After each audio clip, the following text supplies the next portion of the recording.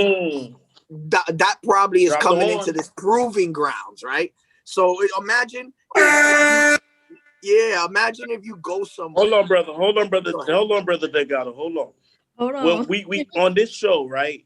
We Yeah. like to give our guests and our other speakers their flowers while they're here. So Mhm. Nice. anytime you say something revelatory or super on point, we drop the horn. Yep. Ooh, I got a horn You know how already? Funk Flex and Yup. them drop the bomb? Yeah. Yeah, we drop the horn. I like this. I'm getting horns already. Hear that? When you hear that Scared the sound, shit out We of me. I dropping thought horns, somebody bro. opened That up a 22, DJ that app or some 22 shit by mistake. grams. Yeah, nah. That 22 grams is on point. Yeah. Yeah. You've done some research. Yeah, Continue, no, my brother. listen, I'm up on it, baby. So I'm thinking, it's a plausibility. Not saying I nailed it, but what if this is a proving ground for that species of white heat to transition from adolescence to adulthood? Maybe they're not able to continue into their societal fucking relationships until they come down to here, the proving grounds, and they don't leave this motherfucker until they figure out all the lessons of life and how to be a fucking beautiful fucking soul before you can move back or snap out of it. And to where it could be a multitude of lifetimes down here where you reset every time you fucking die and you got to learn all over again. But up there, it could have been a matter of a half an hour. You got your parents waiting for you in the fucking lobby and shit. It's like, oh my God, it took you 2 hours. Good job. You know what I mean? But you see what I'm saying? It's all relative. Think about that, because why would this be an infinite loop to where we know for a fact whatever we are is not made up of the substance? You understand what I'm saying? What we are it rebels in the quantum realm, the realm past the singularity. Ooh, shit. So, God damn it, drop the horn. ooh, hear me. That brother threw the quantum realm in there. Drop the horn. Yeah, well, Woo. We getting in tonight. Go ahead, my brother. Yeah, so I feel like, what if it's like, and this is how I conduct my life. I ask myself, if I am in a catatonic state somewhere in my reality that has nothing to do with this one, in another dimension, and I'm waiting for me to do the right things and be righteous over here so I can finally get the fuck out that chair, I'm yelling at myself, stop doing dumb shit, motherfucker. We got to get this shit over with. You know what I'm saying? Right. And I feel like that's something close to that. right? Do you yield back to me, brother? One thing that we Yes. do after you finish, saying whatever it is that you're saying, whatever build that you're building, knowledge or wisdom, you yield back to one of us so that we can continue. Dig that. I yield back to you, sir. It is your floor. Yeah. Okay, brother. I'm gonna touch on two things. Before you do that, Jay, Faye, Sister Faye is here. Jason. Oh, I didn't even see her. Yeah, Jace, this is our Sister Faye, one of our day one Drop Squad members and Empress of the show. We refer to each other as sister and brothers, and instead of saying kings and queens, we call each other either the emperors or empress or whatever. But point is, I just wanted to give a quick little introduction to y'all since she's here, since you're new to the show with us also. So Faye, Sister Faye, this is a new friend of mine named Jason Delgado, historian and Tartarian enthusiast. And Jason, this is our dear Sister Faye with us. So now y'all know each other. So Faye, Jason, pleasure to meet you, Sister Faye. Yeah. Also, let me add on that she's the mother of this show. So I dig it. Yeah, she's the mother. Yeah. That's beautiful. She's the empress. Mm-hmm. So we give her that title. We honor her as our ancestor and also as our elder. Mm-hmm. And with that being said, Sister Faye, welcome again. Thank you for having you, and then you also coming and showing us that wisdom and that love with your presence, sister. Yes, beautiful. Oh, I'm more than happy to be here. I see y'all already been started, and it seems like y'all are getting into some deep stuff. So I'm just gonna sit back and listen and chime in if I feel like I have need to. Okay, sis, for sure, for sure.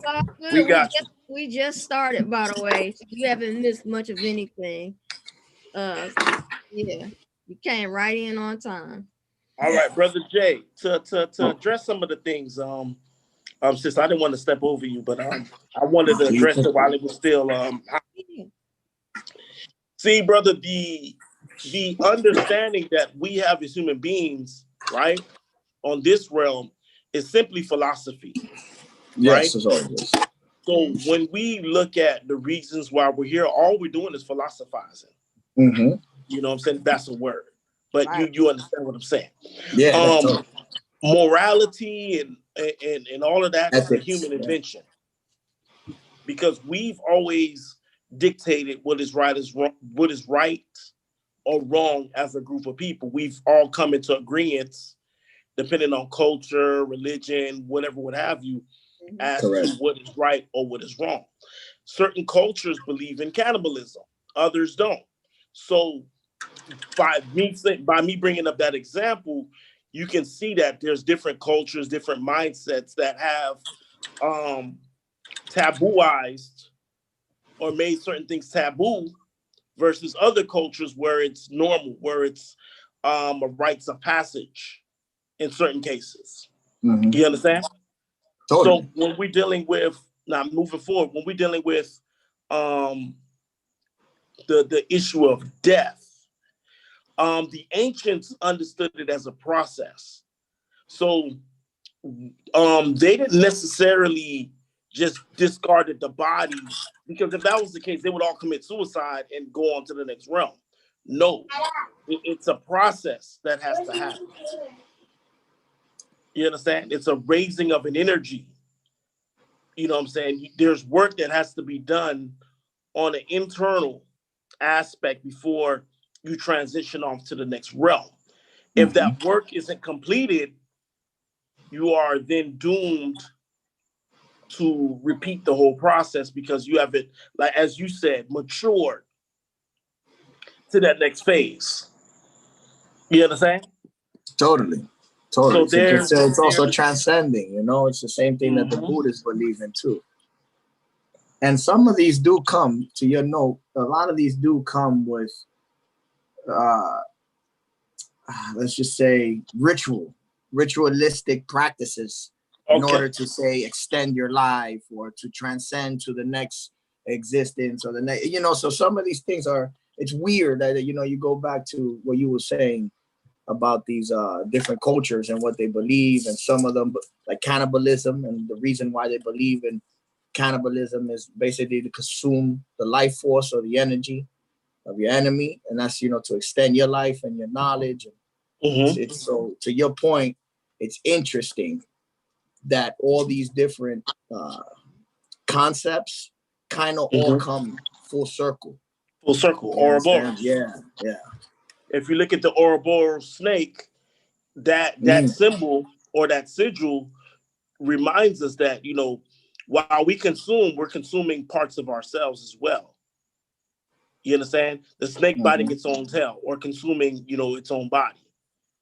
And that is a representation of matter eating matter.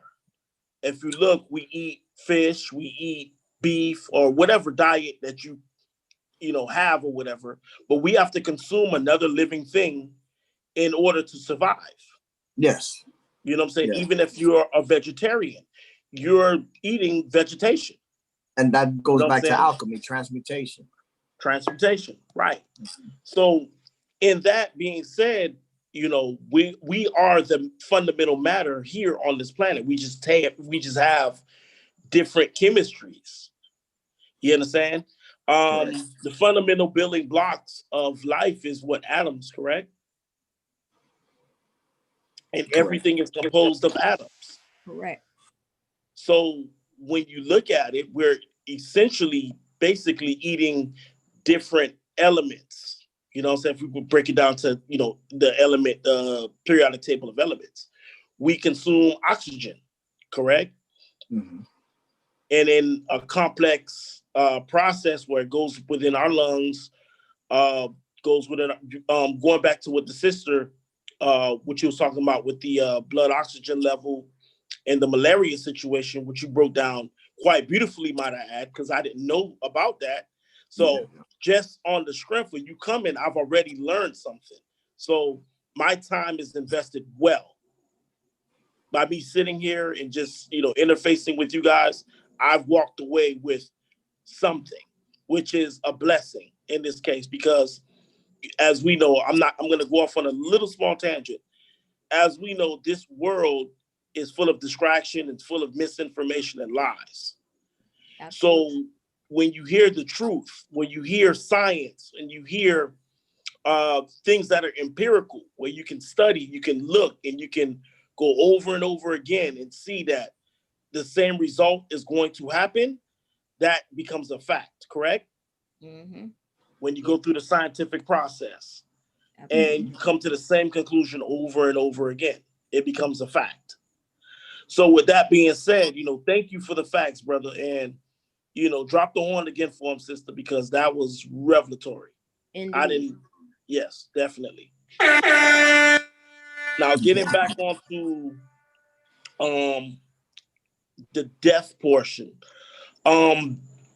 There's a sister, and I'm going to say sister relatively speaking, because although she might be of the lighter complexion and all of that, I look at the soul. Mm-hmm.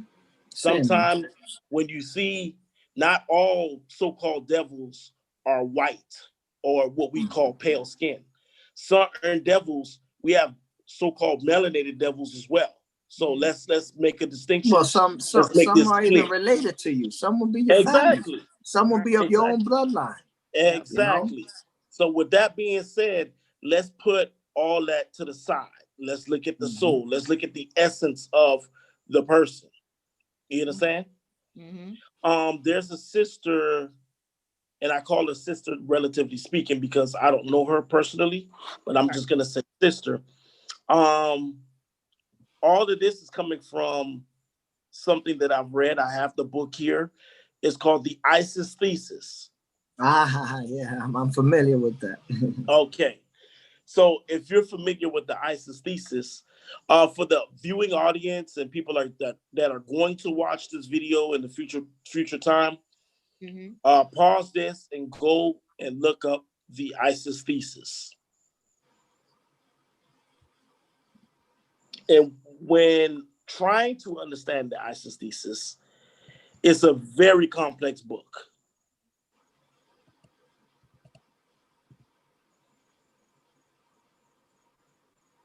Let's get it. Yes, there you go. Is that DuckDuckGo? That's her. Yeah, we do DuckDuckGo over here. No, look, I'm chilling. I got DuckDuckGo. Hey, too. Listen, DuckDuckGo. Hold up, sister. Break it down. Check it out. Give him the DuckDuckGo before we continue, sister. Give him the DuckDuckGo. I know what's up.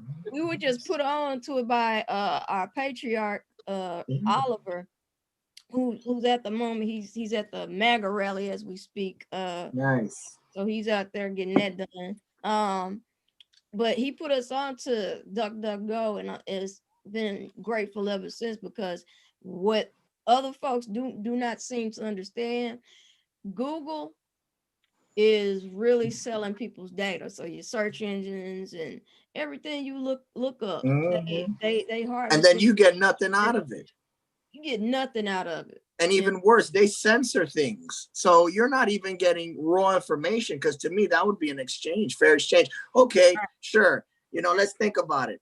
We can't really control everyone, that has access to our cameras and our electronics and shit like that. At the end of the day, if they want to eavesdrop, they're going to eavesdrop. But what the fuck do I get out of it? Okay, now you know my favorite color, and you're advertising to me, cool pair of shades that only I would be partial to. I dig that shit, cool, but you're getting so much more from me. Instead of selling me on stuff, how about this? At bare minimum, don't censor my shit.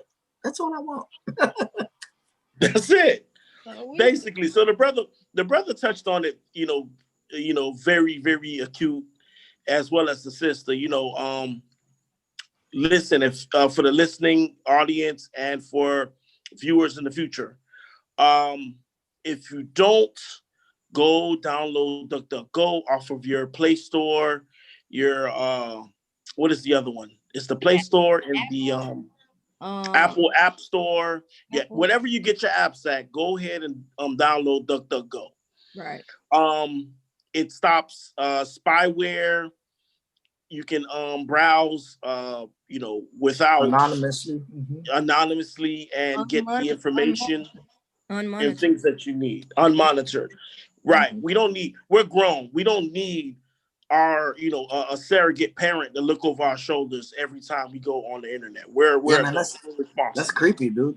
Right. Exactly. Whether you're going to look for alchemical processes, or if you're just looking at porn, you want that privacy. So Right. whatever it is that you're doing on the internet, it's none of our business, but go to DuckDuckGo, get your stuff together, and browse privately, whatever it is you choose to do. Make that technological exodus off of it. Exactly. Now, going back to the ISIS thesis, right? It's basically a volume in which Judy King, right, the author, is breaking down the chemical, alchemical, and the spiritual processes of death. So she took the signs, the symbols of ancient Kemet, or what we know as ancient Egypt, and she broke it down to a science. Now, according to Brother Panic, who broke this down very well, he broke it down in like a 3-part video on YouTube, in which I believe the videos are like 6 hours a piece. So like there's 3 videos, 6 hours a piece. That's what, 18 hours of just like decoding this book and breaking down the information. So with that being said, for the listeners, for the viewers right now, this is something we need to get into as it pertains to us, and the traditions that have been hidden from us that are now decoded. Brother Panic made an interesting point in which he stated that the ancestors probably gave this sister the information. That's why I'm referring to her as a sister, because this is ancient information. And it takes a certain amount of, how can I put it, melanin to actually decode this stuff. You have to be tapped in to decode this stuff. So maybe the ancestors spoke through her, or maybe she's part of a secret society that brought this book. I'm going to yield for a quick second so we can acknowledge our guest. Sister Wilhelmina, I yield to you. Yeah, that is Jason. This is our the man of the hour. Jason, this is our sheik, our grand sheik, that we refer to, being like, as I explained to you, we Moors over here, but we welcome all. So whether you declared or undeclared or whatever, but for the most part, most of us, over here with the Drop Squad, we are Moors, and you're dealing with people. When you're dealing with us, you're dealing with people who know who they are. We know who we are, and we don't have to be told, who we are. So with Brother David Dawood here, he is our grand sheik, our OG. And he's been a Moor for a very long time. I mean, a sheik for a very long time, excuse me. So yeah, Brother David Dawood, meet one of our newest friends to the show, Mr. Jason Delgado. What's up, guys? And yeah, Jason, meet David, Brother Dawood. So Jason, David, Jason. So yeah, welcome. Hey. Welcome, Brother David. Welcome. Continuing back, I'm going to keep it brief concerning the ISIS papers. We can build on that on another show. But Well, I just kind of, if y'all don't mind, I dig this because this is once again one of those things that bring everything to full circle. Mhm. You Right. know, I like where we're going here. I don't know where we. This right here is great stuff. This is great stuff right here. Yeah, that's what I forgot to tell you as well, Jason, about us at the show. That's what we created the Drop Squad live show for. You know, we came together, the three of us originally, like I said before, Yay and our other patriarch co-hosts, Oliver and myself. We wanted to bring something together that lets people know that, yo, you don't have to be forever calling yourself Black or none of these other titles that the media and the agents, these enemy agents are calling us every 15 to 20 years. They always coming up with name to call us. First it was the nigger, colored people. Then it became Negro, then it became African American. Now all of a sudden we Black, so we knew that it was just time, They're the ignorant. They're the ignorant. Look, those Yeah. individuals still believe that this realm of existence, this physical thing we're in, these frequencies that we partake in right here, this bandwidth, they think that's the end or be all. You know what I mean? Because they put so much weight on titles and visual constructs. They want to divide and separate because certain individuals are audacious to their ears and their eyes, and they want to form their reality to their freaking, utopia. But at the end of the day, you're elevated. You understand that none of this physical shit, this color matter at all. It's what side of the spectrum you vibrate on. And alluding to what was said before, as I tell people, let's get rid of right and wrong. And then let's get rid of the emotional attachments to the words right and wrong. And let's just call it what it is, red and blue. It's a binary decision. So, the difference is, the only duplicitous difference in this world is good and evil. And even then, that is still a binary choice. Because without one, you can't have the other. There will be no contrast. Life is about contrasts. At the end of the day, it's a game. And you just got to decide ultimately what side you vibrate on and what do you want to do.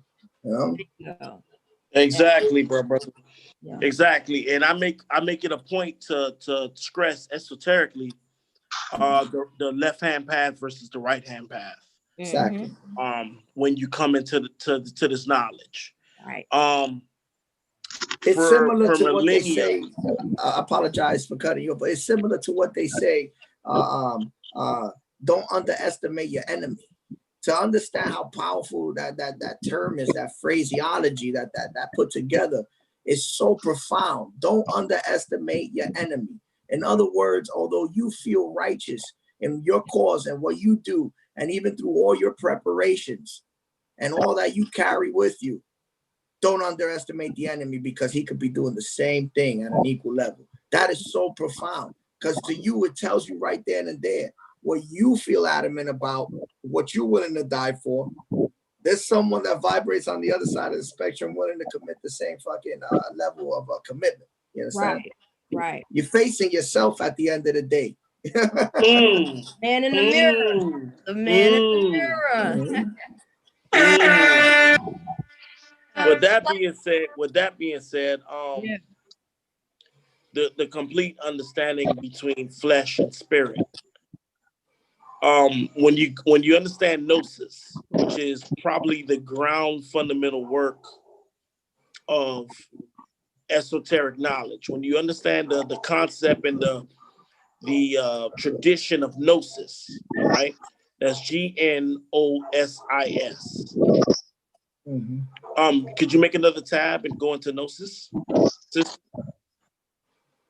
Also, yes, I got you. Also, a relationship to the Gnostics as well. Yes, that's basically the Gnostics. That's the system that the Gnostics understood, which is gnosis.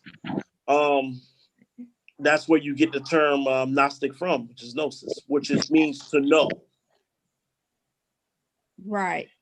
So yeah, Jason, we create the show because we ourselves, we were just already fed up with people trying to tell us that we black and that's all we've ever been. We slaves, and all we've ever done is come from slaves and all this and that. And it's not fucking true. You know, it's none of it is true whatsoever. So the basic reason for this show, we just decided that enough is enough. It's 2020.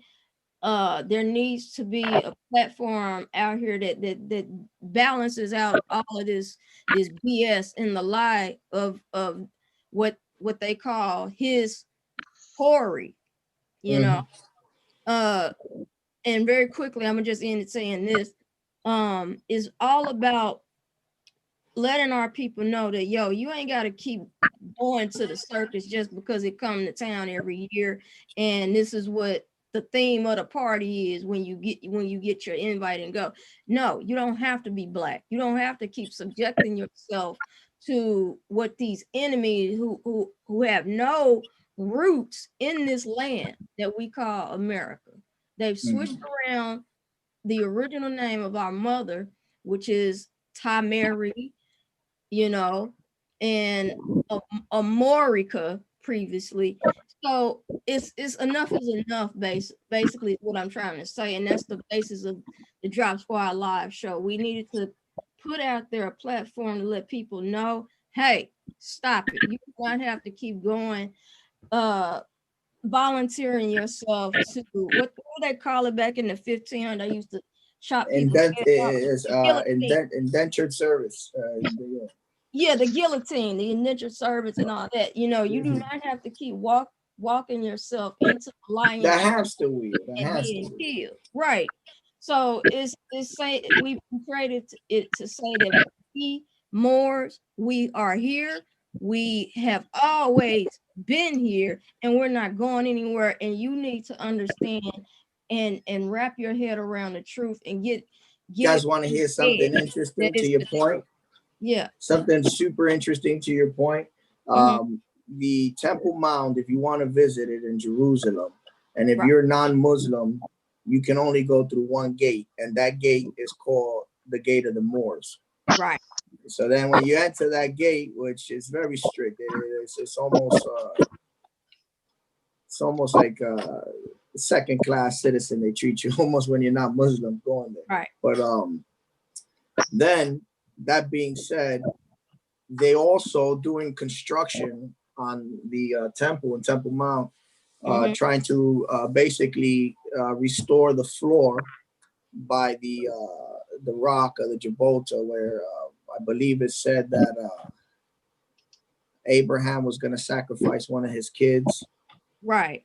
Anyway, so that's what so while they were digging up the floor to conduct repairs, they found a couple of chambers and a few mosaics underneath the floor made out of tile. And then when they basically, matched that with some research, they found that the pattern was a Byzantine pattern. So now you have an acknowledgement of Moors needing to visit the Temple Mount, which is, the holies of holy. And then you also have, underneath the original floors that date back to Solomon's reign. Underneath that, you have a mosaic of tiles that basically are that of the Byzantine Empire. That is so fucking cool and interesting. That means this Moor shit goes deep. It is like a huge empire that just damn near had the entire world. It was the largest nation in the world. Right. This is why they hate us so much. Why else is it that every time you see rappers, let's say who's the latest one that was in trouble and they deported him back? Before Tory Lanez. Not Tory Lanez. You talking about 21 Savage? That one. They always born over in these other countries, and then when they come to America, they start. Drake did the same. Drake was the same way himself. Canadian, correct. But he's also half Jewish. Right. That's a big deal. That's like Ebro in Hot 97. He's also black and half Jewish. Exactly. Exactly. Please don't bring up that name. Thank you. Listen. I think he's a fucking race baiter. I think he's disgusting. He sells out the culture. Him and fucking Rosenberg. I don't know why they're still fucking relevant. It's, Right. I feel so offended when they speak every fucking time. I don't know why. I feel the same way about Charlemagne the My God. brother, I have Charlemagne is nothing a more to say. provocateur.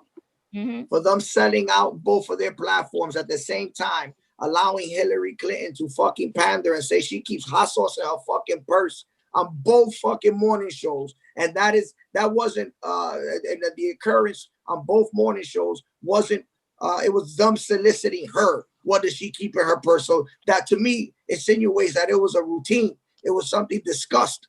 That is disgusting. How do you go through with this? Right. Same thing with Kamala and wearing Timberlands. Oh my God, don't tell me that. I didn't know that. Don't tell me that. Yeah, it's all of them are there just to, you know, keep It's atrocious. It's atrocious. Keep us so-called Black people in this loop, because the thing that the world, and I spoke about this when you had me on your show the other day. The world is in this 24/7 Halloween mode, where everybody is pretending The facade. Yeah, you're living based off of the perceptions of others, or your hypothetical what is it, understanding of what the perception is. So that it's so crazy because there's people that create hypothetical situations that manifest. You know, like the toxic relationship. You know, the bugaboos. You know what I'm saying? Like that case in point.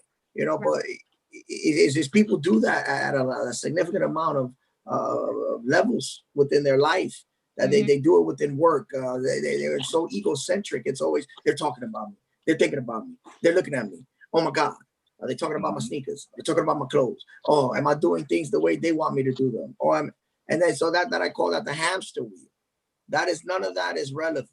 You know, none of that is relevant. And then you know, everyone says this is a grand awakening, and everybody on some old conscious evolution shit and all. You know, the truth is, you know, all it is we're at a different state of acknowledgement. We see the strings behind the fucking puppeteers. You know, it's like when you watch Star Wars in the 80s. You know, it was like phenomenal, fucking cutting edge CGI. You watch it now, it's like I see the black box cut out around the fucking spaceship. And then the explosions are like fucking fireworks in space. What the fuck? You know, but yeah, you know, it's two different consciousness, two different levels of consciousness.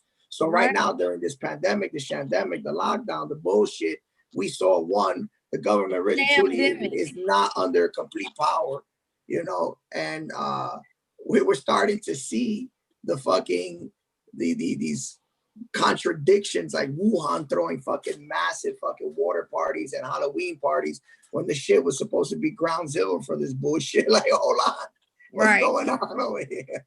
You know, so we're starting to see the strings. Yeah. So it's not that this is a grand awakening. It's that, all right, we're just like our level of understanding and consciousness is just at a different point to where we see the old games, the old hustles. That's like watching In Living Color. Right now, it's like that's the corniest fucking show. But back then, I used to pee my pants, you know. And that goes to say a lot about shows like I Love Lucy, The Golden Girls, and you know what else is out there? You know, all the Honeymooners. Those you can watch them at any fucking generation, and they'll still make you laugh. Right. Yeah, because we got to think about it. We're in the age of Aquarius, and I say this all the time.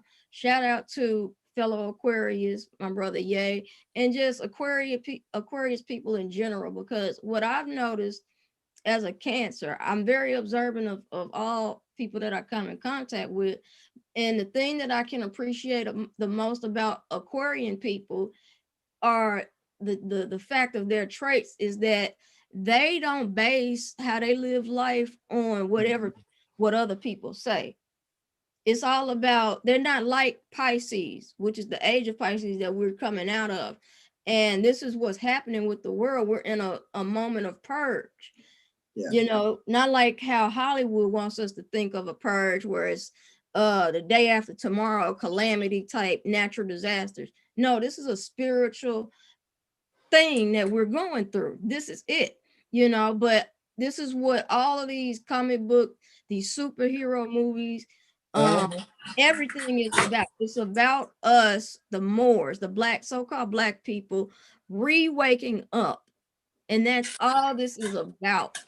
So may I, if anybody, if no one else has something else, I had a little epiphany because of it's related to the ISIS theory, which basically, when we're looking at it, it's almost a preservation of genealogy, of bloodlines, and basically, if you had a knowledge, an esoteric knowledge of this world, you might extend your bloodline and the knowledge of your bloodline, because we know, whatever you have done for 20 years consecutively is somehow imprinted in your DNA and is passed on to the generations that come on, so forth. So we understand that DNA could be manipulated like that.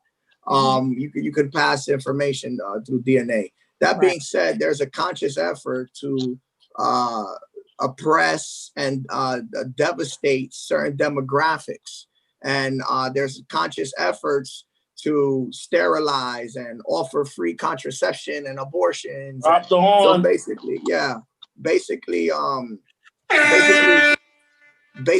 take our bloodlines and destroy them. Also, I believe within consortium with those efforts, I believe that the media, entertainment industry, sports industry complex, I believe they do that too, because the best of our genetic pool, those rising stars, intellectuals, those specimens of just physical excellence, they are drafted into the entertainment of the world and this hamster wheel, and then they start to, I'm sorry to say it, I don't believe in endogamy and stuff like that. But the truth is, if it's on a mass scale, they start to water down their bloodlines with that of others, and they're taking that genetics out of their tribal geographical area of influence. In other words, the hood. That's why so many fucking people are running around the hood bugging the fuck out, because all the rising stars fucking fled it. And I think there's a conscious effort to maintain that. So that's why these bloodlines, they keep their lineage, like Luxembourg and what is the other one, Lutheran, and all that shit. They keep their bloodline to the basically the grand feminine. That's where we're getting into the ISIS, where we're getting into the bloodline of Mary Magdalene and stuff like that. So they keep track and tabs of that. And I believe that is a coveted and sacred thing. Obviously, some say that is the very translation of the Holy Grail. Sangreal, sangre meaning blood, or saint, the blood of the saint. The Holy Grail is the bloodline of Jesus Christ and Mary Magdalene. So I believe if that's something that's so coveted, and the answer to their oppression is basically watering down our genetics and keeping us oppressed financially and emotionally, then I dare say those that have that bloodline that has passed it, there must be an awakening in their lives at some point where they get this old knowledge.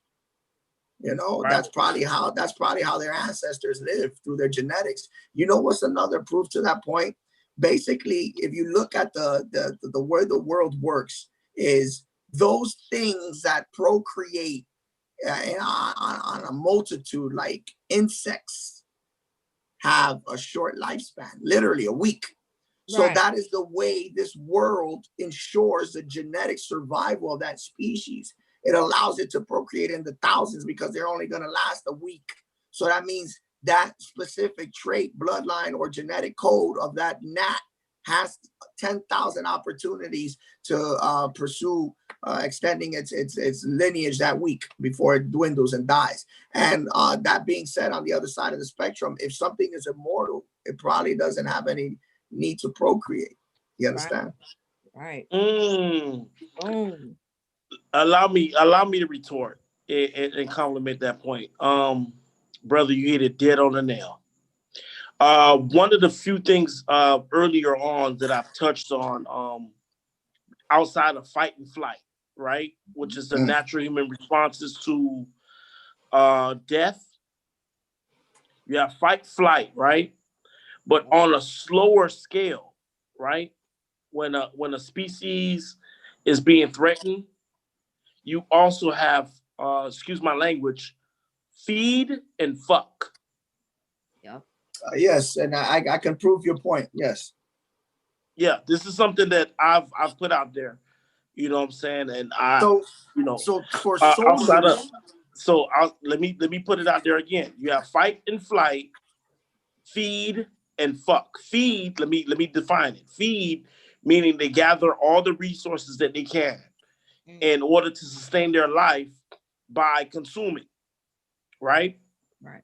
And fuck obviously means to procreate as much as possible in order to pass on their genetic germ, or you know what I'm saying, through multiplication or duplication of genes. So the fucking copulation or replication is another form of survival. yes. So outside of fight and flight, you have feed and fuck.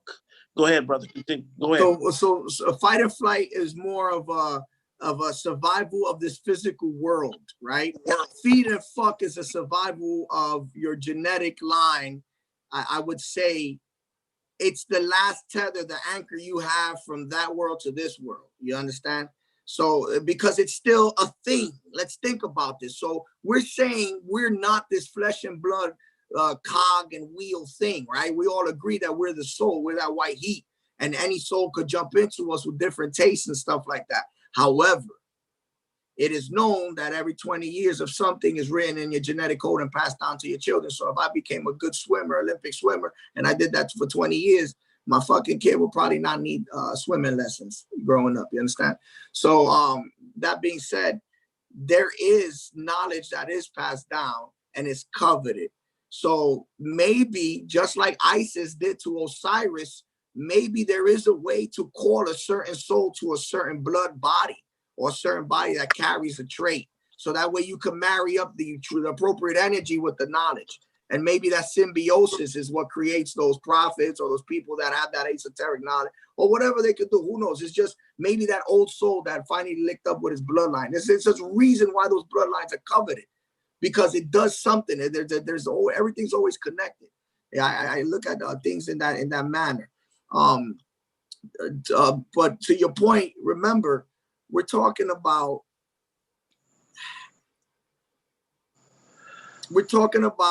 being able to, on a global level, rewrite history.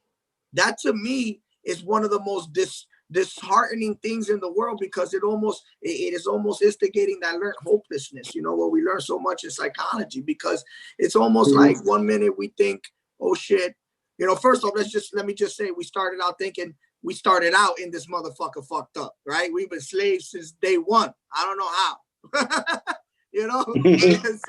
And now there's a plausibility that we were the greatest fucking goddamn kingdom in this motherfucking world to date, and somehow through a catastrophe lost our footing, and basically those that we have enslaved somehow turned the tables and then switched the dynamics of the diaspora, and now they basically turned us into slaves and eradicated us, and somehow in a global concerted effort changed history. They even literally went into the history books and changed history books. The Encyclopedia Britannica used to annotate Tartaria and Española, which was Puerto Rico, and then what is it? The other one, Chilaga, which is, what is that? Chicago, and all that stuff was there, and then next thing you know, it's not there anymore. Right. Now you touching on the sister's point, but let's touch on the different levels of slavery. You said because when we hear slavery, we don't fully understand the slavery that was back then versus the slavery that is in contemporary times. So, like today, we have chattel slavery versus bond, or becoming a bondsman or a bondswoman, right? Or indentured servitude, and things of that nature, and the humanity aspect that was taken out of it. So when we had them as Slavs in slavery, they were indentured servants. They were serfs. You understand? Y'all there with me? Mm-hmm. Oh, my Brother bad. Jason, you there? I'm just talking, but my mic So is I on. know we've gotten off the whole point of death and that, but we can go into this. It all ties back in together because the common phrase and terminology of it is they took our history and murdered us with it and made us become basically dead things. Yeah, and no, and the slick shit is they absorbed some of it. They absorbed some of our history, so we were like confused for a minute there too. Yes, exactly. But the whole death theme comes into play because what are we known as nowadays? We're known as Black people. When you break down the term Black, it means civil mortuus, which is in Latin meaning civilly dead or having a dead status, as opposed to somebody who was a person, who's a living being with a navel, you understand, that has a status, a nationality, so on and so forth, right? So the status that we've taken to keep on the dead theme, right? I want to tie everything together. Right. When we take on this dead theme with these names, these misnomers, right? It's indicative to not only our ancient culture, which was stripped away from us, right? Our study and our science of death beyond, from the alchemical process, right, in which we transform and transmute into our highest potential. Not only that, as above, but also as below. We've been stripped away from being a part of a landmass. We have no footing with this dead status. We're not tied to a landmass. Right. They say African American, you're on two different continents. So which continent are you standing on? You can't be in two places at one time. Right. Well, it's also what I mean by that. What I mean by that, let me explain that for the people real quick. You can't be born on two different land masses. You have to be born physically in one landmass, one geographical pin drop location.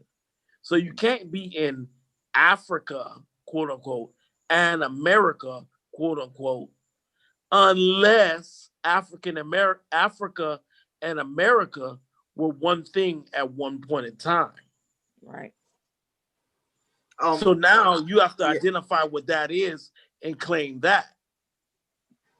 Can I interject with something right quick? Go ahead, brother. So the nation, this is like similar to something what we have right now. How we have a multitude of cultures and different religions, and so this nation, this Tartaria, this Moor Empire, this Black Moor, this whatever they want to call it, the Huns, they gave us so many names.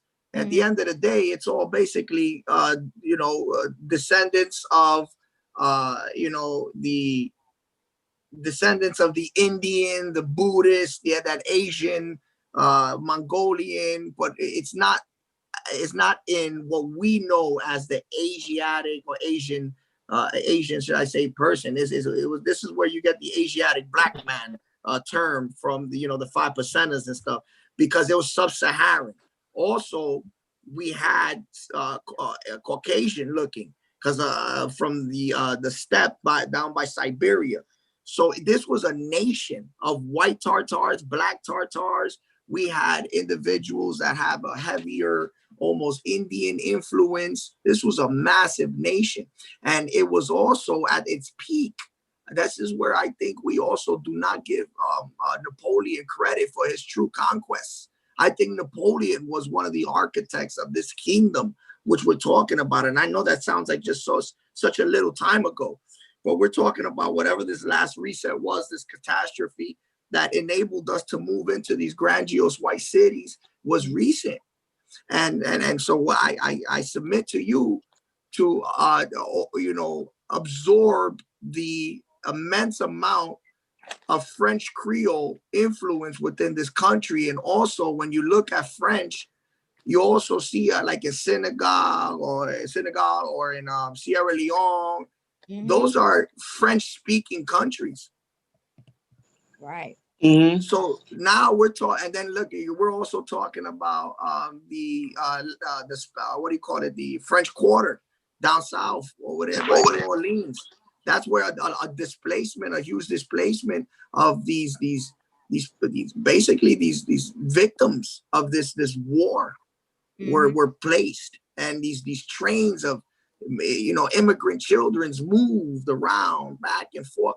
So what I'm saying is, it's bigger than what we understand it to be. And then considering that it was a catastrophe on the level of global level that was probably big enough to shift the mantle, from, whatever it is we understand to what we see it now. What I'm thinking is we can't really pinpoint where one race was created because of the shift. But all we know is we had an entire nation to where everyone lived harmoniously, and with that of the laws of this world and nature, and that was taken. Right. To touch on the French, or the Gaul, as they were known in ancient times, the Gaul. They were one of the first to actually go outside of the Greek and Roman influence, or you would say the Hellenized influence. The Gaul, as well as the overtaking of Britain, when Britain wasn't ours anymore, as well as the New World, which is here. Those were three distinct empires that got together and started to colonize a lot of the Moors. This was highlighted by Bishop Maurice Bishop of Grenada. He spoke about this specifically. Myself, I am a byproduct of the intermingling of the French. My people on that island, our people on that island, rather, we revolted.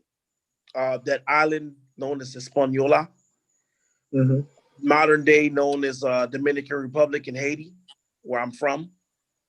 We revolted against Napoleon and his advances.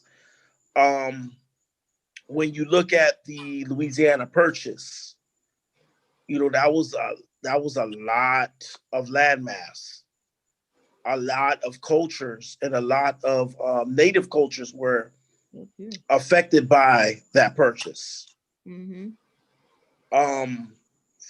From Louisiana on up to Canada, what is known as Chicago. If you look at the Louisiana Purchase map. And then it's funny because it brings us back to one of the major cities, Chilaga, of this Tartarian Empire, where it was in Northern America, where Chicago is basically smack dab in the middle of where one of the Great Lakes are. Exactly. Yeah. So an interesting thing. Back to your point. Is it just me? There it is. Is it just me, or the Civil War wasn't a fight between the South and the North? I feel like that was the last stand for whoever the fuck was here. My brother, that right there, I'm not the greatest historian here. I deal more with science and occult science. I will personally bring up Sister Wilhelmina or Brother David, who has a astute background in history. Personally, I'm still studying that stuff, but I yield to one of those two. Dave, you want to go first, or? The only reason I say that is because I got experience, overseas, and witnessing atrocities by the masses. And when we look at one of the battles, the Battle of Gettysburg, in 3 days, we lost 80,000 people. How the fuck you lose 80,000 people? That is not a war. That is a fucking genocide. 3 That's days. Massacre. Exactly. So that is not 80,000 soldiers. That's an entire effort for a whole population to make their last stand. And that is in one city. 72 hours. Holla at me. That's not a war between brothers and sisters. That's not, no. That shit is every man to the death. Right. That didn't sound like, okay, one day we woke up and said we don't want slavery no more, and they want to still have slavery, so now we got to kill every motherfucker down there. You know what I'm saying? Like, what? Right. That doesn't make any sense, because obviously it's what was given to us. But for me, now that we're looking at the timelines, when we're looking at a lot of these Tartarian buildings, and then even the cultures that did move in there on after the reset, after that mud flood theory, or after that catastrophe, there was an entire nation that was developed there on after, shortly within the 1600s up to about the early 1800s. I would say roughly around 1775. The military, or these basically the Marine Corps. Did you guys know I'm a Marine? So 1775, we were formed in a bar in Pennsylvania. So that we got together as a militia, and we started the Marine Corps in 1775. Then the Declaration of Independence, or I'm sorry, the Constitution was written in 1776. Right. So what was going on from 1500, or when we started so-called building these buildings at 1550 and 30, all the way up to 77? What was going on that those documents needed to be started right then and there, and almost a reset right then and there, especially thereafter the freaking Civil War.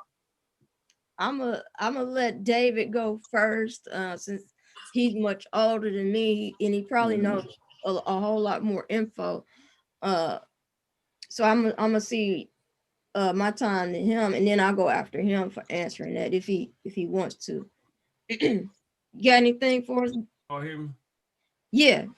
Okay. Well, my point is, my point of view is I agree that a lot of the history kind of doesn't make sense, where, like you said, they got rid of certain people, or like when they came over here, they killed a certain amount of the Indians. Like, how you kill off all of the native tribe or whatever. But I think when we have to look at history, we have to know that a lot of it has been changed. And like during that time period of the Reconstruction period, that's when they were rewriting history, rewriting places, and changing the name of maps. Changing maps, changing the just reconstructing stuff, like putting stuff here. Stuff that was like you were just saying about Chicago. It's got a place called Little Egypt, and other places that let you know, like when we speak of Egypt, you're not necessarily talking about Egypt, that the modern day Egypt that's overseas in a sense. We just also have to understand, when they say the pen is mightier than the sword, that's how you can get rid of somebody super quick like that. When you rewriting history, changing up people's cultures, giving people Bibles or whatever, and just kind of reprogramming people from Moorish to Black back to Moorish or whatever, in a sense. Even though you always have been a Moor, even though they changed the name. So like right there, you see how that map is and how huge Florida is or whatever versus modern day Florida. It's like with the stroke of the pen or whatever, whoever wrote that map could have rewrote all these names, And it says Florida is way bigger. So like where it says Appalachia, right next to Florida, right there, that's modern day South Carolina and Georgia or whatever. So my thing is just knowing that they throw out bits and pieces of information to let you know that this is your actual land, your land mass or whatever. They don't necessarily have to tell you how it you know, how they came about actually conquering it. But we also have to know that, like you guys said, being envious of our knowledge, of our power, of our ability to pass on certain information, like you were saying, as far as like being a swimmer or something. And you know, in that sense, just knowing that we have to be careful with the history that we know, because that we've learned, because we don't necessarily know if it's actually 100% factual. Well, you know, I would like to submit, you know, for people to really consider what is it that they really think they're doing by delving into this history. I mean, what is the overall intention? Do you want acknowledgement? Do you want, you know, what do you want? You want the perception of the other side to agree to this, you know? And you know, the answer to that we already know is, you know, it's just to steer from the route of insanity and just basically, you know, give them what they're always going to give us, which is bullshit. You know, at the end of the day, I say we play their game, you know, one secret society to another. You understand? Because they've been doing that forever. And then to sit here and try to get everything out in the open and get them to admit to their wrongdoings, and also, you know, the consequences of that, you know, economically, and you know, that's you're right. It's a very powerful thing, but I feel like just those that are ready to listen will come, you know, as long as, you know, groups like this still continue to preach. And, you know, when they're ready, because to try to force this onto a lot of people, it's gonna, you know, instigate a lot of depression and anxiety. You know, motherfuckers gonna lose their goddamn mind. Basically, and that's what we want. Right. We want you to lose your slave mind, and we want you to get your regal mind. Yeah. You understand? It's a reset. You know, losing your mind, but having something there to replace that faulty mind is the concept. Is the what we're aiming for. When you lose your mind and don't have anything to replace it, when you have been stripped of everything that you love or what you've known to love and what you've known to be true, and you replace it with facts and love of self.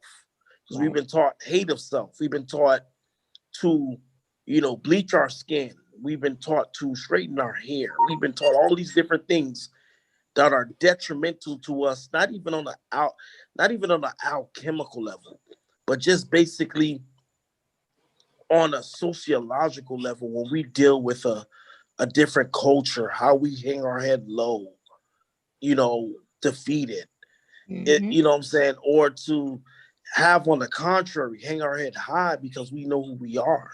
We know where we come from. We honor our ancient forefathers, right? That DNA connection to royalty, to divinity. Then it becomes, it's not a game. It's not a trick anymore. They can't trick you into being unconfident. They can't trick you into being low, into thinking that your hair, right, that you have to keep it straight. No, my natural hair defies gravity. God damn it. Shit. Absolutely. My natural hair defies gravity. And, I amongst other wanna, things, outside, just even outside of just ego, but just to have those facts, those scientific facts, as it pertains to the quote unquote Negro, that is revelatory. That is revelatory. Shout out to my queen. She's here chilling. Hey. First time on the show. Okay. Hello. Hey, Chrissy. How are you?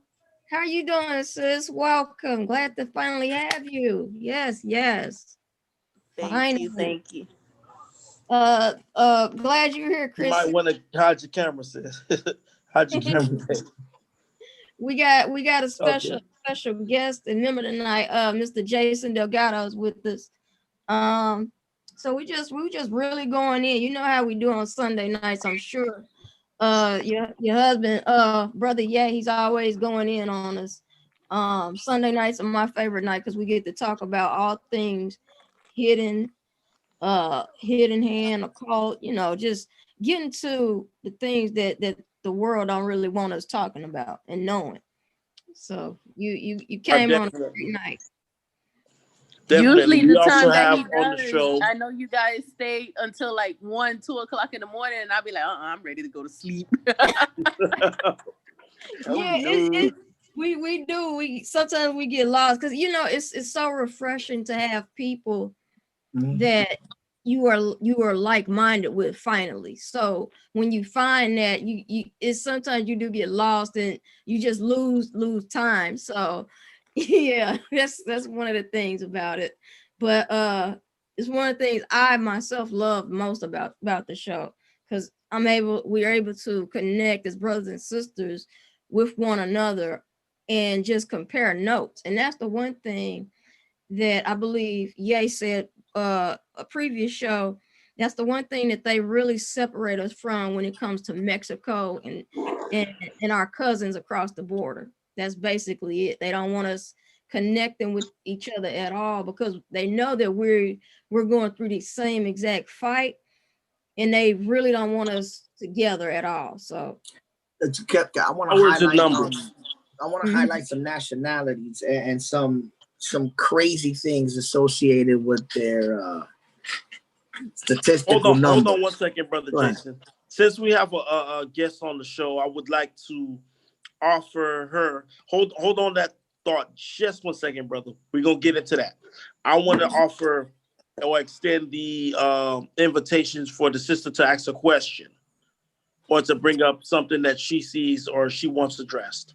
Cool. So yeah, you got anything for us, Chrissy? We here, sis. We open hours. The office is open. So No, I don't have no questions at this time. I'm just learning and gathering knowledge. Don't put me on the spot. Really, babe? So hold on. Let me ask a question for you because I know you've been asking me this a whole lot. Mm-hmm. Trump versus Biden. Oh, speaking of Trump versus Biden. Okay, go ahead. That Biden, you know how they have that E, that 3 red. It doesn't even look like an E. It's just have that 3 red right there. What does that mean exactly? That's supposed to be the Chinese name. That is the 3 banners from the Chinese Revolution. Basically, it's a call to rebel. It's almost like a jihad for the Chinese or the communists. Chinese Communist Party, I believe. Yeah, a CCP. But it's a call to the jihad, basically for the CCP. Yeah. It's basically for them to, if they have sleeper agents, basically in place in certain offices in the government, or at any point they had to do something, that would be the notice to be put on action to do all they can. I guess I don't know. Absolutely. It's what they're saying. It's what they're alluding to. What it is. Yeah, I'm glad you asked that, Chris, because I believe Oliver or either one of our other brothers in the group chat sent out the picture about that very thing with Biden. It stands for the Communist Party, I believe, and it's very much true, because if you look at the documentary, by the way, y'all look up when y'all have time. This is for any and everybody. Go to YouTube and they have a documentary titled Riding the Dragon, and it's all about Joe Biden and his connection to China, as well as hold on now. I remember a few shows ago I asked the question, and even in our private group chat, I asked, is Hunter Biden a proxy for Joe Biden? Nah, he's bigger than that. He's bigger than that. There's something big. Hunter Biden must be Al fucking Capone. I have a video of him going to Pound Town on Malia Obama and using her credit card to cut up cocaine. And this is all stemming from Hunter Biden's laptop. Also, on that very same laptop, he has sex videos with Lady Gaga, where they're smoking crack and banging it out. He's banging it out with Angelina Jolie and a couple of other models. Like this man, think about it. This is all right. I want you guys to just on this put show. yourself- Hold on, my brother. Hold on, my brother. On this show, we drop receipts. Where you want to Yeah. see some shit? We drop what you got receipts. for us? Oh, y'all didn't see it? Y'all don't be following me on Instagram? How do I put the show pictures up? There? Brother, gotta you a brand new guest on the show. You haven't dropped any of that information. I don't know. I mean, we I'm didn't get not, to I'm that not familiar. portion yet. I'm not familiar with Zoom. Give me like 2. I don't know how to get the pictures on here. Okay, Sister, so make how them a you show- do it? I think I done Can you fucked see? up. Can you see my screen at least? Yeah, I see your screen. Okay, so I think I got yours, so I can pull it up right And here. I'm on the Zoom. With oh, you got my IG? Yeah, pull it up. Yeah, I put up the picture of Lady Gaga video and the picture of Malia video. So check I out get the it. credit card. It's on my stream. It's on my live stream for today, whatever you call that. Not the Okay. yeah. The story. The story. There you go. Anyway, Got it. so you can zoom in and you see Malia's credit card and all that shit with her name on it and all that. Let's get it. Oh Lord. Blow it up, sis. Oh, blow it up. Oh, nudity. And it's sad. It's sad. But anyway, her name's on that card. I don't know if you guys can see it. This is from it. Listen, this is from his laptop. This ain't from my shit. This is from his laptop. All right. That's Lady Gaga right there. And that's Malia. That's him going to Pound Town on Malia on that video. And they cutting up Yayo. Oh my So let me goodness. ask you a question. Let me ask you a question. I want to pose a question to you guys. If Obama, being the man of esteem and reverence that he was, or what we thought he was, how the fuck is his assistant's 40-year-old son fucking his underage daughter? Because they're saying this ain't pedophilia, but that video was circulated 2 years ago. Who was still in the White House 2 years ago? Trump. So that wasn't happening during the Trump administration. So let's give her the benefit of the doubt. It was at the tether of Obama's administration, which was what? I don't fucking remember, 2016? Yeah. So how old was she in 2016? How old was he? Because he's 48 now. You understand? Right. Nonetheless, how much fucking reverence does he have for the president of the United States if he's fucking his daughter, doing coke with her, and then recording the shit and keeping it on his laptop? This man operates without impunity. He doesn't give a fuck. Right. And not only that, he's still, think about it. If this is in our hands, we are no one to this society. We're supposedly just blips on the radar, just statistics. And this is in our hands. So these motherfuckers, Obama seen this shit years ago, and he's still riding with Biden. Right. Hear me out. If someone Isn't this the same Malia that was desecrated your daughter, how would you still ride for that family? Isn't this the same Malia that was smoking weed? Yeah, the one that went to rehab, DK. I don't know. Mm-hmm. See if you can send this DM this to me, cause it keeps going off. Jason come with receipts, y'all. He come with receipts. Oh no, I don't talk shit. I don't talk shit. Listen, I got friends in high places. DM that to me. Both of those posts, so cause it on your stories, you know how they got the little quick time thing. Oh my God, that would explain though. But they also have said that the daughters are really not their daughters at all. Nah, they're the they're supposed godparents. Mm-hmm. Are their parents?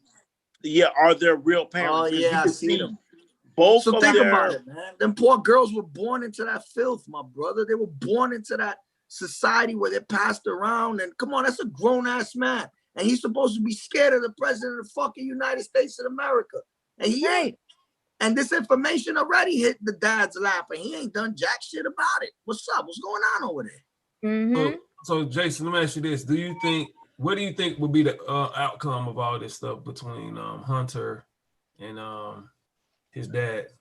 It's hard to say, because I'm gonna be honest. Even being someone partial to the QAnon theory and all that shit, I don't understand how arrests haven't been made. What's going on with this 40,000 sealed indictments? No one's acting on those. So to me, I still retain my reservation that it is just two sides to the same coin.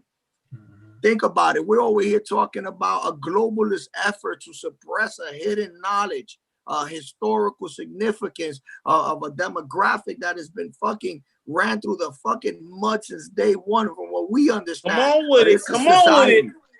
You telling me? Come on with it. You telling me we got allies in any one of those sides? The fuck out of here, man. There's Come no on. allies over there. That is the very defenders of the gate.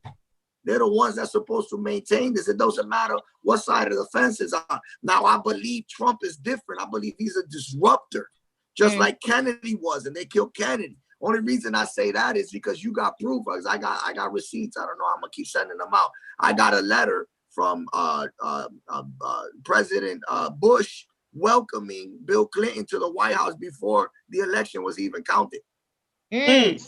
Yeah, and that's a Republican welcoming a fucking Democrat into the White House. What's up? What's going on there? Holla at me.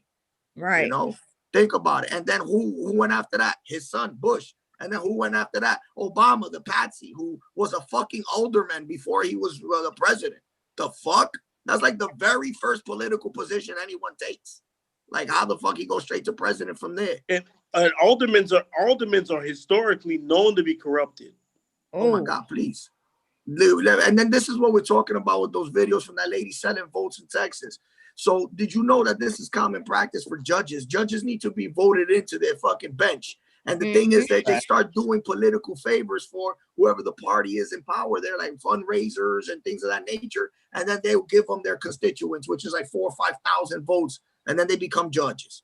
So this is some gangster shit because they're not even fucking, applying to the people. You know, they're the way they like to decide cases that are going to be significantly detrimental to the people of that area. You know, and these people are not even hitting the street talking to you. They're just going to this person that's selling your vote. That's fucked up.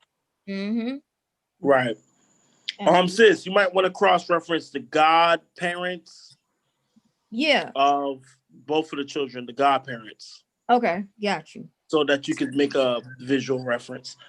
Brother, again, we enjoy your presence on the show. I send you both of those. I got you. Thank you, my brother. Damn. And then here's another one that I got that I haven't posted yet. This is fresh off the bakery. This is a text message with Joe Biden and Jim Biden talking about how Jill Biden is uncomfortable with Hunter Biden acting inappropriate around the children. Hold on, brother. Yeah, he a dirty dude. Let's look at this. Look at that smushed in face from Mahalia. Look at the Godfather or her real dad. Look at the nose, man. Yeah, like it go in a little bit, you know. Yeah, it's just dirty. It's just sad shit, man. They've been selling those children, bro. It's just sad, dude. Yeah, and that's supposed to be an Obama homeboy. Right. That's what I'm saying, man. The dirt is serious out here, man. These people are Nephilim, man. They're definitely Satanists, man. Hold on, did you say Nephilim? Yeah. I'm done. It's just like kindred spirit, people. Kindred spirit. I ain't gotta say nothing else no more. I'm gonna mute my mic. Take over from me, brother. Didn't I tell you, Jay? Didn't I tell you? I told you and him would hit it off tonight. I'm so glad. Kindred spirit. So when he says Nephilim, you know what he means, people? He means these are bloodlines that go back, like beginning of time type shit. The giants, the Canaanite giants, the technology, just so fucking much. Exactly. If you understand the Canaanite. Before we go into that, though, to add to both you and Jason's point, this would explain about how Michael Jackson's children, Paris and Prince, really were not his biologically, allegedly, or whatever. What about Blanket? Really, they were, and Blanket too, because what they really were Illuminati sex trafficked victim children. And this is why people in Hollywood especially hate Donald Trump. Once he was talking about, we're forgetting about this. We're forgetting about this. It's absurd. It's absurd that we're forgetting about this. Check this out. That wall. Remember the wall he was talking about building? While everybody else has been clowning the man, talking about ain't no wall being built. We don't see shit. Trump 450 miles. People don't really understand that, he not talking about that wall. What y'all, this is the problem with society. They always looking up when they should be looking down. Because what Trump was really talking about in truth was building the wall under the ground. And they spoke about this. They even showed it in the Fast and Furious movie. When they went into Mexico through the tunnels underground. Well, that's how El Chapo became one of the biggest cartel members in the world. He was the first one to innovate underground tunneling into the U.S. Exactly. And that's why with El Chapo in the Netflix. Drop the horn. Hold on, in the Netflix video, show that they have on Netflix about El Chapo, they got it where he met the girl that was 17 years old. And she was a beauty pageant queen. Oh yeah. That girl that sold his ass out. Right. Where a lot of that stuff that Trump has been talking about when he said with Sean Penn. Right. Sell out ass. Right. Really what Donald Trump was talking about. He was talking about when he said that people took this out of proportion, because what he was talking about wasn't all Mexicans. First and foremost, he was talking about the MS-13 drug cartels and drug the coyotes, right? They're bringing crime, they're bringing rapists. He's talking about the sex traffickers. Because look at this. Nobody in our generation today who really is doing crack like that. Nobody. Hunter Biden. Not like it was in the 80s and 90s, if you really think about it. Millennials, we ain't out here on crack, snoring up and shit, looking like Pookie from New Jack City. No. Which was a CIA operation funded, CIA operation to get money for the Contras overseas to fight the rebellions. Yeah, the Reagan administration. Oliver North was convicted for it, and then Reagan pardoned him shortly after. Exactly. Shortly after. And then here's the funny part with that. Let me just throw this in there as well. What was Reagan Wife's campaign? What was she known for? Say no to drugs. Yeah. Say no to drugs. But then what was her husband doing? Crack is whack, and he's selling. Her husband was pushing the drugs. And she was a cover for him saying no to drugs. Right. Then from there you had your Dare Cat and all that other shit. Right. The Dare, say no to drugs, all this and that, all this is a one big ass, what they call a trick pony. Because what Trump has been doing, he's been noticing this shit for a while. And so that's the shit that he's been speaking of. But the media, they have twisted the society for decades, for so long, that the media no longer believes people when they speak the truth. That's why they keep calling Trump a racist and all this and that, because the media knows damn well what he's talking about, because they in on it. They all in on it. And what they hate about Trump, when he said that he was going to build that wall, automatically, all of a sudden, here come Hollywood. All Hollywood people are speaking up, and they haven't shut up since, right? Yeah. Well, the racist innuendos and the incessant attacks verbally, that's just MK Ultra. That's all brainwashing. Those are all the points that are given to them, the talking points that are given to them for the weak.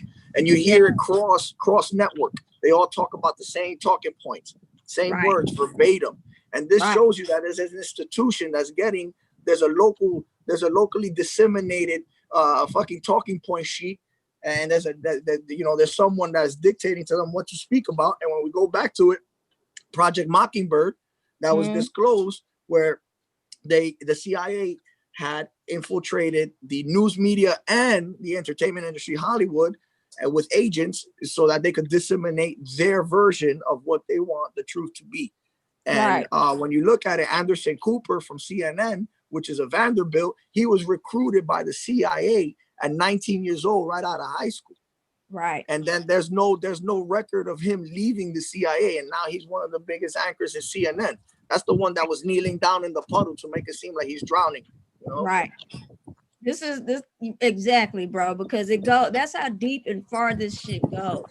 That's why they hate Trump, because every Hollywood celebrity that's like an A-lister, or journalists like Anderson Cooper, like you just said, they all in on it. These are the oaths that they have taken and sworn to protect and lay down their lives for. So when somebody like Trump comes in and says he's going to build a wall, they know what that means because they know what the code word is for that. And so when he's talking about building a wall, he's talking about building a wall and shutting down the underground tunnels that lead into all of the sex trafficking safe houses that these people use. Look at the show on USA called Queen of the South. In the beginning, first season of Queen of the South, that's exactly what they're talking about, because she's taken and they lock her up in one of the lockup houses where they have the women as the drug mules coming into the United States.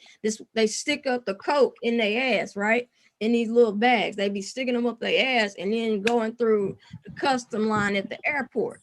I have my mic muted, but that shit was funny as fuck. I laughed.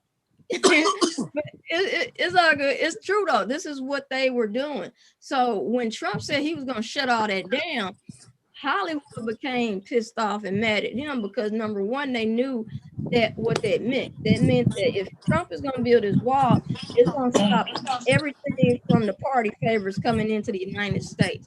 So when you see these Hollywood socialite parties after like the Oscars, the Golden Globe Awards, the SAG Awards, or whatever, all these awards show they always had these after parties. That's what it's about, because at the after party is when they really cut loose. They start doing all this adrenochrome shit and getting butt naked and just having a good old time. They black out to the point where they don't remember what happened the night before. And this is how get blackmailed. And this is what Jaguar Wright was talking about. When people get blackmailed in the music industry or in the film industry, and sign these record contract deals, and then they end up getting taken and raped to the point that they use them up.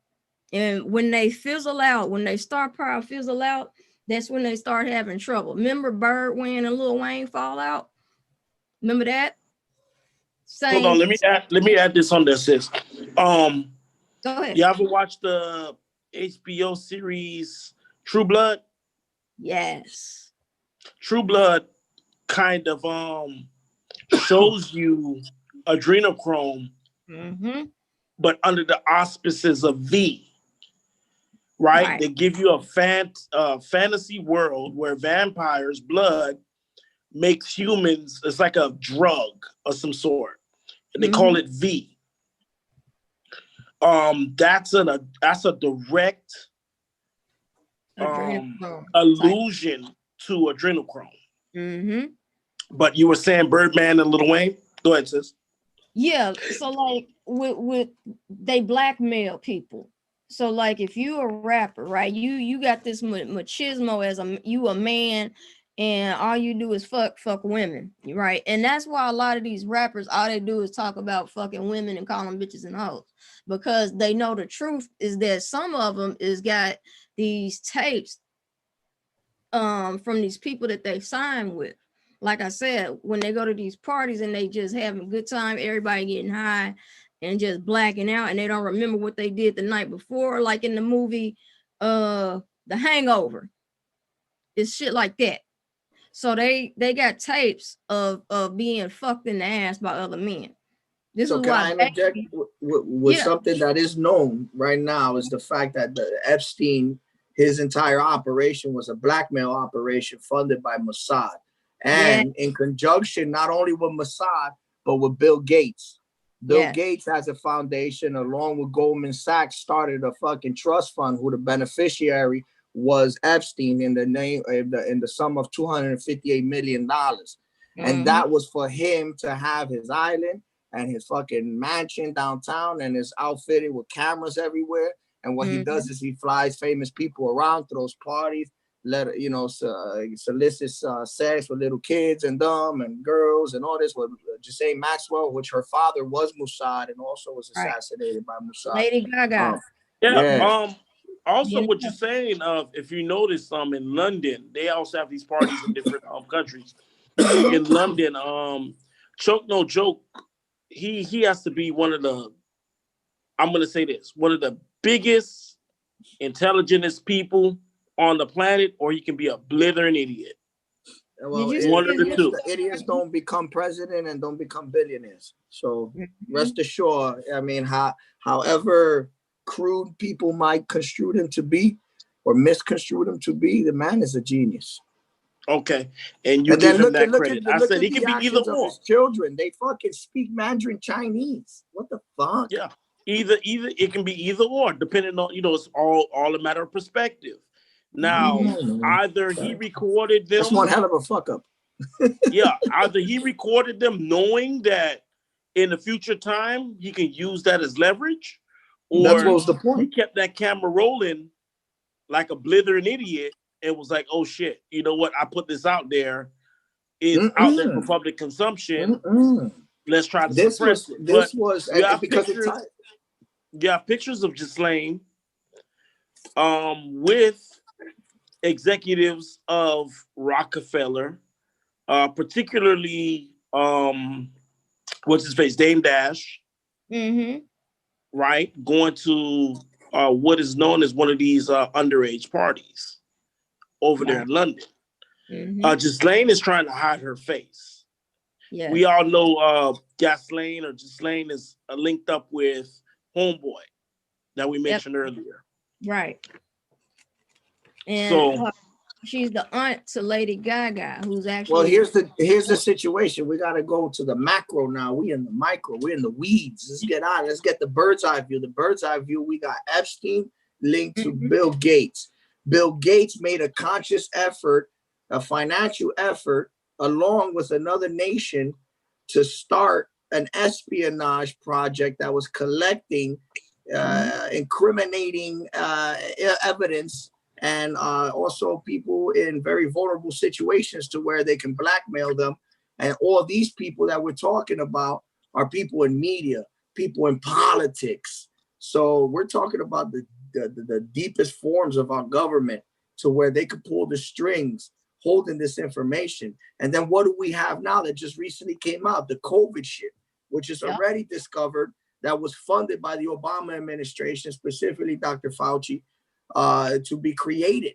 And then once the implications of what was happening was starting to become public, they canceled the program, which basically the way contracts work is, if you won a contract and I award it to you, I could decide to cut it off, but you still got the bread and you could still do whatever the fuck you want with it. So they took that to China, and then it was released. And like I said, Bill Gates is at the forefront of delivering worldwide vaccinations, because he's been doing it for years. And also at the expense of children in India and in Africa.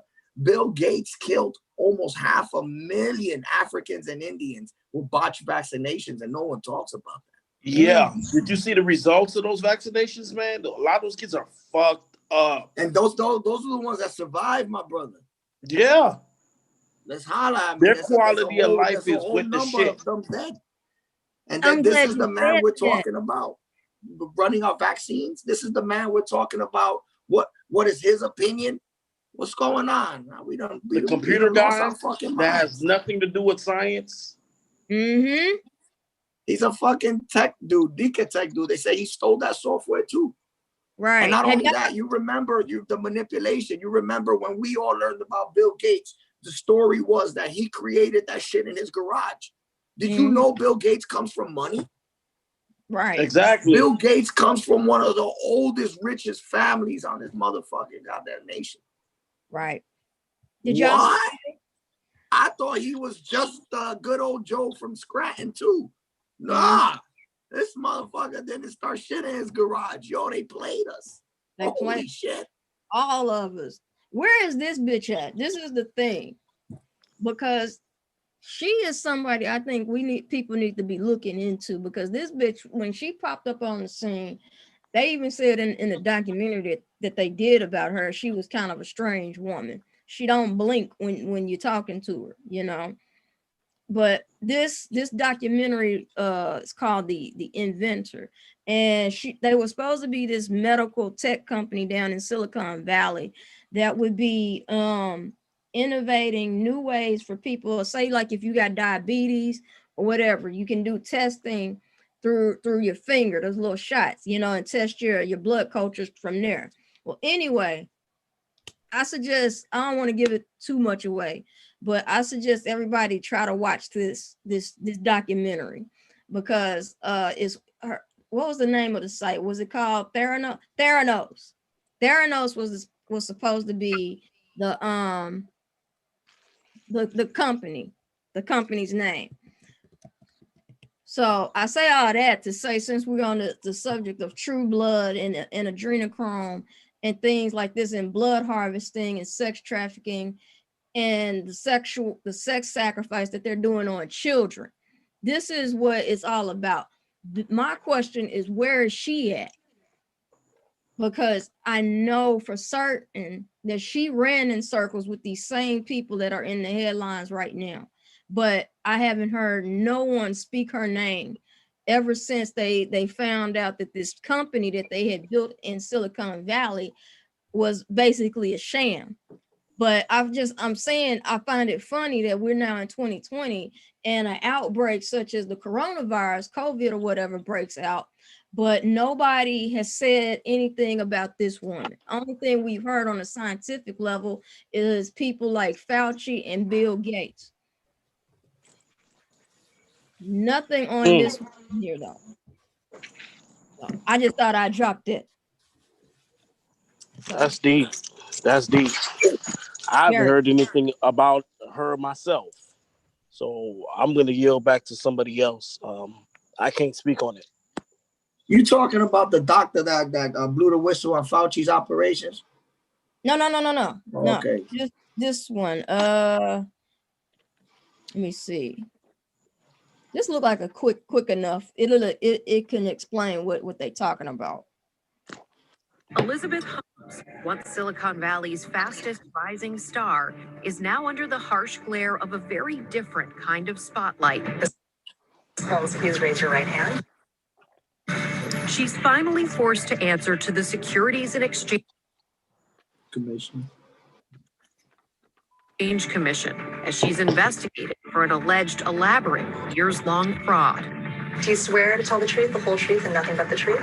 I do. Suddenly, the woman who always seemed to have all the answers. We are the only lab company that is actually really focused on leading with transparency. Now had none. I don't know specifically. I'm not sure. I don't know exactly. I just don't know. With Theranos' claims now under the microscope. Did it concern you that a number of tests weren't working on Theranos' devices? Her carefully crafted narrative began to unravel, like those dramatic claims she peddled to board members like George Shultz, the former Secretary of State. Was Theranos' technology deployed in emergency rooms, hospitals, and provider offices? No. Was a Theranos manufactured device ever deployed in the battlefield? No. Was it ever deployed in a medevac helicopter? No. She was challenged sentence by sentence on what she told Fortune in that star-making cover story. Is the statement that Theranos currently offers more than 200 and is ramping up to offer more than 1,000 of the most commonly ordered blood diagnostic tests, all without the need for syringes? Was that statement correct? Reading it now, I don't think it is. And there was another significant detail that she had been less than forthcoming about. Were you and Sunny Balwani ever engaged in a romantic relationship? Yes. When? For a long period of time. Would you say for the majority of that time were you living with Ms. Holmes? Yes. Did you ever tell investors that you had a romantic relationship?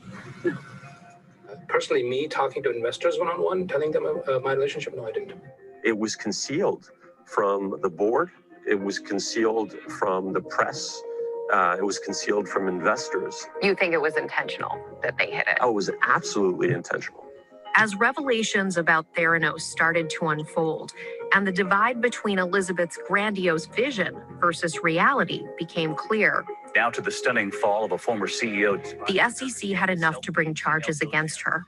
And soon, so did the Department of Justice. Elizabeth Holmes and another former executive await a criminal trial. They face up to 20 years in prison. Elizabeth Holmes is stepping down as the chief executive officer. Holmes pleaded not guilty. By September 2018, the company was officially out of business. How big of a deal is this? I think it's probably the most interesting fraud case I've dealt with. Bernie Madoff would be second. And you think they're similar people? I think they're very similar people. Smart, charming, bullies. Elizabeth and her counsel did not respond to our repeated requests for comment. She denies any wrongdoing. But Sunny Balwani's attorney, Jeff Coopersmith, agreed to join us for his first in-depth on-camera interview.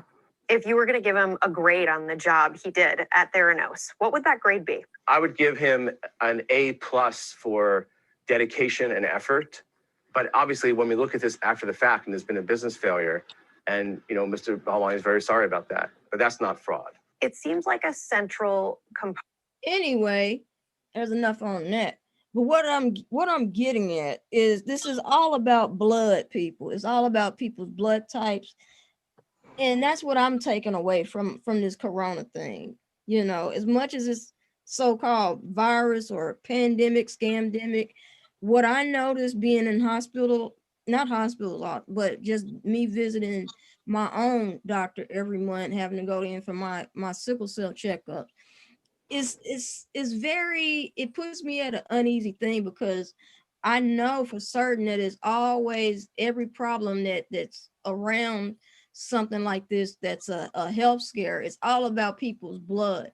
And the one thing that I remember most about when this lockdown began, they kept saying how they need people of minorities, basically, us Black people, donating more blood. And I just found that it's very odd, as well as Planned Parenthood also, because all Planned Parenthood does is they take the aborted fetuses of dead babies and children, and they use that material as they do with, like, say, if your grandmother or your grandfather or your aunt or uncle die, they use that same human meat to make it as plant-based meat, all these types of things. So it's just one big wild. It's just very wild. We dealing with people who are altering us genetically through the food that we eat. We don't even realize, some of us, we probably even eating our own damn grandmother when she passes away. And now they got it as plant-based. Well, I'm from looking at this video, I can see the classic pansy fall lady CEO fall on your sword situation. Right. What happened is she was made the face. If you looked, it says CEO is out for blood, right? On that headlines. Right. That's a double entendre. These people are very clever with their double entendres. Like, very. You know what I'm saying? These magazines, they don't write that shit just to write it. No, it's a double entendre. Sometimes triple entendre. You know what I'm saying? Depending on the situation. Right. But she seems like a patsy. A fall person indeed. Fall person. Because she was sleeping with one of the higher ups, right? The guy that basically out her or whatever, which goes on. All of these people go to bed with each other. Of course, a woman that of that stature, she has to acquiesce to, her male handlers and things of that sort. So that's out there. However, she's just a cover-up person. Right. It goes deeper than her. I see that for sure. Right. I just found it funny because what was the year 2017 to 17? Yeah, I just find it very funny how it's kind of that same track of what we're dealing with now with this COVID stuff. It's all about the blood with people. You know. Well, then you have Melinda Gates. Uh-huh. You have Melinda Gates saying that she feels during an interview. This is the wife of Bill Gates. None of the motherfuckers on the medical fucking side of the house here. Right. In an interview, she says once the vaccine becomes available, she feels that it should go to the Black community first. Right. Like, how Right, you under gonna the say guise, that? Like, under why the is that guise a point of of it being contention for you? Why is that a point of contention for you? Right. What do you mean? What are you trying to fucking seed? What are you insinuating? What's going on? Here's That the was like thing. so unnecessary. Here's the thing, brother. First and foremost, to compliment and to answer what you're saying is simply because they said we're the most acceptable to dying from the coronavirus from predisposed conditions. Mm-hmm. So so-called Black people have diabetes, high blood pressure, et cetera, right? Right. According to the statistics in the population. So coronavirus will kill us first. Yet, however, to tie all this shit in, we're the ones that go in like massive numbers to go give blood, to go get checked, especially our women. Going to these abortion clinics, taking blood, so on and so forth, right? Mm-hmm. Now let's keep it 100. Let's keep it a dollar. We know what's going on out here in the environment. Right. They're claiming global warming, right? Climate change. All this shit is being done under the guise of climate change. We need to reduce the population. There's too much people, yada, yada, yada, yada, right? But they're not saying that directly. Right. Gotta eat the babies. You understand? So what's been happening is the environment is not in their favor. Right. Shit is heating up. It's crunch time. It's getting hot in here, as Nelly said. It's getting hot in here. Who turned off the AC? So they're trying to synthesize melanin. Mm-hmm. They're trying to synthesize melanin. Indeed. In order to inject it within themselves so that they can become La Magra, as brother Wesley Snipes so eloquently put it out in Blade. La Magra. The Daywalker. Right. Absolutely. We seen it in the first one where he took the blood. What was it? Blake? What was his name? The antagonist in Blade 1. What was his name? Well, the one that became La Magra, the Daywalker, right? He took the vampire blood from and he synthesized it, and he needed Blade blood in order to make it do what it do. Right. This is what they're talking about. What up, Supreme? Shout out to you. This is what they're talking about. I'm gonna pop smoke. Peace. I gotta get to bed. I appreciate y'all, man. Thank you. Thank you so much. Blessed, Thank man. you, This bro. is an awesome, stimulating conversation, man. I'm blessed for all y'all. Appreciate y'all very much. Indeed, brother. Indeed. Thank you, brother Jay.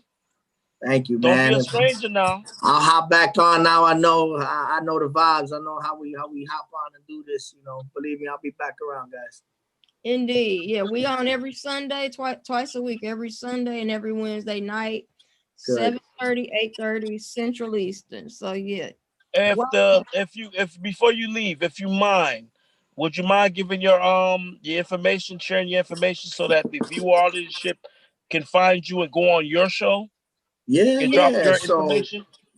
So I got a podcast. It's pretty decent. It's called SOF Bad Monkey, SOF Bad Monkey, stands for Special Operation Forces.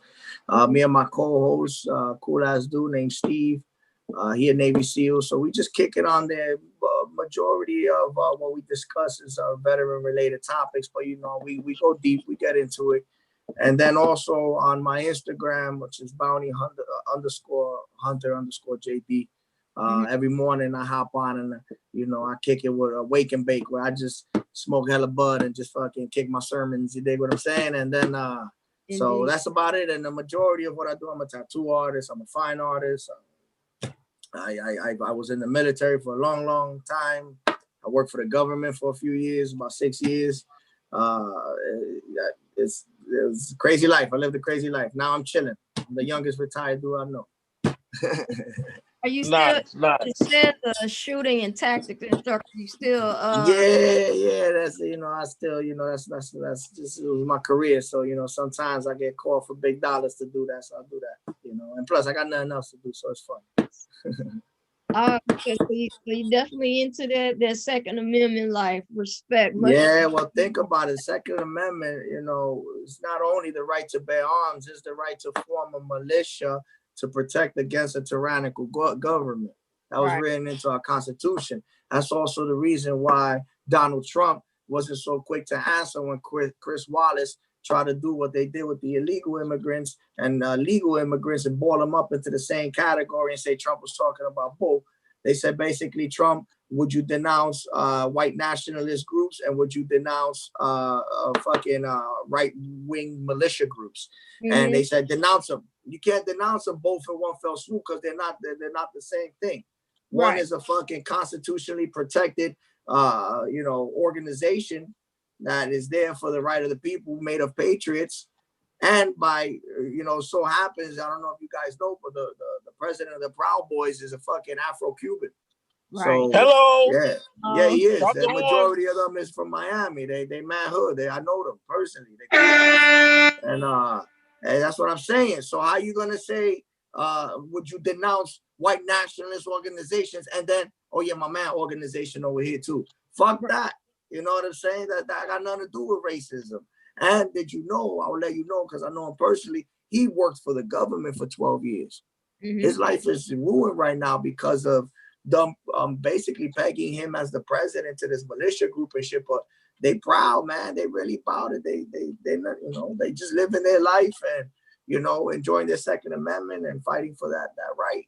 But they gangster, bro. They like us. You understand? So that's why Trump was like, nah, what the fuck you talking about? These people are protected by the Second Amendment. You see what I'm saying? He's a smart man. So then everybody jumped on him. Oh, he ain't denounced racism. He ain't denounced racism. Nah. Chris Wallace tried to do the rope-a-dope with him. Just like Joe Biden with oil, you stupid idiot. Right. You know? So indeed, bro. We thank you for blessing us with your time and your energy with us. And thank you guys. I appreciate y'all. Indeed. You know that you got a seat at our table at any time. Like I said, we on twice a week, every Sunday and Wednesday night. So yeah, swing by the IG too in the morning. I'll be kicking it, man. You know, I got a couple of clips up on my IG live little stream there. You see what I'm talking about? It's all about the positivity, the good feels, you know, not letting people ostracize us for where we are consciously. You know, I force my foot in this door. You know, this is my shit. This is the way I see it, and I only deal with people that vibrate on the same frequency I do. You know, I dig it. That's us at the Drive Squad all day. Tell us again the hours of your morning show. It's no specific hour. Listen, I'm at the point in my life when I don't do nothing expected enough. I try to stay consistent, but I'll be damned if I'm constrained to anybody else's schedule. You know, I did 12 years in the military and then 6 years in the government. I look young, but I'm exhausted. You understand? Super exhausted. And we hear you, brother. I tell you. So I get on early around like 8 till about 10:30, right? Roughly around that time frame. I usually exhaust that entire time period or half of that about. Depends on how I feel. All right, cool. Yeah, so got you, brother. We're gonna lock in with you, definitely. Appreciate you. Yeah, thank you, man. Thank you. I love y'all, man. Hold it down, and stay positive. Remember, no matter what happens after this, we still gonna be here. Humans are very resilient. We adapt and overcome through everything. You understand? Everything's relative. Love and life and hatred, all that shit is relative. Hell, everything's relative. So at the end of the day, a month from now, 2 months from now, this shit ain't even gonna be a topic no more. We still got brother. Before you leave, would you agree that the Second Amendment ensures all of the other amendments? Well, of course, like I said, the Second Amendment, once again, is specific. It has the verbiage and it's specifically giving the power to individuals to band together to form a militia, to maintain a militia, a well-armed militia, to fight against a tyrannical government. That is written in our Constitution. Indeed. So yes, Right. but that's very same. Think about it. The Obama administration, the liberals, they, goddamn, they did so much dirt, man. This motherfucker pisses me off. He killed a lot of people. They armed, they weaponized Syrian rebels to overthrow their government. Right. This was the start of ISIS. He created Yes. ISIS. Did you know that? I was around Yes. that time frame. I was working for them around that time frame. I know these things to be true. Mhm. And they funded Syrian rebels to overthrow their own government. And yet he's over here talking about taking our guns away. What does that tell you? Right. That shit betrays it. His actions betray his intentions.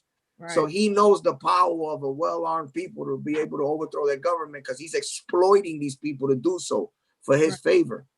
And then here he is trying to take away the Second Amendment from us so that he's able to fucking have ultimate say. Listen, at the end of the day, that's all they want. They want to divide us and keep us fucking vulnerable and weak. That shit will never happen. We don't play that shit. I got it clear before you go. I've said this before that his mother was murdered by the same government, and a lot of what Obama did, it seems like it's on some revenge type shit, because they always told us that his mother died from cancer. Well, we all know now that when they say that a politician has cancer, that means that they're about to be executed. That's what it means in translation. Yeah, so I've been hearing a lot about that. It's interesting. Yeah, there's a lot of funny things. That occur. He comes from a CIA family from his mother's and to his grandparent. Both. Well, yeah, they're also associating him with Sudanese royalty as well. You know, so he was raised in those fucking militia camps. Right. So he was completely radicalized. But my point is, he can't. I don't want to dehumanize him because that's very dramatic. I want you guys to understand too. Once again, two sides to the same coin. Let's not get too radicalized here, because people with a tremendous amount of money and resources could make any fairy tale look plausible. Right. Yes. All right. So my point is for everybody to chill the fuck out. And if we're riding for that side, we could ride for them. But I say before we commit to violence or commit to becoming kinetic, I say we just hold off and let them at very minimum go kinetic first. Right. Hello. Okay. What did I say, sis? When two bullies is fighting, what? Stay the hell out the way. And watch. Yes, indeed. No, because you know what? At the end of the day, they're using us like pawns on a chessboard. We're the ones that they go kinetic with. So now it's their army, the officers, against our army, the people. And then we collide, and they're sitting in their office fucking moving the chess pieces, enabling these things to be so. Right. And then here's the deal. We're getting emotionally involved in the agendas of individuals we have no direct connection to whatsoever. Now, when we're talking about psychology and what was it, Dunbar's number of 151 major relationships a human being could only possibly participate in, the social media has quantified that significantly to the point where I can tell you, I can reach however many thousand people I can a day, but I would say maybe 200, 300, 400 people that I could at least keep tabs of what they're doing in their life by my timeline, right? And then they of me. So now we expand our fucking influence to pass Dunbar's number. And then now here we go, and we still have no association to these fucking people. Yet we're ostracizing family members and loved ones with their fucking messages. And we're fucking helping them spread this division and this hatred. And they are not even within the first 10,000 people of our influence reach on social media. Statistically speaking, I use it for a lot of proof. And so my point is, these people will never hear your voice. They don't give a fuck about your voice. You know, your last two candidates were force-fed to you guys. It wasn't by your choice. You're going to sit here and still betray your own blood, your own tribe with these words of division. and these protests and all this shit for what? For motherfuckers that are not even here on the front line. So I say, before you fuck your life up, get locked up, get charges, get all this bullshit, spit in the cop's face, and all this stuff. I even say that to the fucking police officers because they already know that. Before you get your life thrown away by getting thrown under the fucking bus for a political message. Now every time you go hands on with somebody, you can't even justify a fucking shoot no more. You know, it's getting to the point where everybody's getting thrown under the bus, except motherfuckers still smoking crack and snoring coke off of prostitutes, assholes, Hunter Biden. Why the fuck he don't got shackles on? You know what I find interesting? Someone calls the cops right now on any one of us and say, I accuse this man of something, they're going to come put shackles on you. Right. And then investigate.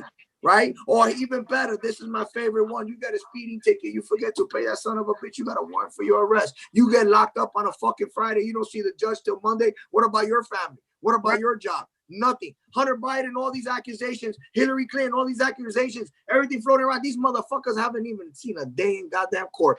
There is a duplicitous system involved there to where they enjoy royalty like perks. And we're sitting here wondering what the fuck is going on? Right. Joe Biden. If this was me, I would be in jail right now, bro. Right. Fuck. Joe Biden's niece, they say Joe Biden's niece is supposed to be doing court. And well, yeah, fuck Joe Biden's niece. Now look at fucking Malia Obama. You know, what's her name? I don't even know her name. I read it off of the credit card. I sent you the pictures, by the way. Yeah. Bring it up.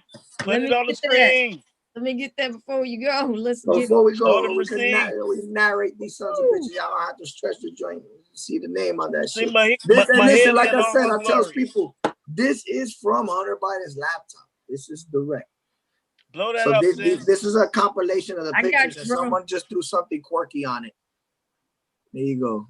There you go. Now zoom that in on your own, and then you'll be able to see it. Yeah. Malia, I don't know her name. Malia A. Obama. Malia or Sasha. Malia A. Obama. It looks like I don't know. I don't see an H there, nothing like that. It looks like an M in the beginning. Yeah, it says I think it says Malia A. Yeah. For Ann, because what was Obama's mother's name? Ann. Yeah. And then JP Morgan, and this was back then. This is to me back in the time. What does this say there? It has the time shot. Look at the screenshot. August what? August 16th. What year? I can't see that shit. Look, what 2008? 2018. It looks like 2018 maybe. 6 something a.m. Man. Why would they? Fuck. It's man. It's crazy. This is the shit that's going on. And where is the reverence for the president of the United States? And this is a grown 40-something-year-old dirty ass man. Like, what's up? Where we at? Right. And then there's no repercussions. And I tell people, man, if someone did this to my daughter and left a log of it, evidence on it on their computer, they wouldn't be alive. That would be my one to go to jail for. I tell people, save your one, because everything's relative. You're gonna find happiness in jail. You're gonna have a mouse. You're gonna name him something cool like Faifu. Everything's gonna be dope, you know. But you gotta go there for a reason, and this would be my reason. Anybody touch one of my daughters or do some ill shit to them like this, that's it. I'm gonna wear their skin. You understand? And nothing. This man's walking around making $1 billion Chinese deals. What's going on? This man is no patsy. He's fucking Al Capone. There's no way in hell this fucking guy's a patsy. He's fucking Lady Gaga. He's fucking Angelina Jolie. Who is this guy? Why are we knowing about him now, having this fucking authority and power? Who is this fucking guy? Right. And the reason that we know anything about any of this, nobody seems to remember anything. This was when? I'm sorry. This is 2018 again. Damn, he had a hot ass year in 2018, boy. The Panama big girl in the dark. Yep. The Panama Papers, when they got exposed 3 years ago, about 2-3 years ago, the Panama Papers. Ever since that's when all of these people started getting arrested and people started coming at them. But everybody think it's because of the Me Too movement. No, it's because of the fucking anonymous person who released the Panama Papers.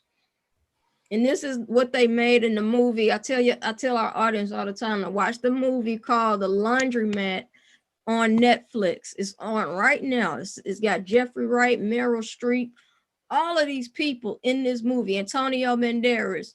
Like Meryl Streep. All of them are in this movie. All of them. All right, guys. Enjoy my photos. I'll pop a smoke as they come in. I'll pass them off to you guys. Hey, Jason. Quick question before you leave. What's your thoughts on Ghislaine Maxwell and what's his name? The other dude who Epstein? Yeah, Epstein. What's your thoughts on All that? right, so I spoke on it earlier, but my short summary is Epstein in bed with Mossad and Bill Gates, and also some capitalists within this country to create a blackmail operation, or to have created a blackmail operation to get into the depths of politics and Hollywood and entertainment, and through via blackmail. So that's why he had all his houses and rooms rigged with cameras, and then the same thing on his island and his plane, so he can get incriminating evidence on these individuals and get them to do things, right? But I don't think anything was played out completely yet, might be because of the leak or whatever, but I think it was in preparation, considering it has something to do with Bill Gates. It was in preparation for the coronavirus, so that they can have all the politicians in their pocket, like Hunter Biden, Joe Biden, and all that, so they could implement the New World Order. So I think Epstein was a pawn of the New World Order. I would say not a pawn, more like a bishop. We're pawns. Right. Exactly. Okay. Yeah, I think it's all related. Right. Oh, go ahead, Supreme. My bad. I didn't mean to speak. No, I was gonna say it's a book by the former Vice President of the United States called "Go Quietly or Else" by Spiro Agnew. That's a book y'all should pick up and read. He details on how the blackmail rings and shit worked, because they used it on him to become the vice president, and they was going to assassinate Ronald Reagan, which the assassination plot folded because Reagan didn't die. Yeah, the motherfucker missed. Well, he didn't miss. He got shot. Like I think what was it, his leg or shoulder, something like that. Right. They came got his ass while he was the vice president of the United States, because they had this blackmail shit on him for bribery. And he goes into full detail on how the operation. Look that book up, read that book if y'all can. Is this Appreciate it? that. That's it. Go quietly or else. ... Gotcha. That's dope. But yeah, anyway, Jason, thank you again, my brother. Thank you so much. Much appreciated, ladies and gents. I appreciate y'all. Thank you for having me on. Indeed. You got to sit here at our table always. Good night to you, bro. Have a good one. All right, brother. Sleep, and have a restful night. Indeed. Indeed. Thank you for being with us, bro. All right. Well, Drop Squad, that's woo. Man, it's been a while. It's been a great night. It's been a great night indeed. Great night indeed. I think we should yield to Brother Supreme. Brother Supreme has a lot to say. Oh yeah. Although he's been MIA in action. Brother Supreme, what you got for us today? I'm deep into this Jordan Maxwell and Anthony Hilda. I've been doing some research on Lucifer 2000, New World Order, and systematic implementations of the New World Order. So if y'all want to go in on some of that, we can pull up some info on that concerning the coronavirus, the lockdowns, and how this shit relates to today. Hey, Let's do it. I got the time. What about y'all? Ten, y'all got the time to do it? Let's do it. Let's go. What Sunday right, night's all about. It was a documentary Jordan Maxwell and Anthony Hilda did called Lucifer 2000. In that documentary, they talk about like the systematic shit they put in place for us, the false flags, the 9/11, and that eventually turned into a one world government system, which some of this stuff was did I want to say in 1993. when you look at it, it translates into what you are seeing now from the Rockefeller plan of lockstep. That's a big part of the implementing the new world order, the one world currency, the one world religion, the COVID-19 identification passes. Mm-hmm. Okay, brother. I'm gonna drop something in the chat on Instagram to compliment what you're saying. There it is. Willa, let me know if you got it. Got it. Okay, cool. Got it. This is something I seen earlier. Before you get everything set up to go. Mm-hmm. No, go with what the brother was saying first. Oh, okay. Okay. This Gotcha. is the compliment. This is the compliment what he was saying. What he's saying. All right. Gotcha.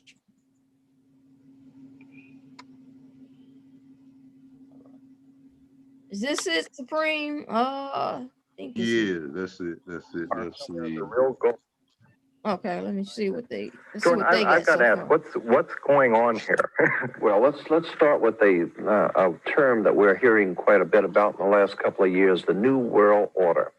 Our president is going all around the world proclaiming a new world order. Incidentally, all the presidents, George H.W. Bush at the time. many of the heads of state throughout the world are going to meet, according to the LA Times, are going to meet in the year 2000 at the pyramid in Egypt to bring in what is called the New World Order.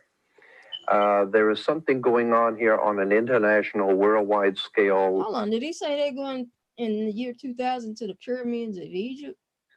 Mm-hmm. Did I hear? This is like 1993. Man. 94. Gotcha. For our eyes, but that so many of us are unaware, and consequently we're not really seeing what is happening. There is in fact a conspiracy or a planned world domination coming by this.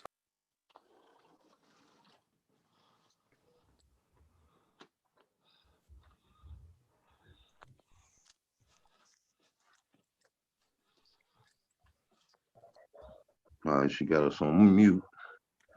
But what he getting into is the heads of big corporations, politics, actors alike, meeting once a year at the Bohemian Grove in San Francisco. Mm-hmm. And they set policy, and at this Bohemian Grove, they do ritual sacrifices. Mm-hmm. One of the rituals that they perform there at the Bohemian Grove is called the cremation of cares. The cremation of cares is where they burn a human effigy to the owl Moloch. Yeah. Which is an old ancient deity for sacrificing children, who they sacrifice children to. Right. Moloch is the one that they made up that deity god Moloch to they always try to make an excuse to why they doing this evil shit. So that's why they create these type of gods and stuff. Mm-hmm. All of it is done on specific dates also. Kabbalistic. Got it. Yes. Let's see. Like when you look up the swastika, people don't understand that the swastika is an ancient Indian symbol that represents all of the chakras being turned on and working at once. Right. It is not German. It is ancient Hindu word. Mm-hmm. So it's another thing we got to start researching these words and using the etymology to get the correct meaning for that term. Gotcha. Okay. Y'all ready? Come on, go back in. Yeah, you can play it from there. Okay. Our enterprise is a success, or our project has been crowned with success. The project, which is a success, is on the banner beneath the pyramid, Novus Ordo Seclorum, being That's Latin on the for back of a new dollar order of the bill. world, or the new world order. Annuit On the bottom of the Coeptus pyramid, Novus you will Ordo see the Roman Seclorum. numerals for 7. Huh? That's on the back of the dollar bill, the Annuit Coeptus Novus Ordo Seclorum, Yeah. which is the birth or the crowning, or our enterprise has been crowned with success. And the Annuit Coeptus. Yes, and the enterprise is the Novus Ordo Seclorum, which is New World new Order. secular order, or and which world means a secular means world. Secular's world.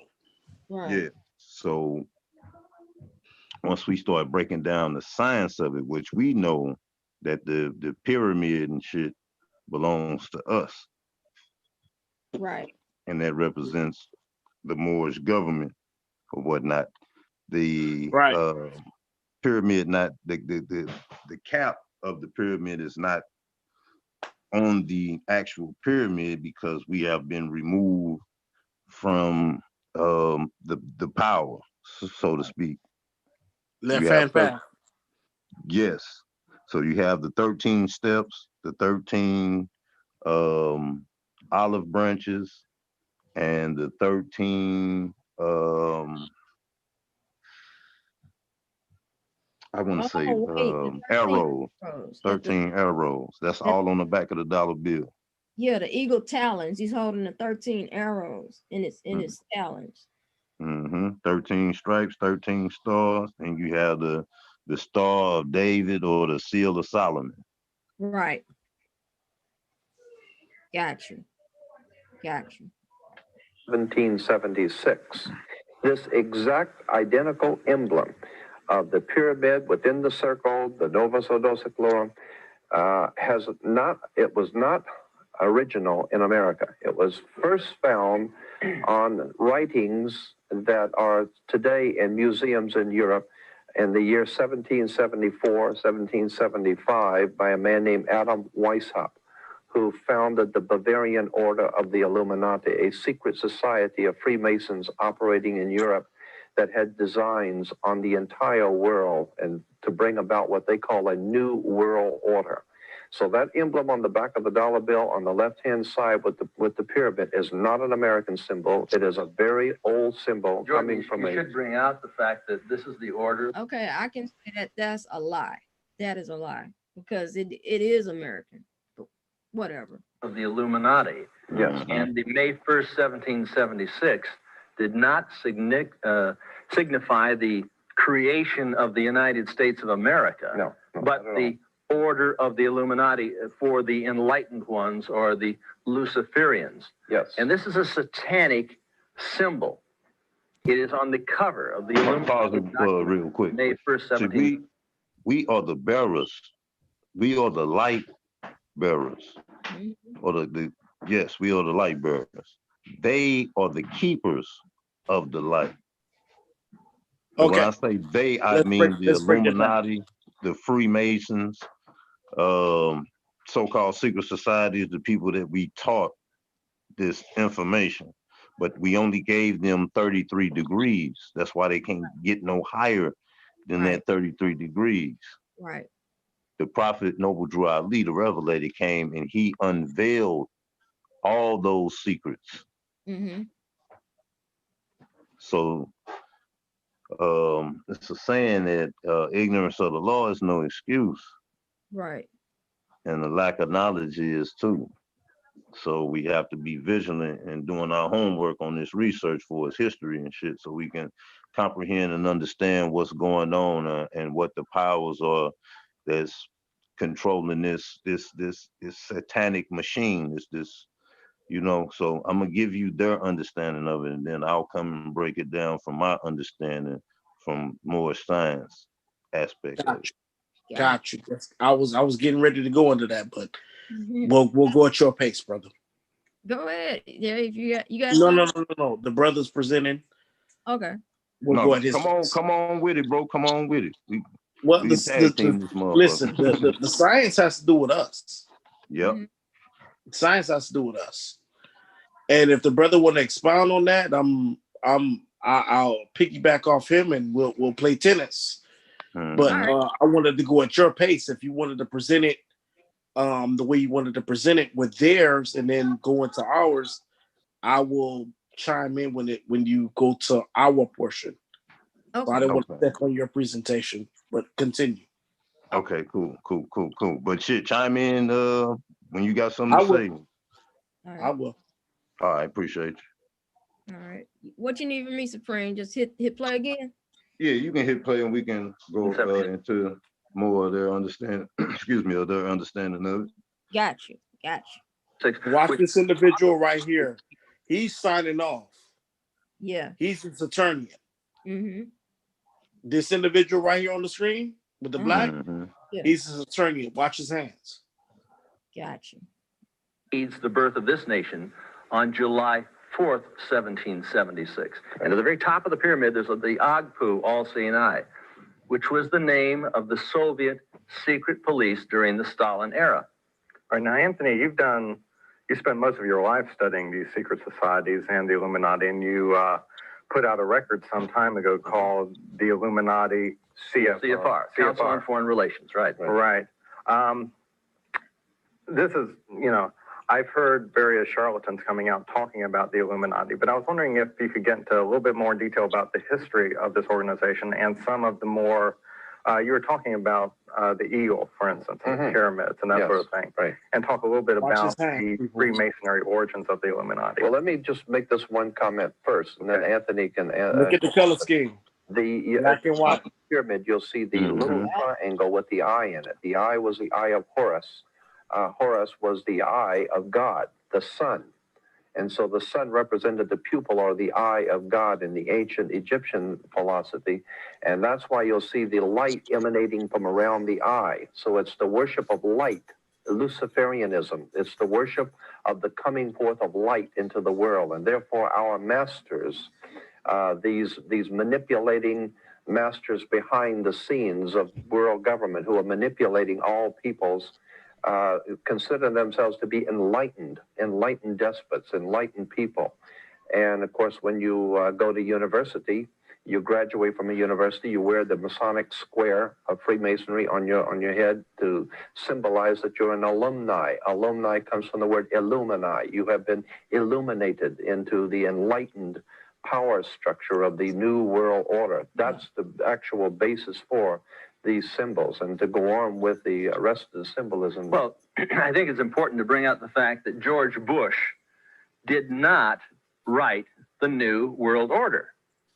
In fact, if you want to know who wrote the New World Order, you simply go back to Adolf Hitler. It wasn't the first book, that was Mein Kampf. The second book, the New World Order. And Rudolf Hess went out and said, in introduction of Hitler, he said, Ein Volk, ein Reich, ein Führer. One world, one race, one ruler. That's what this whole United Nations is all about. And I'm for a free world. That's in total opposition to the New World Order. Well, Bush's New World Order may have come from Adolf Hitler, but Bill Clinton's New Covenant clearly comes from the Old Testament. All right. Ask yourself, where did Hitler get the idea of the third or second Reich, Third Reich, or the Aryan blood, or any of that? The Reichs and the dynasties was from the Egyptian dynasties and shit. And Aryan don't mean pure white. I don't know where the concept of that come from, but it don't mean that. No, of course not. You can see clearly when Jesse Owens whooped the Germans in that Olympics, he gave Jesse Owens a grand hail. You understand? They tried to say that Hitler dissed him and all that bullshit. Nah, that's fake. Right. You That's can fake. read that in Jesse Owens' autobiography. I read that in 3rd grade in the 80s. Mm-hmm. He gave Jesse Owens a grand salutation. Right. You know what I'm saying? Recognizing, the true original Israelite or the true original Jew. Mm-hmm. And in his This is what biography, Jesse Owens also stated that he got more respect from the people out there in Germany than his own motherfucking country. Damn. Bingo. Because they knew who Moors were in Germany. Exactly. They know her.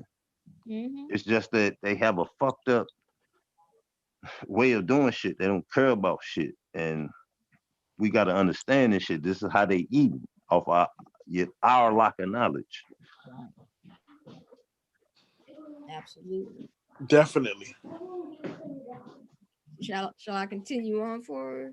Yeah, another thing I wanted to say is that the person who commissioned and authorized for the Great Seal on the back of the dollar bill was Henry Morgenthau Jr., also a high-ranking Freemason.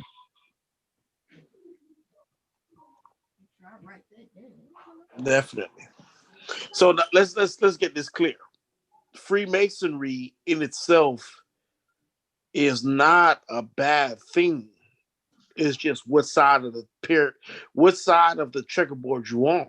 Right. Right. You know what I'm saying? All we of have it we have belongs to brothers us. and sisters who are going into Freemasonry with respect to the knowledge. You understand that they understand. Some understand what they're going in there for. Others don't. Right. Others going in there truly blindfold. Right. And then some going in there for knowledge of self. And the thing is, once they reach that precipice and they realize, hold on, the highest chamber and the highest book is a Quran, and you talk about an oasis in certain those higher chambers, and you talk about daughters of Isis, so it goes back into ancient Egypt, ancient Quebec. So they start to go back into themselves, right, at the highest level. Absolutely. So when they become Shriners, nobles, and things of that nature, but they don't understand that they're resonating with being a Moor. Right. You know what I'm saying? They don't get the full 100% understanding of being a Moor or a noble. At the 33, they get a fez at 33 degrees. Right. You understand? Right. They rock a fez.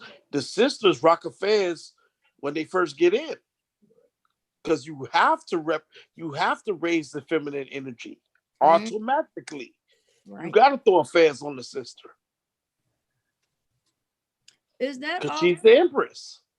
Right. She is what the Mason. She is what the Freemasonic male is trying to aspire to be. Right. He is trying to gain his feminine aspect. Going back to Sophia Pistis, what the Greeks understood to be the divine fire or the light. Yep. Yep. What did the prophet get out of the water? He got humanity. Humanity. Which is the woman, which is the divine light. The fifth element. Sophia, wisdom. Right. The fifth element. Even though she was a fucking Albion in the movie, The Fifth Element, but it's supposed to be, you know what I'm saying, the sister. It's supposed to be the feminine sister. Right. The blue one or whatever. Hello. Yeah. Y'all see it good? No? It's too dark. It's probably too dark. Yeah, but if you see the color code is everything. they're running a Masonic scheme. The speaker has black and white, and the respondents has black shirt, white shirt. That's all checkerboard. That's all Freemasonic. Mm-hmm. You know what I'm saying? One brother is talking about the exoteric, which is Jordan Maxwell, and the other one is talking about the esoteric, which is the other brother. I believe his name is Alexander. Anthony Hilder. Okay, Anthony Hilder. They're giving you science, is that they're both touching on different aspects of the science. So it's color-coded in Masonic. So they're under strict order to give you, they're under strict order to speak to those who can understand it. However, they can't give too much. And then he has on the white, Jordan has on the white, and Anthony has on the black. Yeah. So the checkerboard. What in French they call it the pavé mosaïque, or the what is it in English? The paved mosaic. The themes. Yeah, the paved mosaic, which means the checkerboard. Yep. It's a mosaic. It's basically a visual of what they understand symbolically. So you're looking at it in real time, right? The black and white checkerboard right in front of you. Right. So each one of them is going to have a different aspect that they're going to bring forward. They're going to complement each other. Watch the hand signals. Also, while you on it, get that video a like. Oh yeah. I'm just kidding. But, I don't get a horn. Well, goddamn, I'm dropping science. I don't get a horn. Fuck y'all. I was focused on giving it a like, my man. Shit, I'm dropping science. Oh man. Brother Supreme had at least 3 horns that he was supposed to drop. This is your point. But we ain't gonna get into that. Supreme have at least 3 horns, but we gonna reserve them for him later. He did. I had a question for both of y'all. That's why I was wrapped up in waiting to ask y'all the question. So my bad on that.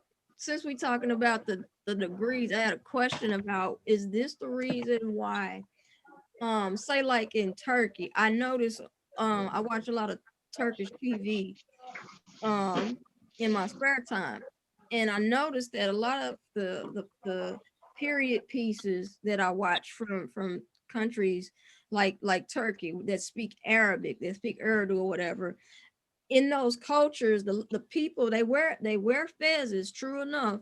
However, I've noticed that there's like a height difference in the fezzes compared to, like, say, the fezzes that I'm seeing from Oliver, which is your fez, Yachida, I think. And David, I think you had one as well somewhere last time. No, brother, no. Let me say this. Brother Oliver has his own. Okay. He just chooses to wear mine for whatever reason, because I have a black one. Oh, okay. Yeah. I noticed that the ones that you guys have worn are much kind of like taller. Is that any significance to that? Does that mean what I suspect? When in Turkey they wear their feathers, true enough, but they're small. They seem like they're just, no bigger than this lampshade here in terms of the height. Yeah, it is a different. It is a difference. It is a significance. Those are Turkish fezzes. Gotcha. Turkish style fezzes. They are different. They're smaller for whatever reasons. I haven't gotten into that specifically, but I know that they're known as Turkish fezzes. Maybe after the fall or after the Turkish Empire, they went smaller.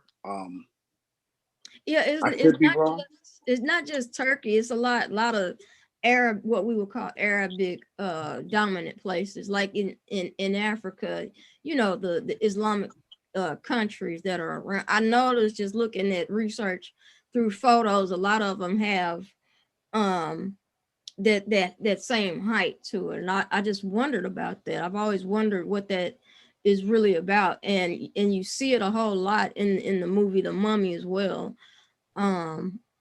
So I just thought I'd ask, because I always wondered, what is the significance to that? You know, is it a 33-degree stipulation or what, you know?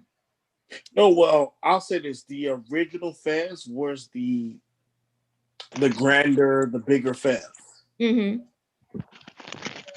that you see a lot of the Moors wear today. The smaller ones are more so from Turkey and modern day Turkey.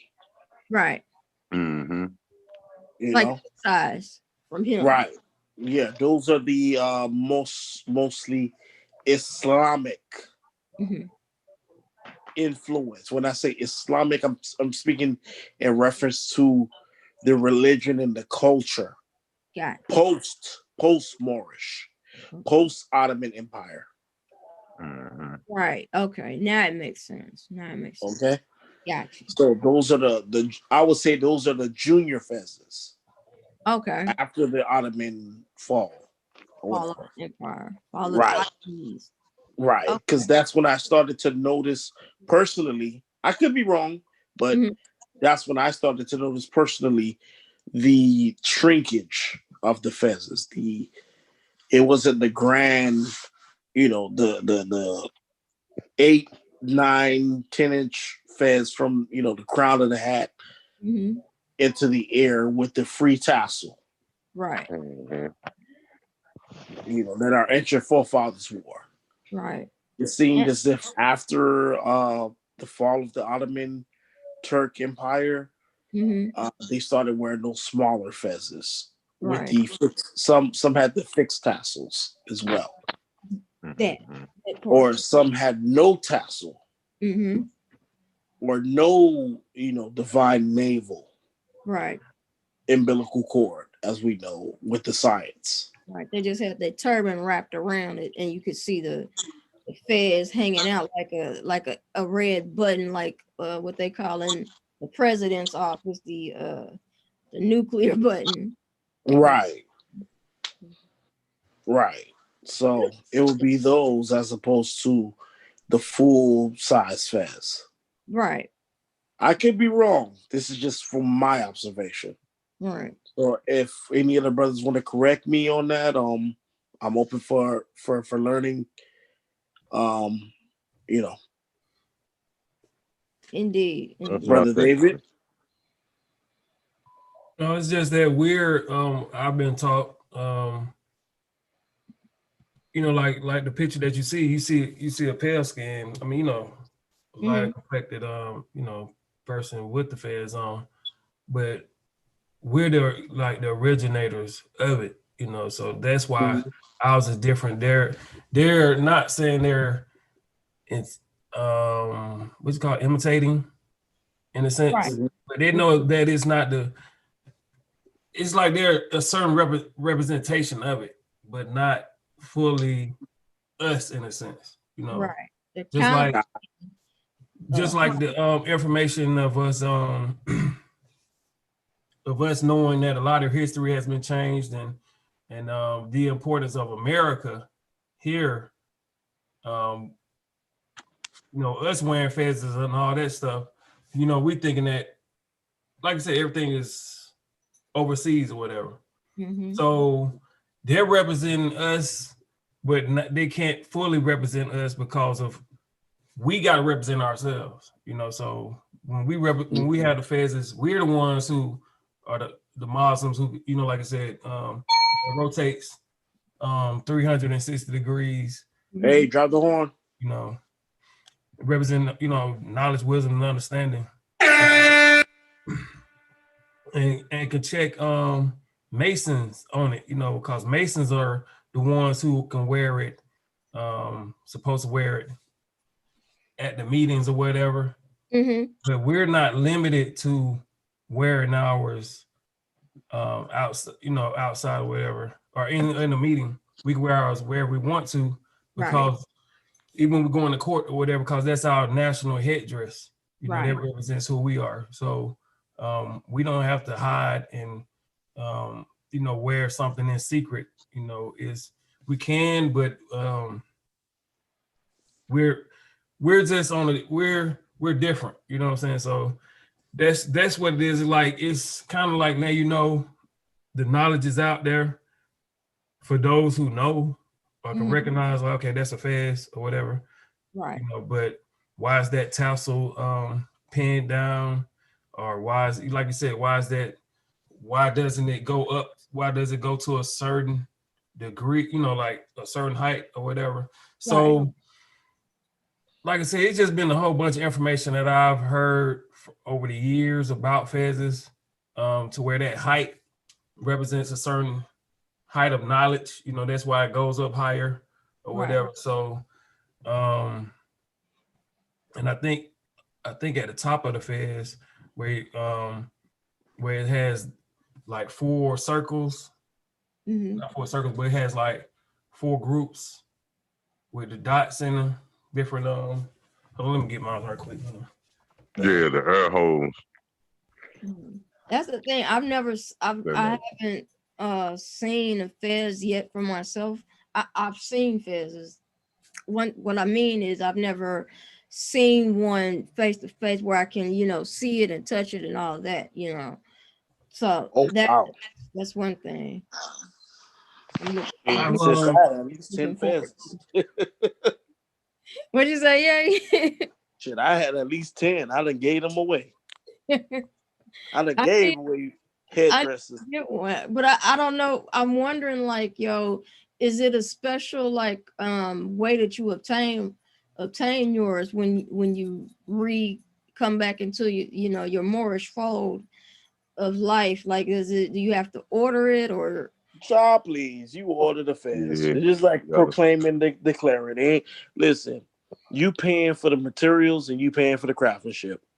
Yep. That's it. If a brother throw his extra tax on there, he a pussy ass nigga. Straight up. Got you. So you paying a company to craft it for you, to do, you know, the work and get everything in order for you. Outside of that, you know, no. No brother or sister should supposed to put. Go ahead, bro. Nah, my bad. I didn't mean to cut you off, bro. I was gonna say, if y'all need to obtain one, y'all can go to Guava eBay Publications, or if not, y'all can go to Instagram at Cosmo L, and he gonna tie it down for you. Oh yeah. Yeah, definitely. Shout out to him. Definitely. A whole lot of his books, by the way. Yeah, so your brothers and sisters, before you go, David, but brothers and sisters that provided for you, that's just ease and comfort, where you can go to them, get it sized or whatever, and then do what it is you need to do. Outside of that, if a brother throw his tax or whatever, you go to the source. Go to the source. Y'all, it's like going to you know, New Era to go get a fitted cap versus going to department store to buy a New Era fitted hat. You can go to New Era, buy the fitted hat, shape it to your size, get it custom to you, direct, and get a good price. If the brother and sister's not presenting it to you for a good price, or they're bringing it to you for ease and comfort, like, thank the brother and sister for doing that for you. No doubt. You know what I'm saying? Right. Now, if the brother and sister go out and get you the best Fez possible, and, you know, they're trying to make a couple of dollars off it, you know, that's something different. You know, like, let's say the Fez is $50 and the brother's trying to sell it for 60. You know, the brother's trying to eat. That's no problem. But if the Fez is $50 and the brother's trying to charge you $300, fuck out of here. Right. Exactly. You know what I'm saying? Fuck out of here. Fuck out of here, man. It's book. You know what I'm saying? That's something different. Like, the brother sister trying to take advantage. That's all I'm saying. Trying to take you. You know, for more than a mile. They're trying to take you 10 miles. Exactly. If it's $10, the brother's trying to eat, you know, like they're making ease and comfort off of you, Mhm. you know, bringing the fares and stuff to you, and they're making $10. Like, come on, that's you know, you're gonna spend, brothers just spend a lot more money on bullshit anyway. Right. So a headdress and your Definity and investing in that, you know, and you have a brother that's trying to make a quick $10, that's fine. But a Mhm. brother that's trying to make off of $50 fares, mark it up 3-4 times, that's something different. That's usury. Right. Yeah. Now you got a You know, problem. learn the difference. Like you trying to take you to Canal Street, basically. Like Yeah, they have- exactly. He trying to put the condom on and have his way. Right. Some brothers don't even put the condom on. Right. This is No just Vaseline. No No Vaseline. straight up. You know, and I hate to say it like that to the listeners, but it is what it is. You know, y'all know what it is, man. Sometimes our people can be so nefarious, man, when it comes to this fiat. Right. You know what I'm saying? Like if a brother do something and they charge a little service fee, you know, hey, I'm presenting the information to you. Here, you know, here's, you know, $20. Mm. I done compiled all this work and everything. You know, hey, indulge the brother and sister. You know, they done put all that work and information to you in one specific spot. Mm-hmm. You know, okay, cool. You know what? I'll indulge you, brother. You didn't put you know, brother or sister. I'll indulge you. But Right. if it's our information and they charging you $1,000 for like a, you know, nationality packet or something, man, tell them kick rocks. Right. I call them freedom packages. You know, The freedom pack. fences and all that. Like, come on, it shouldn't be that much. Right. Right. You know what I'm saying? If they're gonna charge you $100 to get your freedom package and affairs, and then get you some pins and, you know, a t-shirt and all that, a whole package, now that's something different. That brother's not only getting you your paperwork, they're getting you affairs, t-shirts and all that. Right. You know, you gotta look at it. Okay, how much all this? Yeah, that's cool. Right. You know what I'm saying? Right. It's But- like if you were to go to the people ancestral, the ones that provide the silver, that me and O wear, the silver style necklace or whatever. Strengthening jewels. Yeah. Them. It's like if they offering, all right, you want this pendant, but they also offering another thing in a sale and like a bundle. That's one thing. That's something special they're trying to do. So you can appreciate the price because it's about the effort that they put into the consideration of putting together that package. Mm-hmm. Got you. Yep. Got you. Yeah, but this is another thing when they charge $1,000 and say, you know, this is for, and they quote, and the crazy part about it is I've seen packages and stuff like that where they'll quote the prophet and make you feel all bad and shit. Like, you know what I'm saying? This is for your salvation. They put $1,000, $2,000. I'm like, what the fuck? I've seen people do shit like that. Like when it comes to declaring your nationality and they help you with your paperwork, and then they charging like these exuberant amounts of money. It's like, what the hell are you doing? It's like you know that we as a people, we in a bad spot already in life, and you know that we really want to get out of this hole that we in, this pigeonhole. And you got it's like you standing at the top of the water fountain, and we stuck down in the well, and you got the rope, but you like pulling it back, saying like, "Hey, I got the rope. I can help you get out of here," but it's gonna cost you. You See, gotta the be prophet. See, the prophet said, I mean, nationality is free. Hello. And so drop the horn. Boom. Pause 1 second, David. Pause 1 second. Drop 3 horns on that motherfucking shit. Go ahead, brother David. So, like you said, you that basically shows you how where a person's heart is, in a sense. If they're trying to always charge for certain things or whatever, or it shows you, like I was saying, like certain people being in the trouble for the benefits, you know, or certain rewards, or like I said, going to court to try to showcase what they got or whatever, say, you know, learning about trust and being able to defend yourself in court. A lot of people have the wrong intentions, and their heart isn't truly your heart has to be in it first. Right. You know, so like I said, when I joined, it was about just learning, man, I knew that I wasn't black, you know, and then it's like you start hearing about, okay, you learn about the trust and you learn about being able to defend yourself and sovereignty and all that stuff or whatever, and the UCC and the, you know, the commercial codes and you know, different laws or whatever, how to represent yourself. That's like an added bonus, but your heart has to be there first, and no one can sell you your nationality.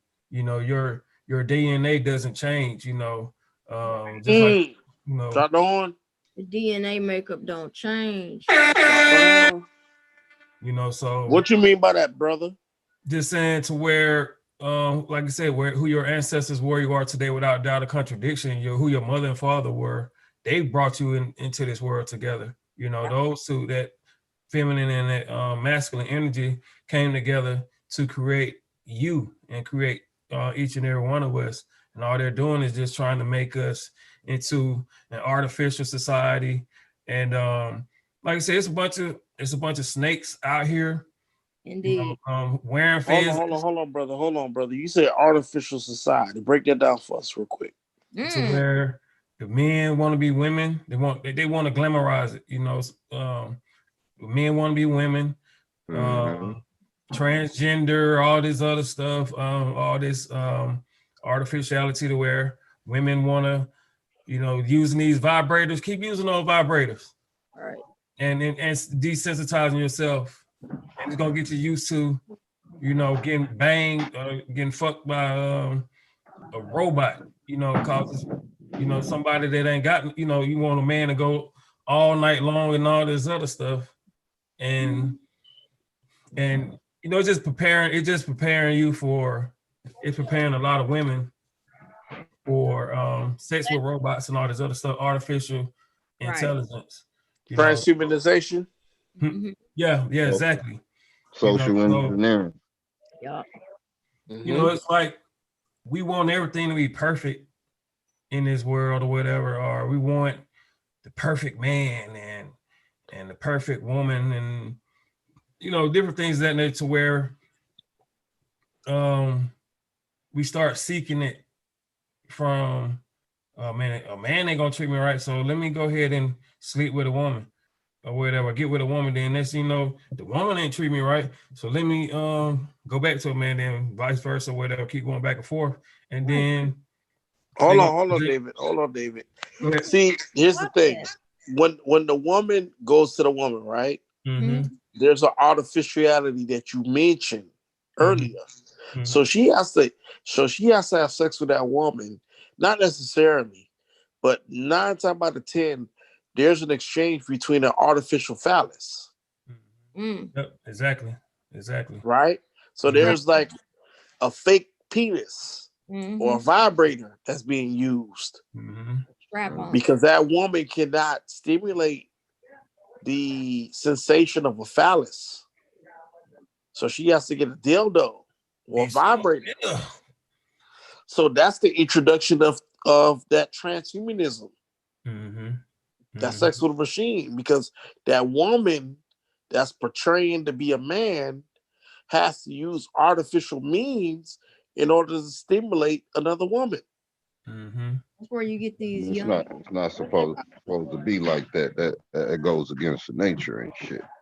Even though, dig me this, from the research I've come across, a woman don't need no man to reprocreate. Now, getting back to us falling from grace is the problem. because a nation can only go as high as its women. Our women down as men.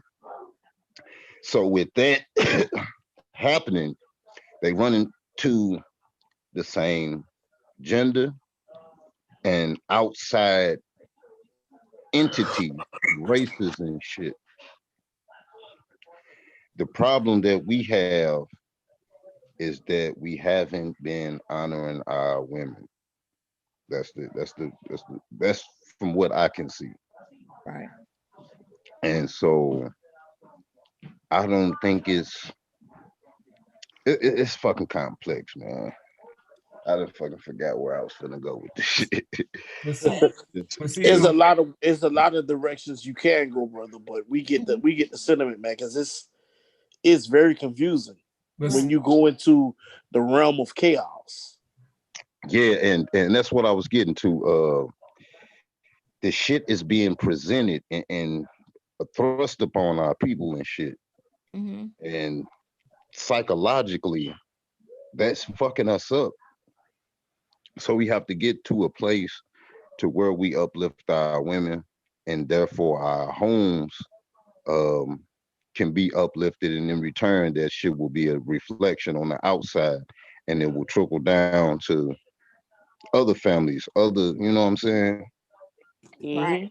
We have to get to this point though, man. And I don't think we fucking fed up enough, or some just ain't, it's not clicking yet. We on the verge and on the cusp, but we haven't got to that I'm sick of this shit point. It's a the point I want to touch on is men are not being men nowadays. Men are being effeminized. And that's one of the first fronts of battle is when you take, like you said, Sister Wilhelmina, once you take the protectors out of the equation, the women are vulnerable and susceptible to mistreatment and whatever would have you. Right. When you get the men out the way. Now the men realize the power of the women, because this is that day and age. This is the revitalization of the feminine aspect, right? BLM even notices it because they put it in their shit, but they put it in their shit to the detriment of males, not to the empowerment of males. The detriment of males. See, right now, this is a Kali age, a Kali Yuga age, right? Where you have the feminine aspect overtaking the male aspect in the detriment of the male, right? Not the complement of the male. The women, see, the prophet showed you when he uplifted humanity, when he grabbed the woman out of the water and brought her to dry land. Everything will be balanced. Everything will be balanced, my aunt. Yes, sir. Which is how you gonna be an Egyptologist and a feminist at the same time, right? And then the concept of ma'at is right there, right? The concept of balance is right there, but you're an Egyptologist and a feminist, right? That's oxymoron in itself. Yes, Lord. Preach. Can I get a horn, please? All these Hepset shit, ISIS, Net Hurrah, and all these Hotep feminists are bullshit. They faking. Yeah. Oh, they came from the school of Erykah Badu with the head wraps and all that, and they tricking our men into going into this false narrative of women power, right? Feminine power. And then these men have no grounding. Succubus. You become Lilith. You become Lilith. And that's, if you go look up the Divine Feminine on YouTube now, they're talking about Lilith. Yes. which is the succubus, which is the feminine principle in her fucking perverse nature. See, all that is confusion, man. All it is straight confusion, causing straight confusion in the minds of the young ones, the children, and also it's a level of hatred. You know, yes, it's just a self-hatred that's really going on. You know, with the women, acting like studs and all this other stuff. It's like you missing. It's a hatred because you're missing something. That you don't see. The women don't see. I guess they maybe just too blind to see or whatever. Real man out here, and want to go to the same sex and feel like that person who's the stud or whatever is the man. But you can tell that the stud has some self-hatred going on. That's a disgrace. Fat ass got that goddamn dress on. Mm. And see, following that popularity, it's like everybody. That hurts, bro. That hurts. Well, let me say this, David. Go ahead. A deep brother. Because when he was an outcast, man, he talked about a spiritual fight that we're going through and all of this, man. And to see him like on the song Gutter Butt, to hear him to talk about fighting on the first album, right? Where he didn't even rhyme. He just said, yo, I'm going on spoken word right now. Mm-hmm. We're fighting for our mind and our right and our spirit. Dungeon Family. Right. On that tip, to see him go into Gnarls Barkley and not only once, not only twice, not only three times, but multiple times going to this wedding dress. You can go on CeeLo Green wedding dress, and you can see multiple pictures with him in this individual with some kind of I don't even know multiracial, ambiguous racial profile. Right. We don't know what he is. You know what he did with subliminal too, bro. Look at this. How many pictures of CeeLo Green we gonna see in a goddamn wedding dress? He shouldn't be in the. I'm talking about the white dress though, but he shouldn't be in the motherfucker. But it was that's a subliminal occultic signal. A Virgo and the constellation. Mm-hmm. Yeah. And the Bride of Christ. Mm-hmm. Right. Signaling the fifth age. Mm-hmm. But he shouldn't be in the motherfucker is what I'm saying. Right. But it's a subliminal. It's a subliminal Illuminati signal. Right. The end of the age. End of the age. Exactly. That dude, man, they had to break him because of him speaking the stuff that he was speaking on the first two albums of Goody Mob. It was just too powerful. So it's like they always have to break him and introduce him, get him into their take him away from the message that they speaking and bring him into their, put him on their the illuminated. Yeah. Yeah, that the false light. Luciferian. Yeah, the Mhm. Luciferian, the false light. Mm-hmm. Okay, remember they have two versions of Lucifer. Somebody broke it down earlier, where there's the light bearer and the light bringer. Mm-hmm. One that holds the light, and one that brings the light. Yep. Okay. So there's multiple pictures of this dude in a dress, in a wedding dress, much less, with this racially ambiguous male practicing Saturnalia, the black and white ritual. That's Baphomet right there. Saturn is Baphomet. right? Positive and negative, black and white. So when you look at Saturn, Saturn deals with electromagnetic energy. That's Amun Ra, our hidden sun. If our SUN gives us photon energy, right? Saturn is our hidden sun, which does the same thing with electromagnetic energy. It bombards us with what? Electromagnetism, positive and negative energy. So our sun bombards us with photon or UV rays. Saturn does the same thing with what?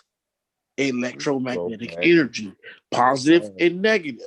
That's what you get. God give. That's what you get the black square. Hold on. Let me break this down for a second. That's where you get your black square from. Ice Cube. Type in Ice Cube Sega Saturn. Let's get this shit. Let's get this occult shit out the way, brother, before we go into that what you talking about real quick. Let's go into Ice Cube. Type in Ice Cube Sega Saturn. Ice Cube, what? Sega Saturn. I'm gonna keep it. I'm gonna show you the black cube.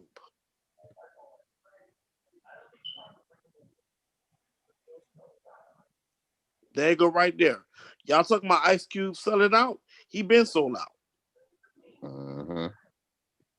Go ahead. Show them rings on Ice Cube.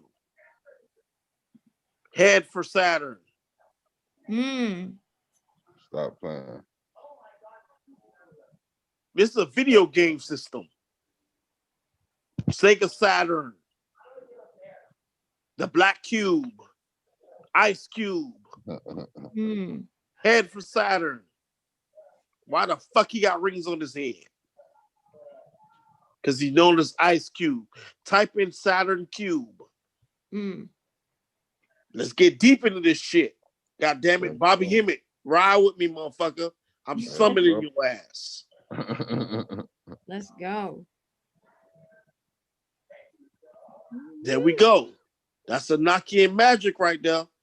That one right there. That third one. No, not that one. Yeah, one. that we gonna get into that. That's the black cube. This was the third one.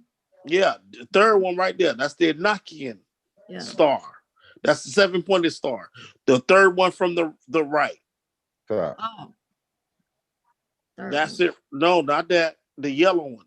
That's it. Right there. Right here. How many points is on that motherfucker?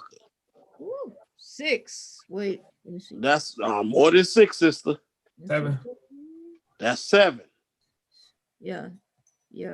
Inside of that is how many? 6, right? Inside of that is 5, right? Right. Okay. Y'all see how the stars is going from a higher to a lower point? Okay. That's the fall of energy, or what they would call the fallen star. Right. Okay. Now go back. Go back. We're gonna go to the star Saturn, the cube of Saturn, the black cube. All right. Oh, y'all see the Ouroboros that I mentioned earlier? The snake eating its own tail? Stop right there, sis. Yeah, click on that shit. Right here. That's what I was talking about earlier, the Ouroboros. The Kobe, the black mamba. Sacrifice. Remember the snake was in constellation the night that Kobe, the night that Come on now. Come on now. That's deep too. 8 points of time and space. It is also an ancient flag of America that don't tread on it. No, that's some other shit. We gonna get into that in a minute. Many people superimpose the Ouroboros with that "don't tread on me." That "don't tread on me" is something different. It is chiming in on that energy, but it's not. Oh, hold on. You see this though? Resurrected Roman Empire 9/11. Built within the cube, Saturn worship, cube worship. Cube worship. Points of time. Okay, y'all see that? Hold on. Y'all see that? What is it? That sand thing? Sands of time. Time? Yeah. Where the sand falls in, the sands of time? Yeah. Okay, what is Saturn name is called Father Time. Right. Make another fucking tab and type in Father Time. And see the correlation with Father Time and Saturn. Gotcha. Yeah. We gonna get into some shit tonight. Let's get it. What is Father Time known as? I live for these type of Sunday nights. Let's see. The Grim Reaper. There you go. Go to all, sis. Okay. Type in Father Time and Saturn. Wait, hold on. Wait, 1 second. What the hell is this? Go to yeah. Yep. That's the egg. That's the zodiac. We living in the egg, sis. Yeah. The universe is an The egg. firmament. The firmament. Hold on, sis. Let me break some shit down for you.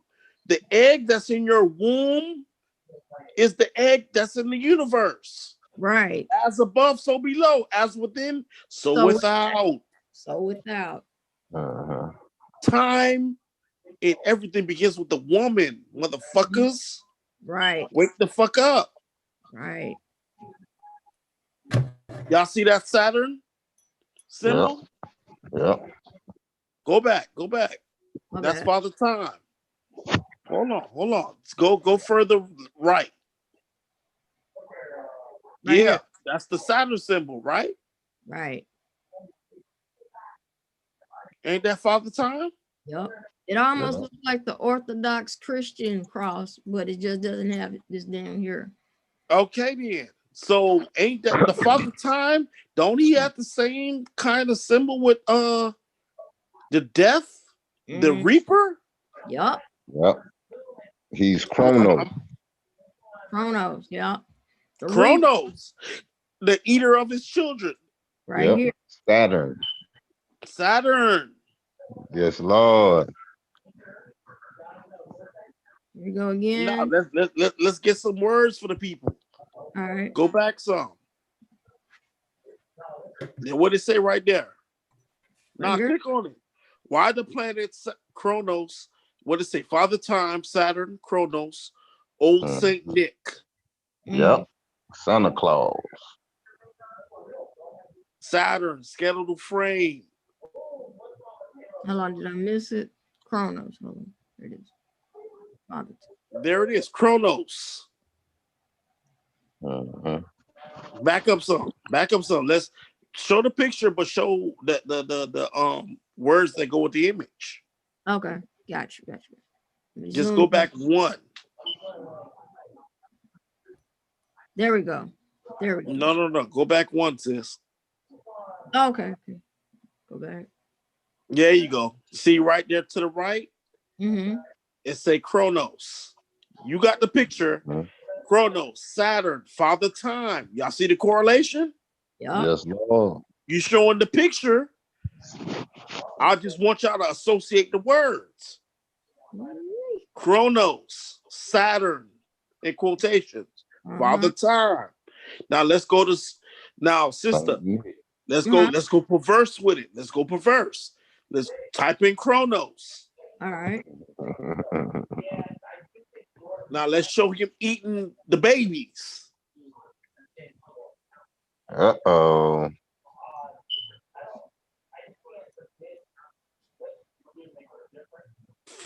Open that shit up. Who you got in his hand? Somebody. The power of human beings. You got somebody taking them like Jack and the Beanstalk. Hello. Bingo. Drop the horn, sis. God damn it. Jack and the Beanstalk.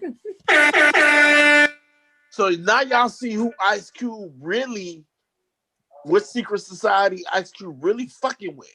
Mm-hmm. You understand?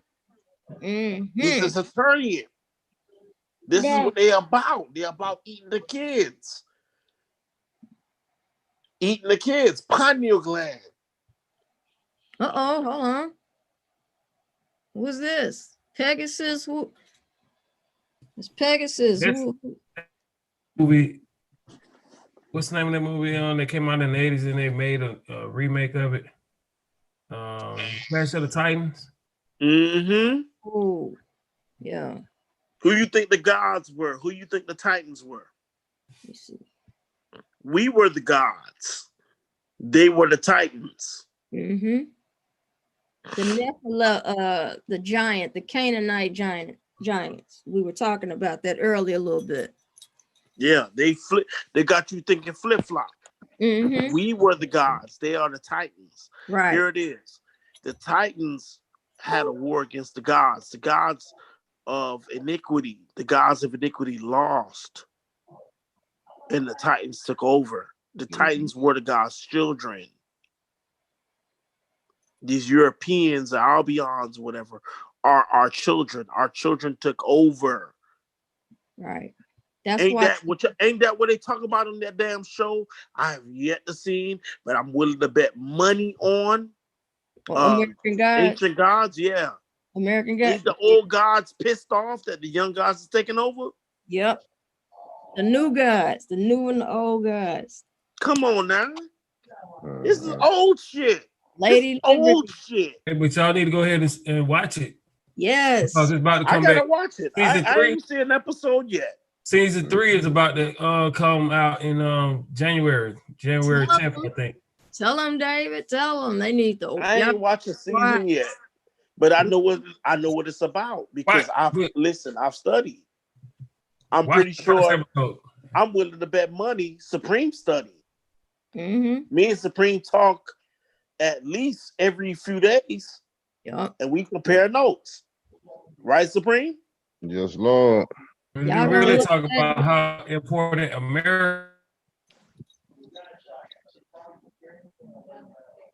America represents the West. America represents the land of what? Resurrection.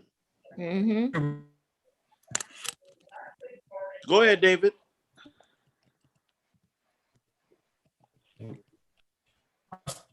I can't hear you. I don't know if the screen froze or what. I said America represents the land of the West, resurrection. Yep. Yo, check this out. This is here in Arkansas. This happened. This is what these idiots did down here. They got this statue. They put that, and it's still here to this day, y'all. I can drive down there. The Baphomet? Yeah, I can drive down there and probably show y'all one day. They still got it out there to this day. Only God can judge. Hey! Yeah. Only God can judge me now. You other motherfuckers get out of my business. Hey, when I was dying on my deathbed, this is all I was gathered at the Arkansas State Capitol for the. Yo, I didn't even know it was gonna play that. I could share something personal with y'all. When I was on my deathbed, this was the only song that was playing in my head, man. Especially that second verse from Tupac. Man. So if y'all want to know about your cheetah, play that Only God Could Judge Me. That verse Tupac spit before Rapper Forte spit is my life. Go ahead, continue. I feel you, bro. I feel you. The Satanic Temple's rally for the First Amendment. Just hours ago, the organization unveiling Baphomet statues. Our Maureen Blisevig tells us why they say this was a rally about rights. Maureen? Well, Janelle, it was quite a spectacle when folks gathered here hoping to bring a Satanic Temple monument here on the Capitol grounds. Meanwhile, church members just right across the street holding signs, hoping to spread God's love. An 8-foot Baphomet statue unveiled at the Arkansas State Capitol for the Satanic Temple's rally for the First Amendment. Sincerely. Religious freedom isn't about just one group of people's beliefs. It's about an inclusive idea that everyone can choose whatever it is, whatever religious affiliation or whatever belief system. I don't know why it's not important for everybody. I mean, I stand for religious freedom, and I mean, that's all you really got to say. And while members and supporters of the Satanic Temple want to see their statue on the Capitol grounds after lawmakers allowed for the Ten Commandments monument, church members at Thursday's rally telling KATV they're hoping to spread faith. God loves them and we love them. This is the best scripture that there is, John 3:16. God loves us and he loves everyone. And that's what the message that we want to get out is all about love. These people are here in support of their beliefs and I'm here in support of mine. Fortunately, we live in a country that allows freedom of speech, freedom of religion. I may not necessarily agree with their faith, but I respect it. And the lawmaker that helped create the law for the Ten Commandments tells KATV this rally was just about creating chaos. These people who are using fake names, fake arguments, coming into Arkansas to take advantage of gullible people, take advantage even of some good people by misinformation, it's just meant to bring chaos and bring attention to themselves. And they will blow in here and they will blow out of here. And as I've said before publicly, no one in Arkansas has to worry about this monument being forced upon us. Boom. And I do want to clarify, we actually had just somebody 2 seconds ago drive past asking us where this Satanic Temple statue is. Just to clarify, that was here just for the rally and was taken away when that rally was over. Now, currently, there is a lawsuit pending in federal court, the Satanic Temple claiming religious discrimination, while the state responding, calling the Satanic Temple a satire group. Boom. That's all a part of the that Pandora's box that Obama opened up. Mm-hmm. That's all that is, you know. You know, if they feel like, hey, gay rights got their rights, say whatever. Hey, Satanists can have their rights as well. What about our rights? What about the pedophile rights? What about the bestiality, those that want to fuck whatever animal rights? What about people that want to fuck robots? All that shit. You know what I'm saying? But like I said, the pride come before the fall. So right. You know, what we witnessing is right. Like gay pride, whatever. I don't have no issue with that. It just like you said, Cheetah, only God can judge me. I can't judge nobody else. You know what I'm saying? I can have my views or my opinions or whatever, but you know, God had to finally say so. But it's like all this stuff got to come out. Mm-hmm. Yeah, definitely, especially in the Kali Yuga age. Right. All of this stuff is gonna come out. Right. The issue is if we're gonna live in a free republic, right, where that individual can express themselves, do what they will, as they said in Aleister Crowley's book, and as well as the Theli Ma Society, we gotta let them go. Because if we impose on them, they can impose on us. Right. So let them be. They have the right to say what they want to say, do what they want to do. Our thing is we can't get caught up in that shit. Right. You see, they got a European child and an Asiatic boy.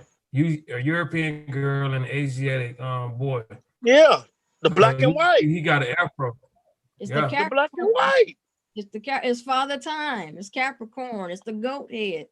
The black and white. That's the Pave Mazoic. Right, like or the divine pavement, which is the black and white. Yup.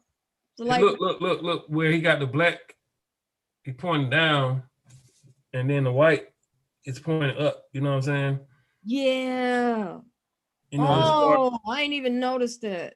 You know, like, you know, black death, you know, white purity, you know, all that stuff, you know, in that sense, you know. So that, you know, just saying, you know, let me get the horn for you on that. didn't even notice that until you just said it. You're right though. You know what I'm You saying? didn't Black see church, it, white church. sis? Huh? You didn't see it? I didn't see it at first until I just noticed his hand was up, but I forgot that the symbol in the pictures, he always has it up, one down, like, you know, going like this. Yeah, that's minor. That's Yeah. minor, sis. Mhm. The deeper shit is the confusion. Right. The confusion. Mhm. Now, here it is. With the black and the white mixed, it brings confusion. Right. You understand? The RA. That is similar to the Bacchus. The Bacchus is another symbol of that. Mm-hmm. There you go, right there. Yeah, he is Afro boy. Yeah. Mm-hmm. Yeah, they're showing it to you. Right there, clear as day. Left hand path. So wait a minute. I just noticed something. All right, y'all know how I say I got Sagittarius in my moon, and Sagittarius is the zodiac sign of the archers. Half man, half four-legged beast or whatever. I'm noticing right down here, he don't have like man feet. He got hooves, you know, like a horse or some shit. And then he got the wings like Pegasus. So like, is it between Capricorn and Sagittarius that we looking at? What? Damn, what is this? You know what I'm saying? Yeah. Like, what? Sis, if you're gonna bring zodiac into it, you're gonna get confused. It's confusing looking at it. It's you gotta do some more studying. Yeah. Because I'm This- just noticing his feet. Okay, what is a goat known as? A goat known as what? A creature of the land, right? Right. Now you throw a wing on it, it becomes what? A creature of the air, right? Right. Okay. You have two elements that contradict each other. Yeah. Land and air. Right there in front of you. Mm-hmm. Masculine, feminine, black and white. It's the union of opposites, sis. Chaos. You know what? The Bingo. movie, what was that Will Smith movie? Hancock. Yeah. Uh-huh. Yeah, he could never be with the woman that he truly loved. That pure white woman.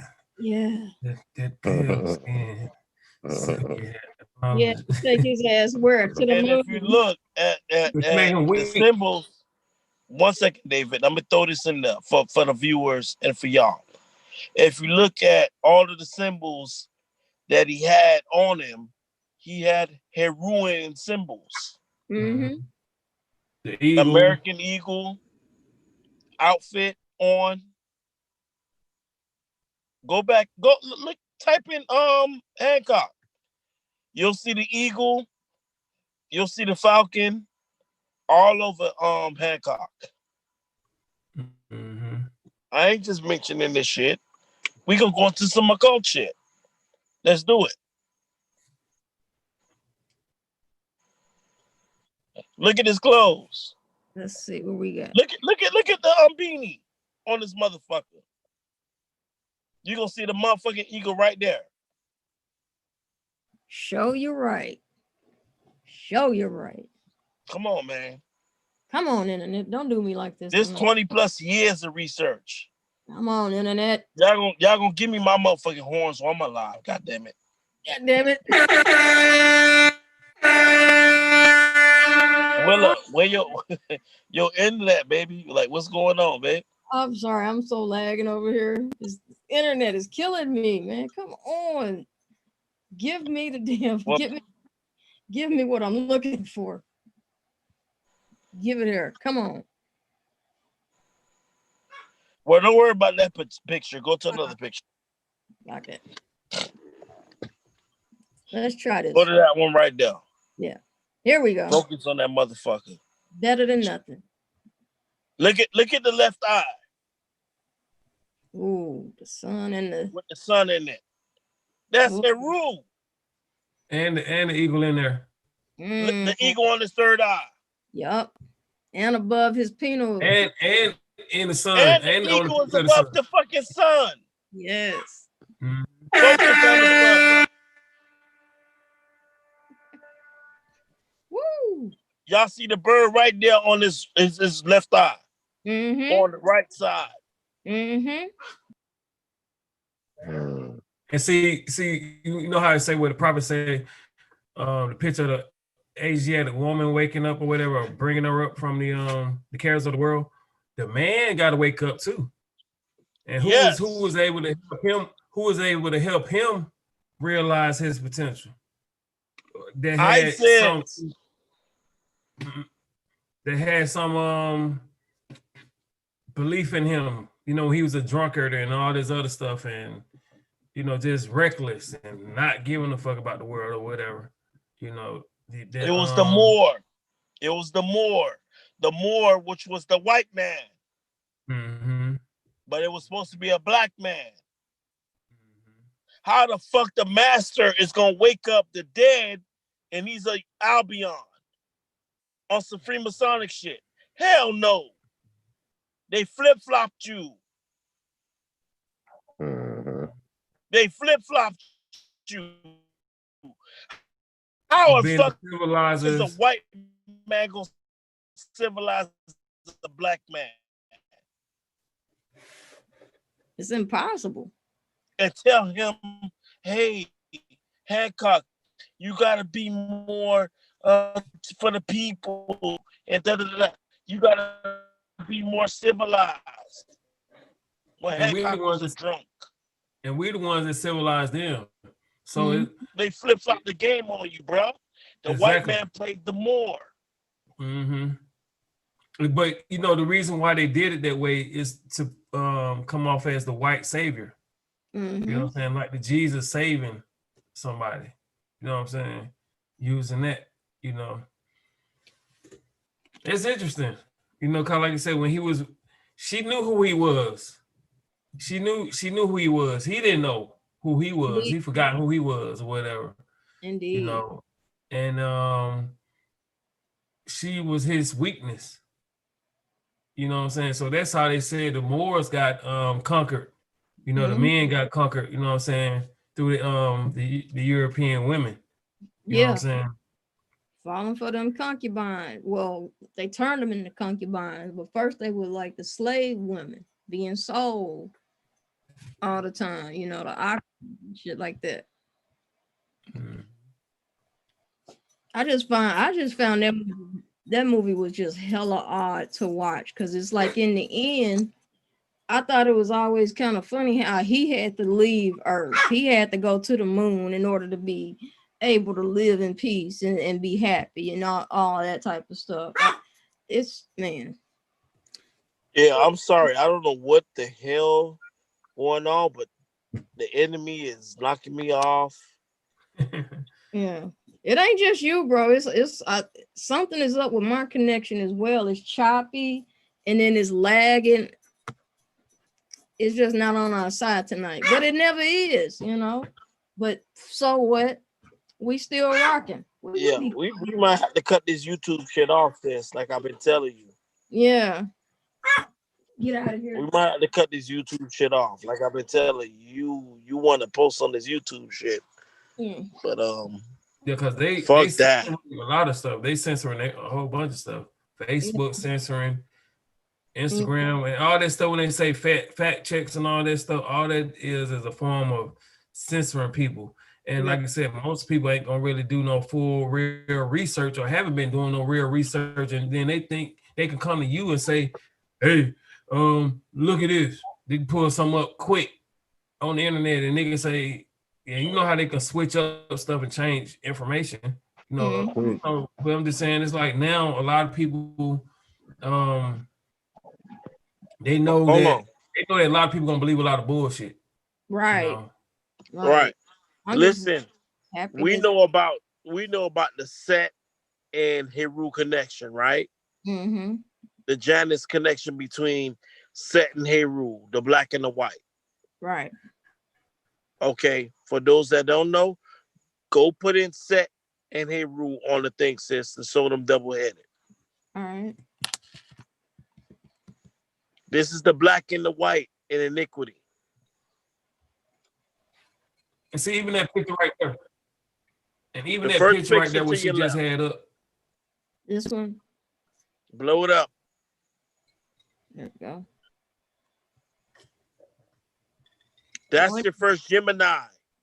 Mm-hmm. That's your first Janus. That's it right there in iniquity. You at the head of Seth to the left-hand side, and you had the side of Heru on the right-hand side. Mm-hmm. All right, they put it in that orientation for you to understand. Right. Okay, black and versus white. Mm-hmm. You don't have shit to do with skin color. At all. That's the trick. Also the scorpion. Mm. You know how most people focus on the scorpion just being a scorpion, but the opposite is really a two-headed eagle. And one representing the eagle and one representing, the scorpion as well. But go ahead, Cheetah. I've heard that. Yeah, definitely. So you see this right here, right? Mm-hmm. Now you'll understand what is on Hancock's forehead. Yeah. And what Hancock is bringing. Now when you notice Hancock, when he started to reach his glory, he wore that black suit with the gold on. Mm-hmm. In that picture right there, what you just seen, why is the head turning, the actual being turned, from the white, and then the back, the dark side is the black part, like it's facing away from going with, that picture right there. Here. Going with, it's not, where the body is facing one way. The black part is facing the opposite. Yeah. It's like the penny. Remember we talked about the penny, Yachida? The Abraham Lincoln is going this way, and everybody else is going the other way. All the other presidents are going the other way on the silver coins and stuff. But right. Yeah. Right. He's going against the order. Yeah. Mm-hmm. He's going against the order. Same. Can you see? Lincoln going what was it, to the left, to my left? The right. Right. The orientation is when you're looking at it, is facing your right. To remind you, like when Tupac said it on Machiavelli album, it's two sides, it's niggas and bitches, power and money, riders and punks. What side is you on? Mm. He was giving you a cult shit. Yep. That got his motherfucking ass murdered. Got his top split open. But in that album, he say Suge shot me, right? They added that later. Go listen to the 3-Day series. I believe. Oh, we talking about Tupac. My bad. Go listen to the 3-Day series. Mm-hmm. Before it became the 7-Day series. Okay. They added that in that motherfucker. Suge and get him shot. I would go. Me and Supreme had talks about this. Supreme himself had talks with close people to Tupac's camps. That been debunked already. Can you pull up Suge Knight talking about Tupac real quick? Yeah. Where he said he actually protected Tupac. Mm-hmm. Who's that? Suge? Yeah, Suge said he protected him. He did. But Suge was a part of the order himself. Put Suge Knight on TMZ. Okay. Why you think Suge is suffering right now?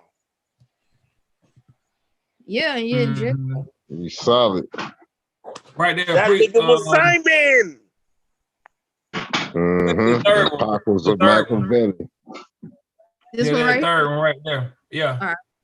And listen what he say.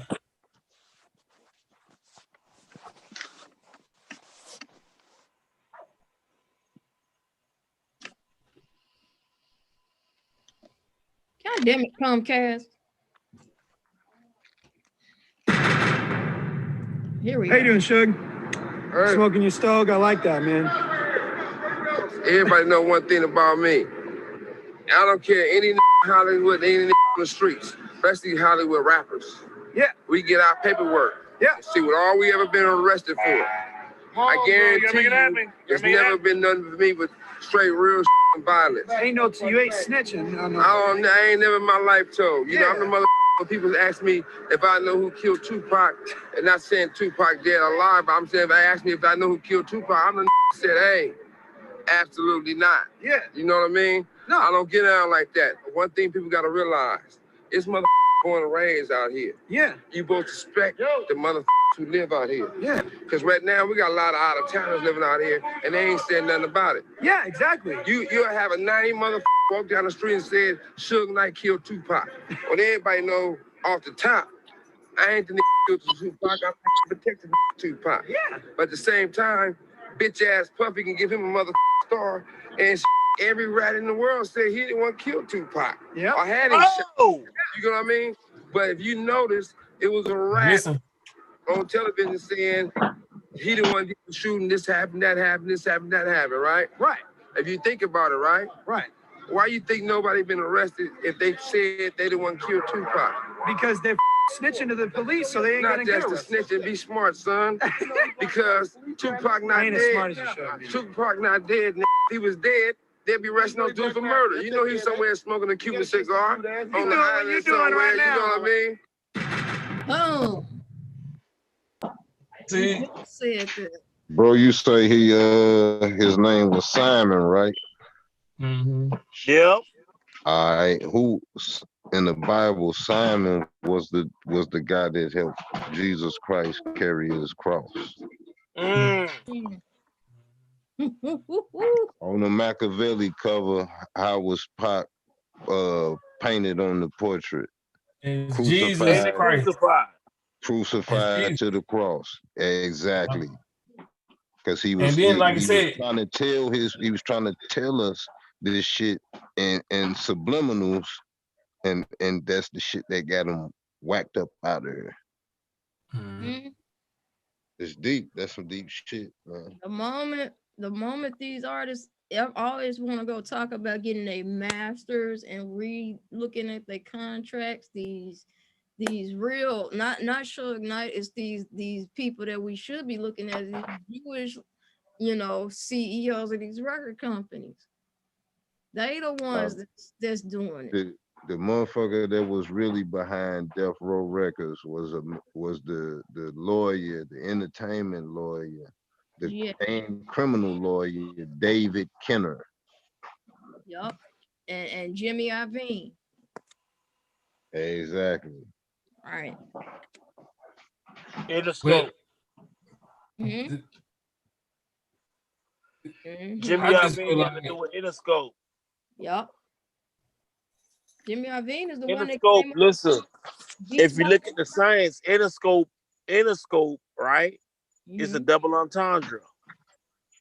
Interscope. Those are for the artists that's getting ready to get checked the fuck up out of here. All right. That's deep. Death Row is for the ones that's waiting. Right. For the fuck ups. Ooh. Bad Boys is for the ones who's getting ready to drop the knowledge. Come on, man. This ain't nothing new. Bad Boys is for the ones that's getting ready to drop the shit. You understand? Mm-hmm. Drop the knowledge, so they consider what? Bad boys. Bad Boys. What you gonna do? That's why he did that soundtrack for Will Smith in that movie. All these shits is correlated back to some kind of law enforcement or some type of criminal entity. The Rock. The Rock has to deal with what? Trying to be like the Rockefeller brothers. Okay, a Rockefeller, right? But what is also known as the Rock? Isn't Alcatraz known as the Rock? Yeah. Right. What is Alcatraz known as? Alcatraz is known as what? A prison, right? On an island, right? Right. One of State Prop's premier fucking groups, wasn't they known as state property? Yep. Man, you can't make this shit up. Okay. Come on, man. But you put in Tretch talking about Tupac too. And he say some stuff too about Tupac too. Who's that again? Say that again. Tretch from Naughty by Nature. Yeah. Tretch is under orders, man. Tretch can't talk. Yeah. Salt and Pepper, what's her name from Salt and Pepper's his handler? Oh yeah. Salt and Pepper, not Spender, damn, what is her name? Her real name. I think it's Pepper. Pepper. Yeah. That's his handler. Yeah. As well as Queen Latifah. Flavor Unit. That man can't say shit. Tupac been under order since fucking Ted Fields. Digital Underground. When he did that fucking bathroom scene with the gold, they got it. Things in the bathtub. Yeah, he completed his rituals. Now he was ready to get fucked. That's why Quincy Jones came at him like that. Like, yo, I want you to fuck me in the ass. Yo, allegedly. That explains why him and Kadada were together. It wasn't like he fell in love with Kadada. Kadada became his handler, his new handler. Yes. Just he like was supposed to break away from death row. Right. Start his own label underneath QD3. Mm-hmm. Why you think they X out Johnny J? Right. Johnny J all of a sudden commits suicide. Mm. In jail. And Johnny J did all his. Why you think Johnny J did his Illuminati album? Mm. His Illuminati album was what? All Eyes on Me.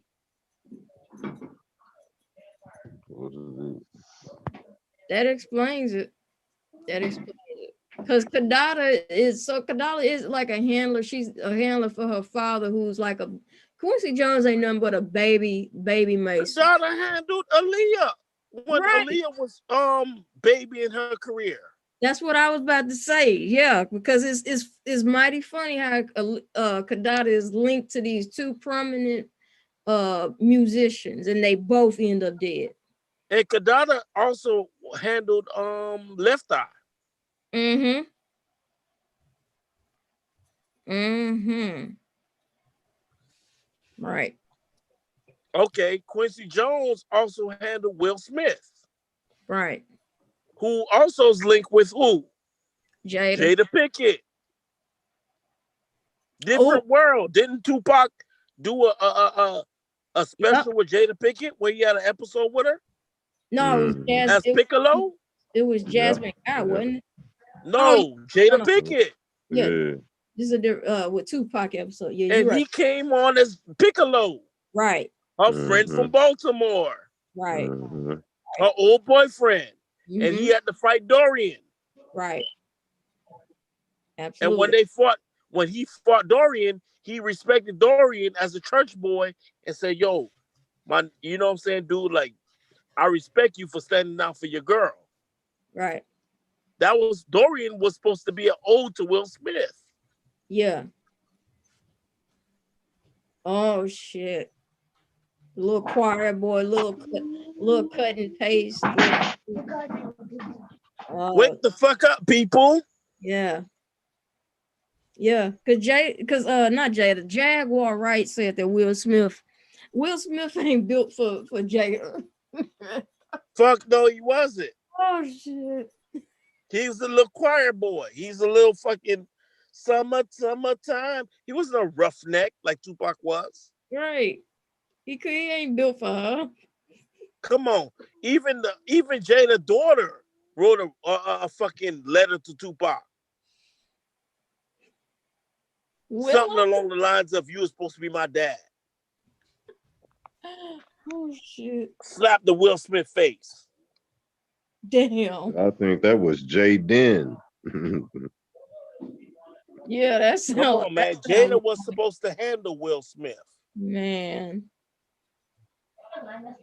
But Tupac had already pushed when he got to the West Coast, and he was ready to go on his grind. They couldn't put him with Jada because Jada wasn't ready to handle him. Mm-hmm. So they put him with Humpty. Humpty couldn't hold him down, so they had him with Ted Fields. Ted Fields was in charge of what? What group? TNT. Yep. God damn. TNT couldn't handle him, so they sent him to Interscope. Hmm. Brenda's got a baby. Ted Fields' daughter is the reason why Tupac got a fucking record deal. Right. Brenda's got a baby. They said that in that little bio movie that they did. Okay. Mm. He was with TNT. Mm-hmm. So he had been crossed over into the Illuminati shit. He was doing the rituals. Right. What killed Tupac, or what put Tupac on the radar as far as being malevolent, him going to all these court cases and all this shit, was he was giving the people esoteric knowledge. That's what you under the banner of Thug Life. Don't do. That's what you don't do, and that's why they get popped. You don't. How the fuck you supposed to usher in and push the gangster genocide movement under Thug Life, right? Which is genocide, which Cube wasn't with. So Cube started speaking that positive shit.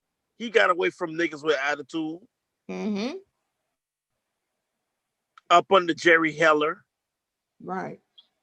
He started speaking that kill the government, fuck Uncle Sam, all that shit. Mm-hmm. Right? Yep.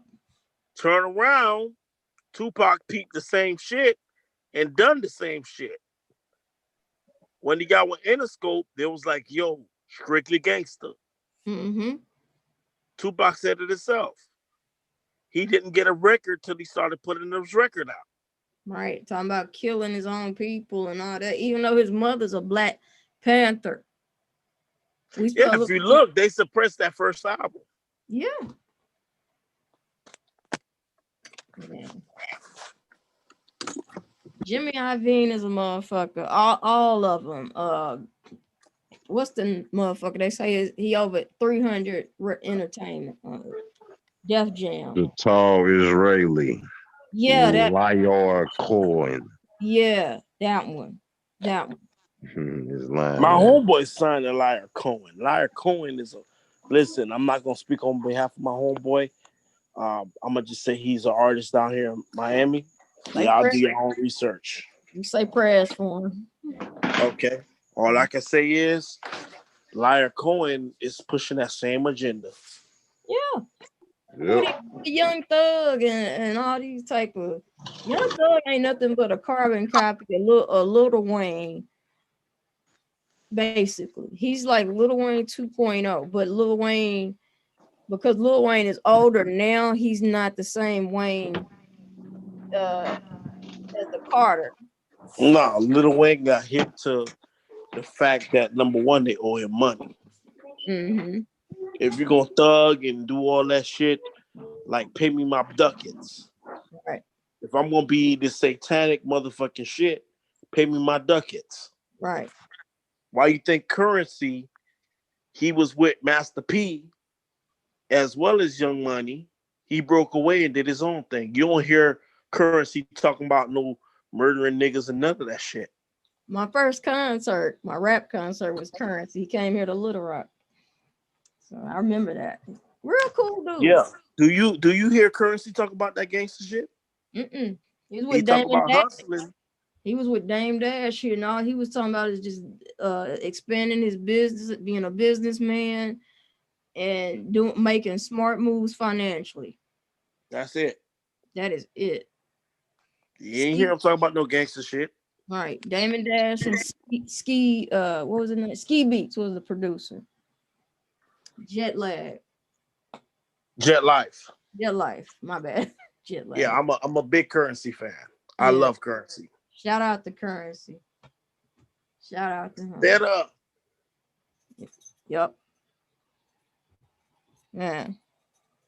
Yo, y'all, this has been a great one. Do y'all want to cap it off right here? I think this is a topic for, man, we might do We can go another time. Yeah, let's do this another time. Let's do this tomorrow. Fuck it. Supreme, you up for that? Because I want to get back into this Jordan Maxwell stuff with you again on this. Yeah, so I Matter have of fact, no. better Let's do this. presentation. Let's do this. Let's let Supreme get off his Jordan Maxwell. Mm-hmm. We'll end it there. All right. And then we'll pick up on the rap hip hop connections and all that, because I know Supreme got a lot to add to that. Oh yeah. I don't know why the fuck he's saying quiet. Shit, I'm entertained, goddamn. I don't need you to be entertained, brother. We entertain when we had those conversations. Ooh-wee. Man. Now's the time to put it out there. But I'm not gonna put you on the spot, but go ahead and get your Jordan Maxwell off, and then we'll bring you back tomorrow night, and we'll build off of the entertainment industry and how these artists take these oaths. Mm-hmm. And how a lot of them break these oaths, and for all intents and purposes, some of them get away and they become one-hit wonders, and other ones who got into prominence and everything, they had to get murdered. Mm-hmm. We can do that. Also, can we bring up real quick? Go ahead. Election predictions. Who? Election predictions. Oh yeah. Okay, you want to do that now? Election predictions? No, let's do that. Let's save that for after Supreme. Supreme have to do with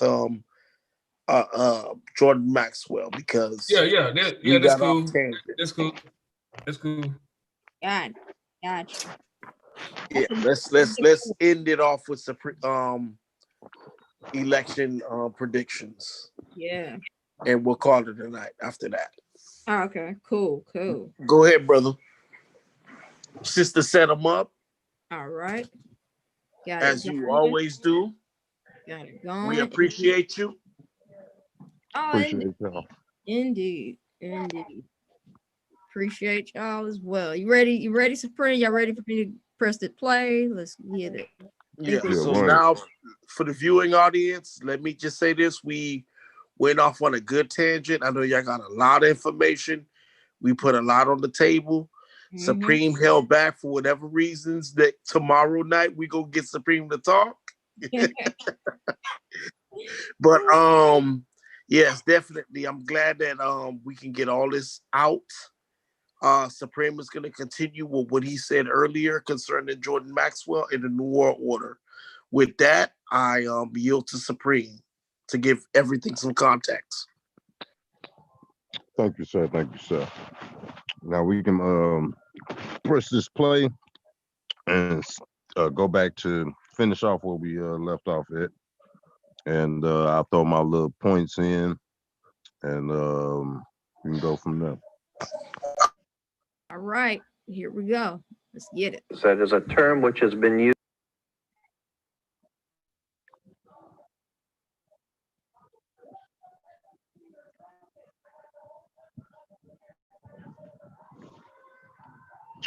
You gotta unmute it. Okay. There's a motion picture just come out called The Handmaiden's Tale, based on British Israel philosophy for America. A secret society of Freemasons promoting something that is called, as far back as 500 years ago, Pause that real quick. philosophy. Yeah, when I mute, On Netflix. does it cut off when I mute it? Yeah. Oh, okay. On Netflix, they have a series called, I think it's Netflix, The Handmaid's Tale. And he just mentioned that. And this is back in probably like, and that was in the 90s when he did this. This like 1993. Oh yeah, it's on Hulu. The Yeah, Handmaid. it's on Hulu, yeah. So he giving mention to the Handmaid's Tale. So that might, I mean, I started watching it, but I ain't finished it, but it had some interesting stuff in there. But for him to mention that is interesting. But go ahead. I'm sorry. Let me back up. You good. See what you're saying. Let me see. Quick. Oh, did you have something, Supreme? No. Okay. Society of Freemasons in Europe called the British Israel World Federation. British Israel World Federation, you can see topics in movies based on this subject, like there's a motion picture just come out called The Handmaid's Tale, based on British Israel philosophy for America. A secret society of Freemasons promoting something that is called, as far back as 500 years ago, British Israel philosophy, Anglo philosophy, which is tying British Israel philosophy. Yeah, and this is the theology in which the fake Queen of England based her rulership upon. Also, in the Handmaid's Tale, what's going on is the European seed is dwindling down or whatever. Right. With zero birth rate or whatever, or minus zero birth rate. It's where they're trying to preserve their heritage or their lineage. Right. Through having sex with all these different women that they kidnap and all this other stuff. And one of the reasons why they wanted to change the Roe versus Wade. Yeah. As respects. You can go ahead and play it. Yeah. And the Old Testament governmental system to be the basis for a new world order in the coming future. And that's why the symbolism went to Oxford. Yeah, and it has to do with Rhodes Scholar, right? The Rhodes Scholarship Foundation, and this whole thing of a new covenant comes directly from British Israel Freemasonry. Rhodes Scholar, the Rhodes Scholarship of England. So we can get into that. We can get into all of the occult significance of the Democratic Party, his term of the covenant, the new covenant. And Cecil Rhodes is the founder of Rhodesia. That's where Rhodesia got its name. And we had a little thing called the Round Table, and some of these Luciferian groups. And I say Luciferian, I mean it. Like George Bush is a member of the Skull and Bones. Now, in the Skull and Bones fraternity, this is the Faustian financial fraternity that started up at Yale University. My bad. You say something, Supreme? My bad. Yeah, that's the Brotherhood of Death, Skull and Bones. Yeah. And what they were saying is that the Skull and Bones represents like the mocking of Jesus Christ, because he was killed on the mountain of Golgotha. And Golgotha means what? Skull. Right? From, if you go back in history and you see all of these madmen, dictators, they have the skull and bones as their logo, be it Nazi Germany, SS, on their hats, they had the skull and bones, the swastika, and the two lightning bolts. Yeah. That's esoteric. Brother Yachida can get into detail on that. They also read a book called Ostora that has to do with the occult, and that's some for this is a topic for another show, but they were just showing all of the dictators who have this skull and bones on their costumes or their wartime clothing and shit, and they believe that it is the mocking of Jesus Christ's death on the cross at Golgotha. So yeah, you can play it. Bingo. University in 1832. Came over here as a bounce off of the Jacobin Society, which was involved in the French Revolution and the Reign of Terror. At Yale University, they have a structure, and you can go there. Anybody can go there and see this structure they call a tomb. Inside the tomb, they have their initiation, and the fellows, they lay down in a coffin. And George Bush was one of them. They lay down in a coffin nude, and they're born again into the satanic order. It's the ritual. It's been there. William Buckley Jr., the Harrimans. Yeah. Conservatives? No. George Bush isn't a conservative. Ronald Reagan is not a conservative. In fact, Ronald Reagan is so far left. I mean, can I say this? Ronald Reagan is not a conservative. He never was a conservative. He is not a conservative. He never will be a conservative. In the early days, they used to call him Red Ronnie. It's as simple as that. He was in the United World Federalists for 13 years. He was in the LA Committee for a Democratic Far Eastern Policy, which was associated with the Institute of Pacific Relations, which was listed as an instrument of the Soviet Union. This guy is so far left, he makes Fidel Castro look like a member of the John Birch Society. All you've ever heard about Ronald Reagan was simply rhetoric. We have a one-party system controlled by this oligarchy. All right, that's George Bush. That's the Skull and Bones The Democrats. Society. And I guess I can see this, but Bill Clinton, though, he was not a member of the Skull and Bones Society. No, I believe, is Bill Clinton a member of the Council on Foreign Relations? Oh, yes, he certainly is. He's CFR. Yeah, is George Bush a member of the Council on Foreign Relations? Yeah, of course. Bill Clinton wasn't laying naked in a coffin trying to get born again. No. But we have, let me go back to an election, 1980. We had Jimmy Carter from the Trilateral Commission. Right. We had George Bush from the Trilateral Commission. And John Anderson from the Trilateral Commission is the independent ticket. So it wouldn't make any difference which way the coin flipped. Heads, they win. Tails, we lose. The Rockefellers have never lost an election in the last 60 years. Well, no, we lose even if the coin landed on its side. They had all bases covered. You know, when you mentioned the Trilateral Commission and you mentioned Rockefellers, I've heard many. Right. This is why Moors, we can't get wrapped up in really in, the election process. Not of U.S. elections.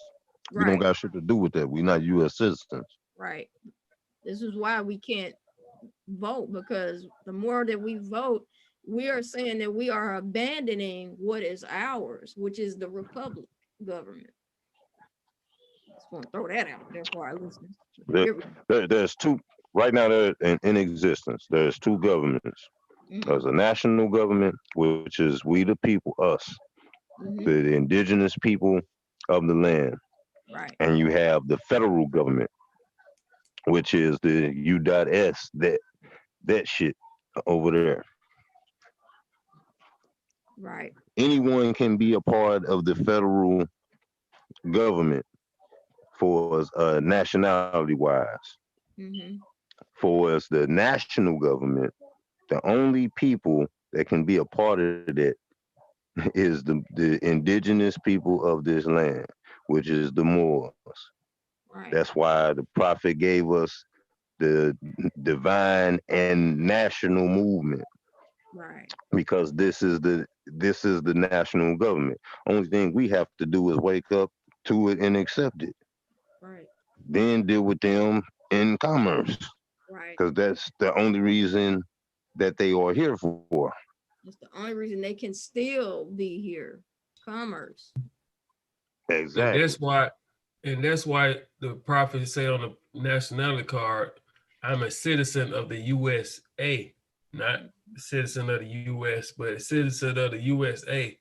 So Exactly. even that, he let you know there's a difference in US and the USA. Right. Yep. We are the Americans. Right. The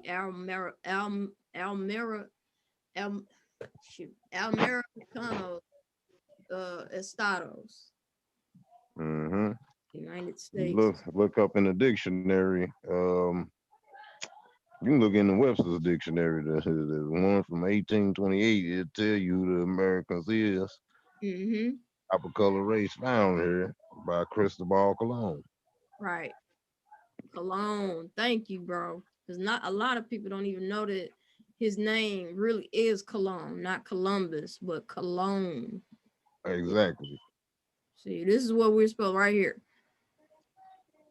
Almericanos Estados. Americanos. Right. Yes. All of these places, this is it. This is Moorish.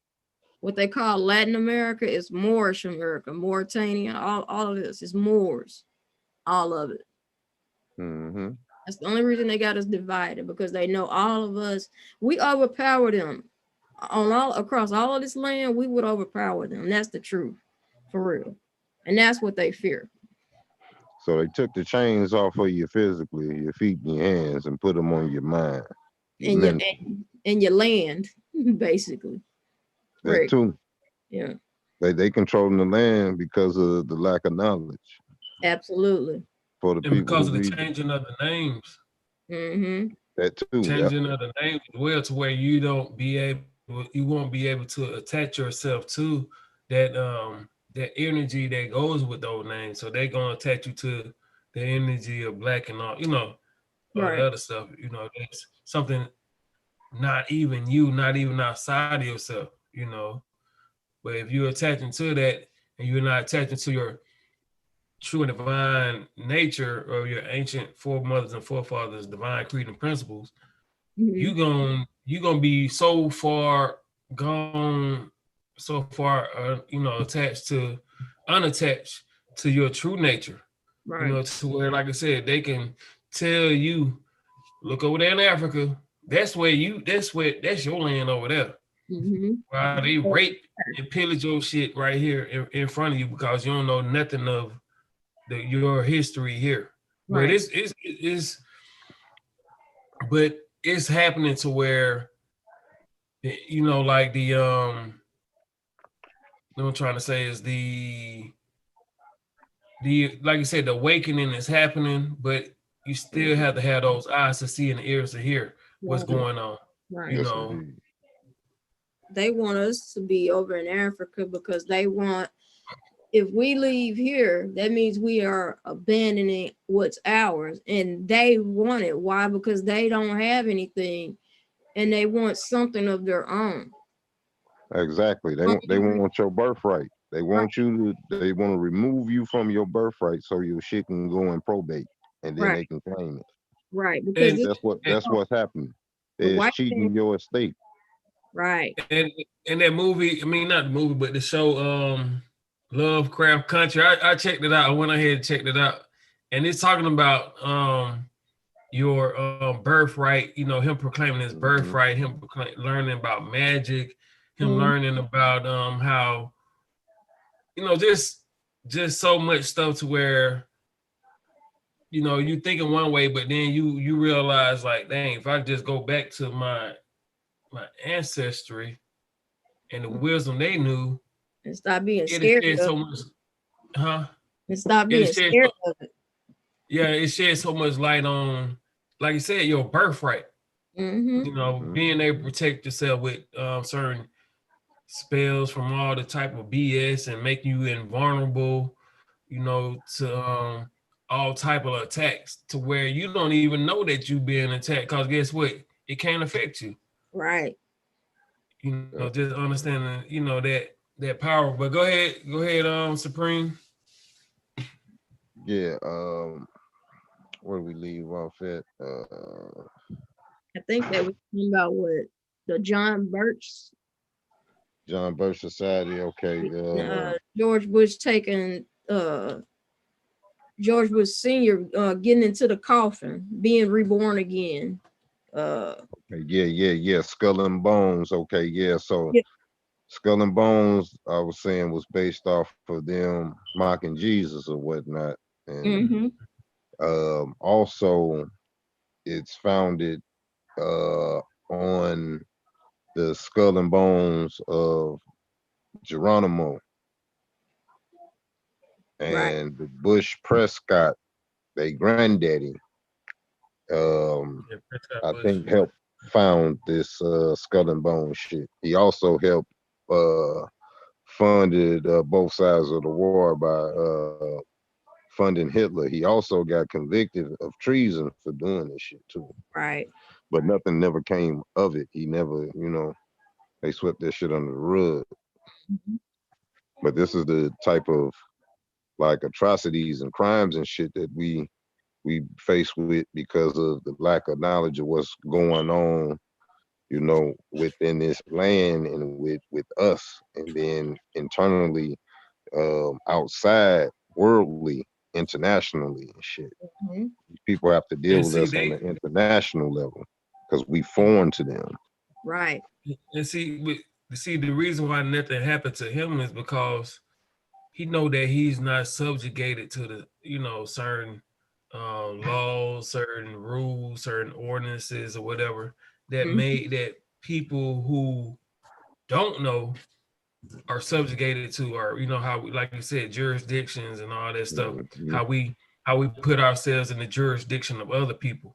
If we don't know certain things or whatever, we're gonna automatically place ourselves under the jurisdiction of a judge or whatever due to our lack of knowledge. But it's like if he's one of the people that's in the know, he already know, like, I'm not subjugated to this stuff, no matter what you say, no matter what nobody say. So that's why a lot of times, a lot of things, we thinking like, why this person ain't arrested or why this ain't happened to this person. And it's like, hey, I'm smarter than you. Right. I know the law more than you, and you know how people talk about Trump and say he dumb and all this other stuff. It's like, how you gonna call somebody that billionaire, that's a billionaire that made to a billionaire, no matter if he did file bankruptcy? How can you claim that this person is dumb and all this other shit? And when it's like, show me your millions, show me your billions. Right. Show me that you're making $1 billion and all this other stuff, and then it's smart and being able to navigate this system like Trump has, to where you think he focused on the bankruptcies. He ain't focused on no bankruptcies. He ain't focused on none of that stuff because he already done regained everything back. He already know how the secrets of how to become a millionaire, how to become a billionaire. And it's like, most people, when I hear on Facebook talking about, well, he claimed bankruptcy 4 times, all that stuff, it's like, guess what? He knows something that you don't know. He know how to navigate better than you. Damn. Because if you know how to make $1 million one time, you know how to make it twice. That's the thing. Our people are destroyed for lack of knowledge. Indeed. So you can't get mad at nobody but yourself if you don't know this shit, because it's on you to know it. Right. Like, we can present this shit to y'all all day long. If you don't do nothing with it, what help is it doing for you? Right. You know what I mean? And lastly, I'm gonna say this before I hit play. How can you be a part of a country that you big up what they call it, capitalism, right? And all y'all talk about is making money this, y'all even listening to it in your music, and you even go for it with rappers, because that's what rappers do. They big up this fiat thing, this currency. We live in a nation that's built off of this capitalism shit, right? And you encouraging everybody to be doing what? Going out, getting that bag, getting that money up. And then we got somebody that does that and knows what they doing and knows how to get not just one bag, they know how to get a fucking Federal Reserve, a vault of money. And y'all are criticizing them on how they got it, but on the other hand, all day long over here, that's all y'all talk about is encouraging people to become business owners and making money. So, like Pac said a long time ago, man, motherfuckers talking about so into talking about getting the money, they can't see the money to get the motherfucking money. right. That's the problem. There's there. Thank you, bro. Thank you. That right there. Couldn't have said it any better. Thank you, my brother. Preach. All right. I want to hear a little bit more of this. Y'all mind if we go a little bit longer with it, or? Yeah, I'm up for it. All right. Fringe groups, ranging from the fundamentalists to the neo-Nazis or whatever, taking bits and pieces of this and constructing it into their own agenda. Aren't you worried about being misinterpreted? They all have their own Everybody spin. has their own spin on it, right?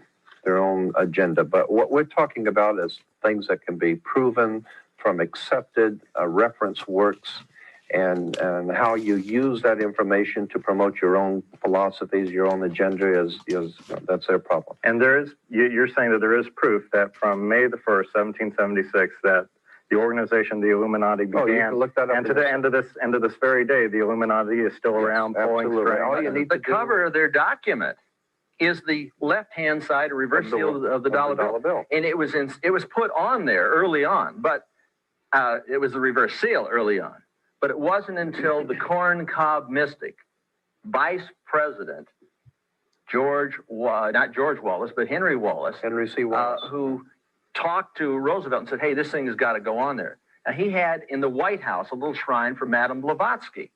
And Blavatsky wrote ISIS Unveiled and the Secret Doctrine. Yeah, but she had a manifesto going. She also had a publication of a book. Well, I've seen the books. It's the Combined Works of Lucifer. Yeah. She had Lucifer magazine, and I've held those copies of Lucifer in my hand, leather bound. She was the publisher and co-editor with Annie Besant. And from this Lucifer organization came Theosophy.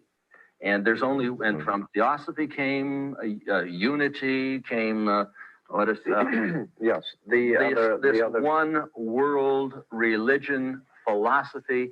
And if you go to the United Nations, they've got a meditation room, and you'll find out that the Baha'i religion is the only one that is accepted in the United Nations. In the mediation room, you're going to find the little Illuminati pyramid. So it's loaded with symbology, and Jordan Maxwell is the expert on it. And what I was going to say too is that the United Nations uses a particular publishing firm for all of their documents and books and materials, and it's called Lucius Publishing.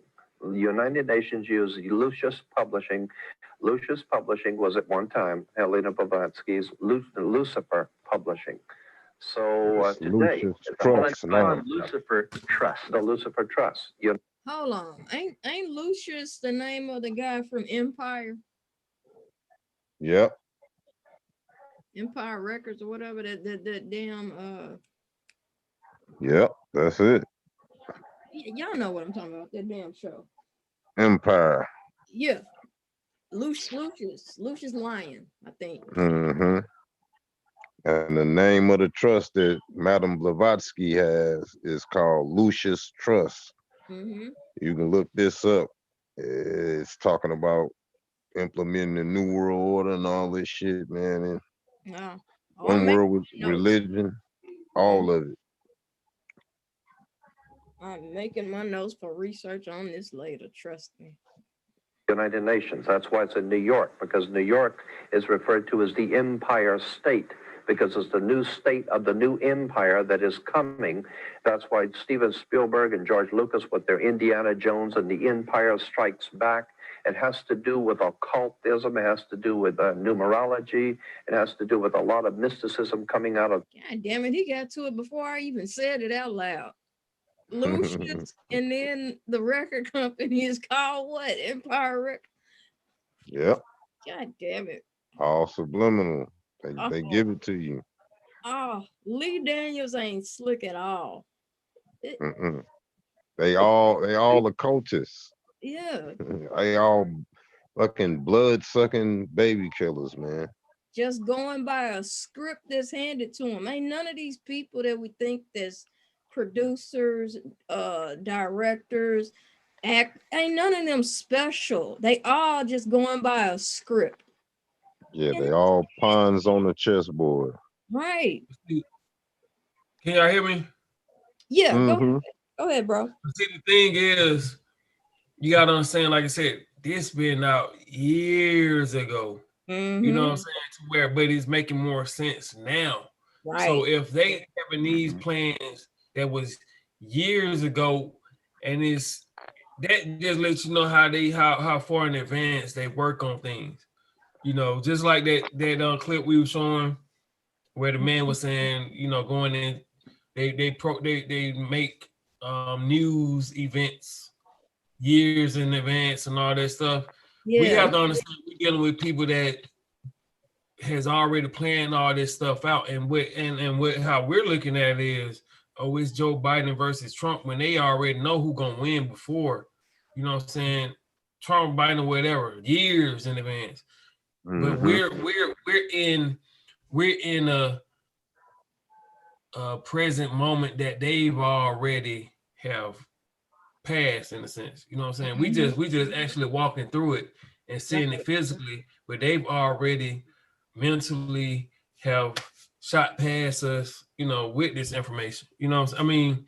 Right. We're reacting to it, but they are already on to the next thing. They the you people know. for the, you know how you have on the stage production, you have the people in the backstage that make the curtains or whatever, the lightings appear. We just sitting in the audience just watching. That's it. We ain't got no control. So like I said, this right here is close to 30 years ago. Yeah. Yep. So just imagine how much stuff they've perfected or their plan, how much they've advanced their plan from this point. You know, and the information that he talking about is probably, you know, he talking about, you know, the bushes and all that stuff. The information, how old that information that he's spitting out to the people. Right. You know what I'm saying? You know, to where it's like they just so much further ahead in the game, in a sense. Right. You know, rather than the majority of the people are nowadays that don't even think, you know, they just really like, man, it's Biden or Trump. When they already, like I said, when they already know what the real deal is, you know. Right. It's crazy. And the funny thing that I found, I was watching the other night with Dr. G from House of Reawakening Mind. She had a serum on, and they were talking about 007 and how that whole thing came about and the history of that. And then the next night, what happens? Sean Connery dies. So it's kind of like that time when I told y'all about how I saw the black cat a week prior on that same day, just a week earlier. And then the next Friday, we get news that Chadwick, the Black Panther, had died. You know, it's just so crazy how much of a coincidence things are coming out now, you know, in 2020. And it's like, it's no longer a coincidence anymore, but it just seems like it is, but it's really not. That's the thing about it. Yeah. Oh, God. Make your head spin. Man. Yeah.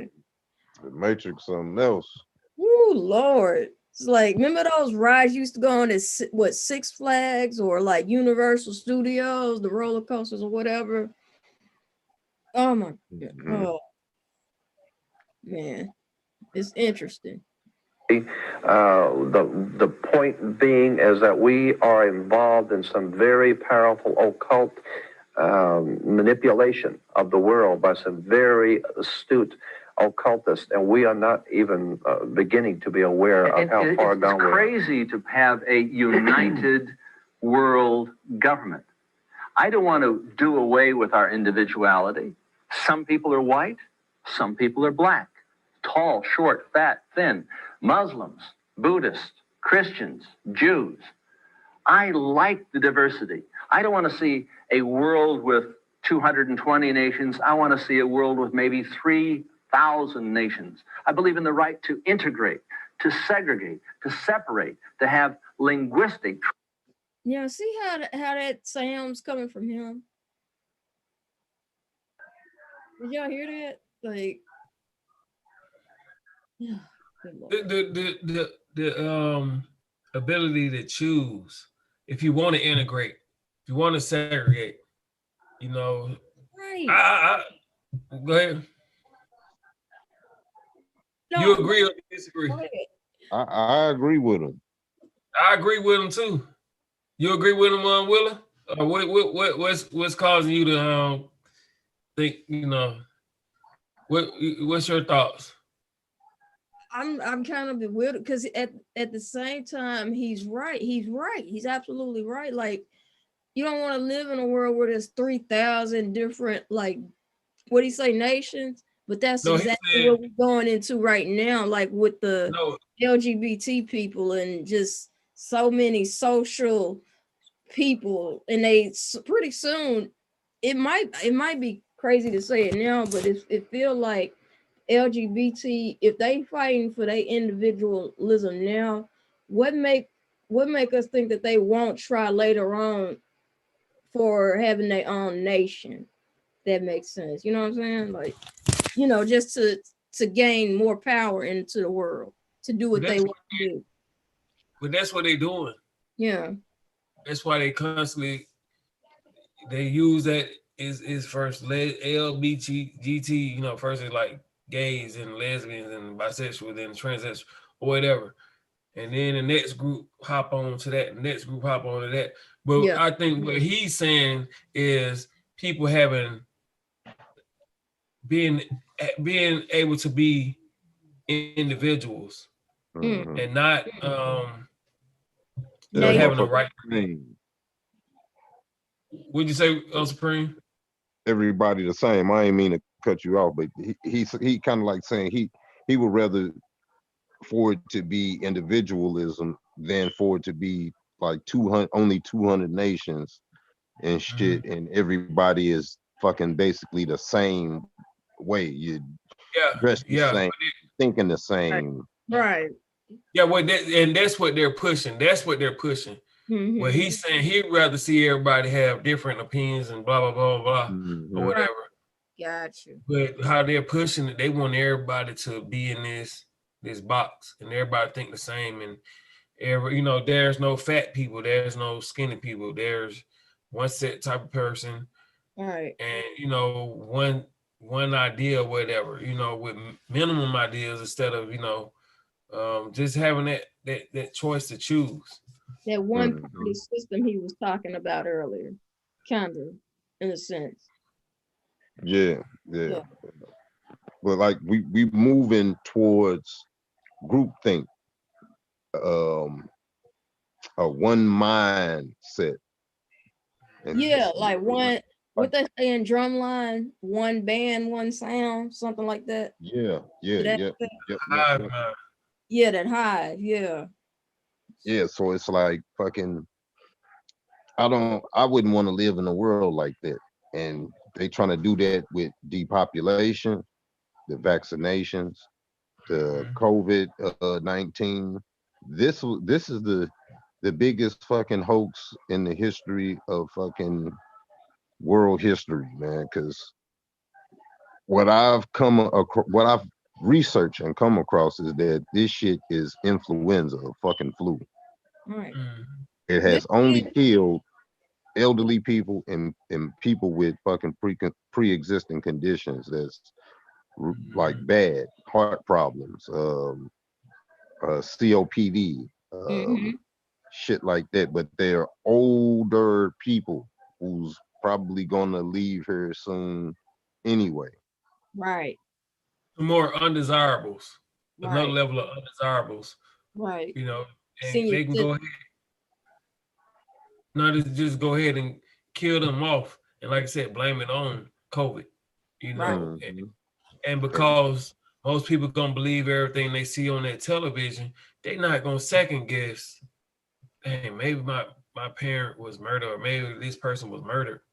You know, they just believe whatever they want to believe. Because think about it. Why would they not let you come to the hospital to be there with your loved one?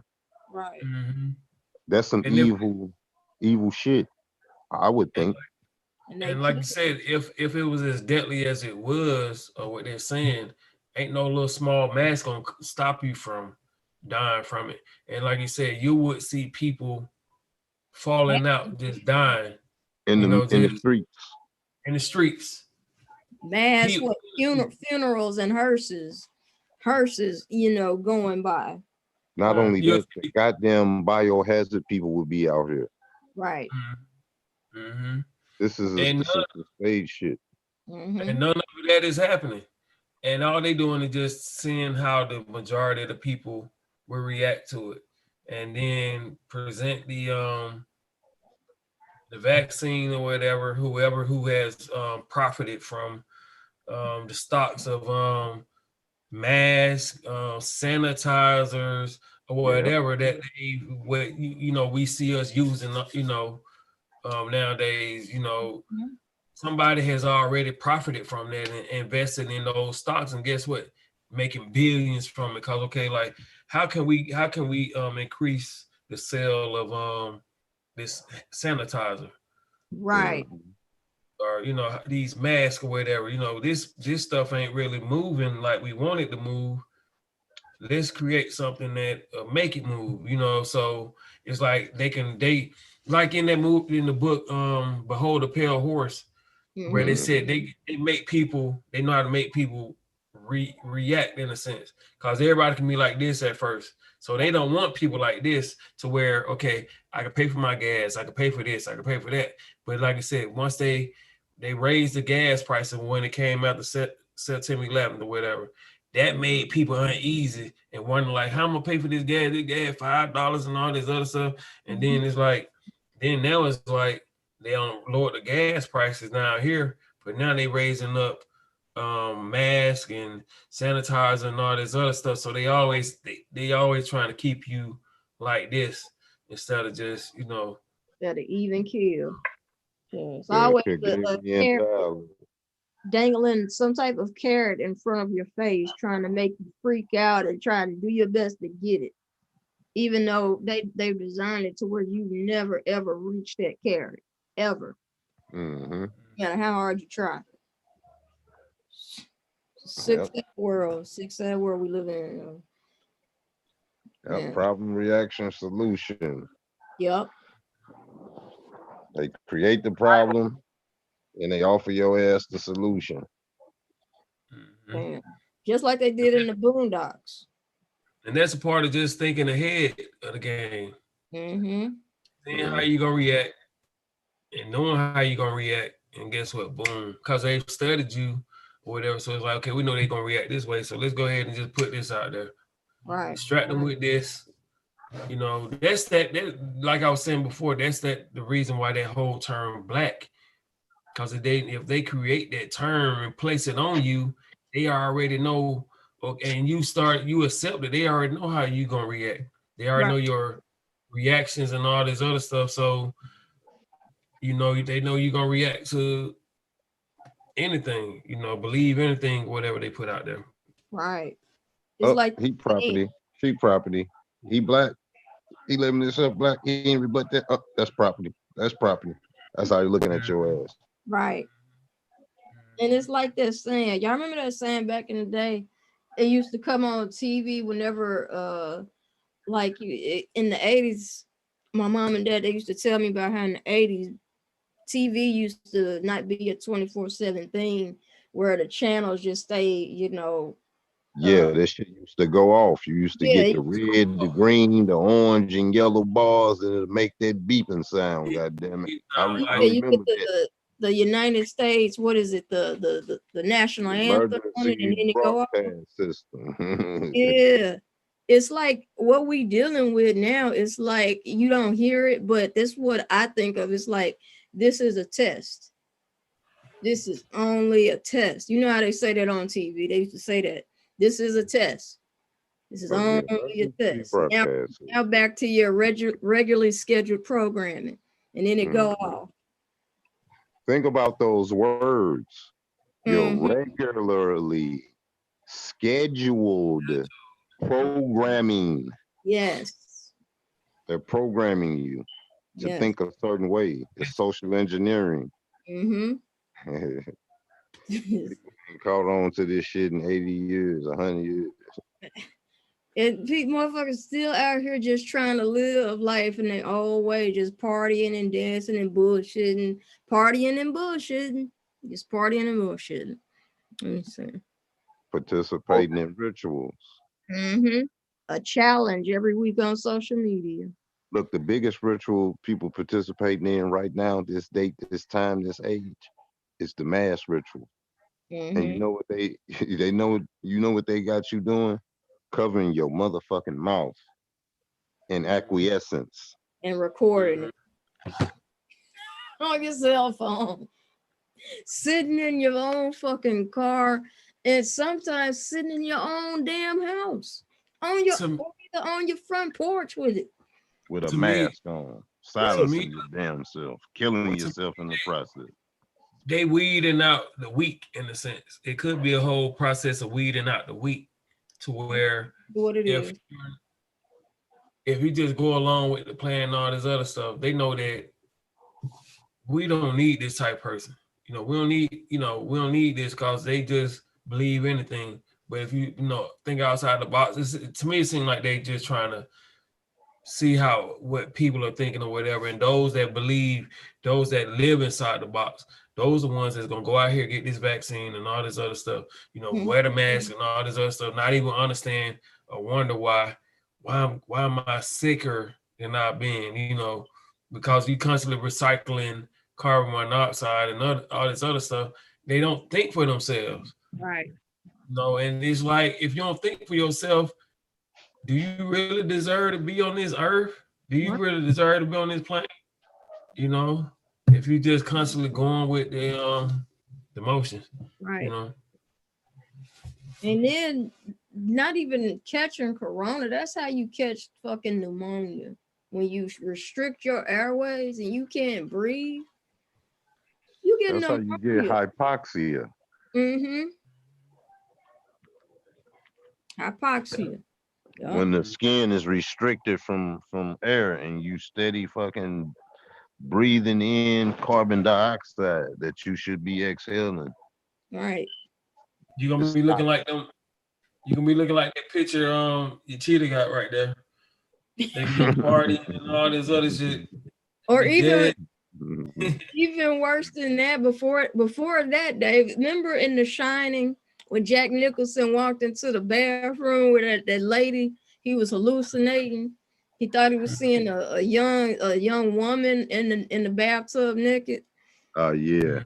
She stood up and you saw her back was just toe down from the floor down, right? It looked like she had them what they call it with old folks. When you got old people in the nursing home, you got to flip them on their mattress, because if you leave them laying, they get what is bed marks.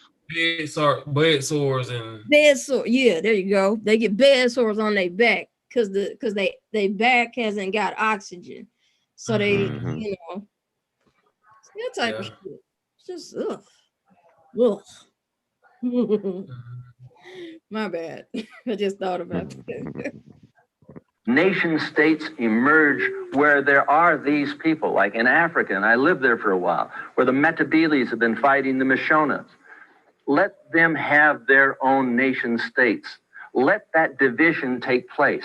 Let there be a free world alliance. Let there be a Croatia. Let there be a Serbia. Let all individuals separate and find a place that is comfortable. Let them do their own thing in their own time, in their own way.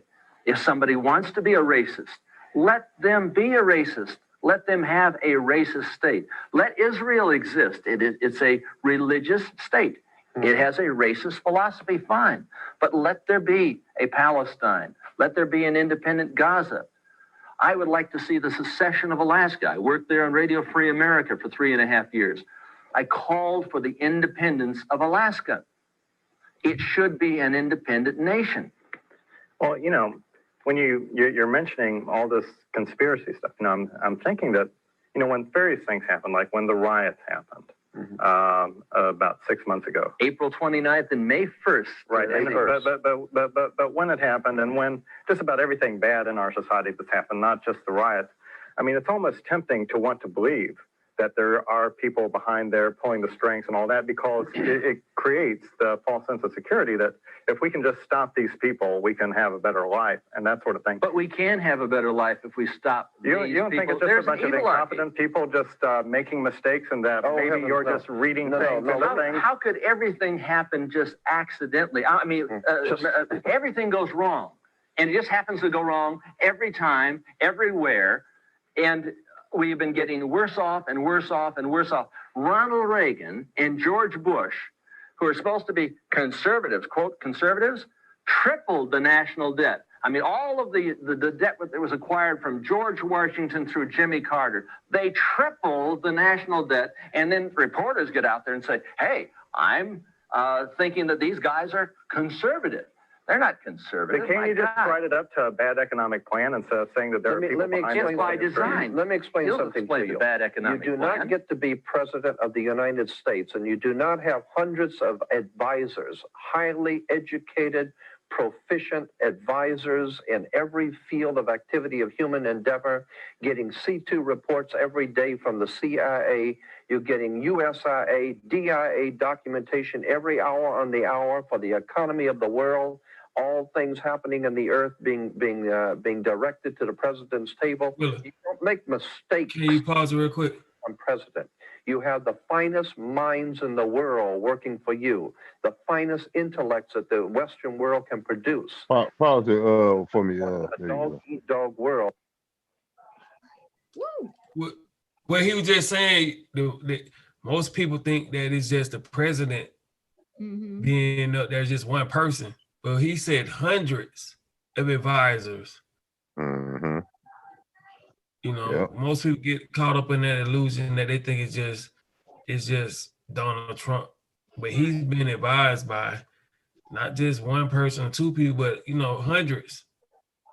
You know, that's why people saying, I think I was talking to some family member, and they were saying, how can one person be the leader of, you know, this government, but they don't understand that it's more than he's the front, he's the face. But you know, you got all these people that you don't see behind him, right, moving and shaking.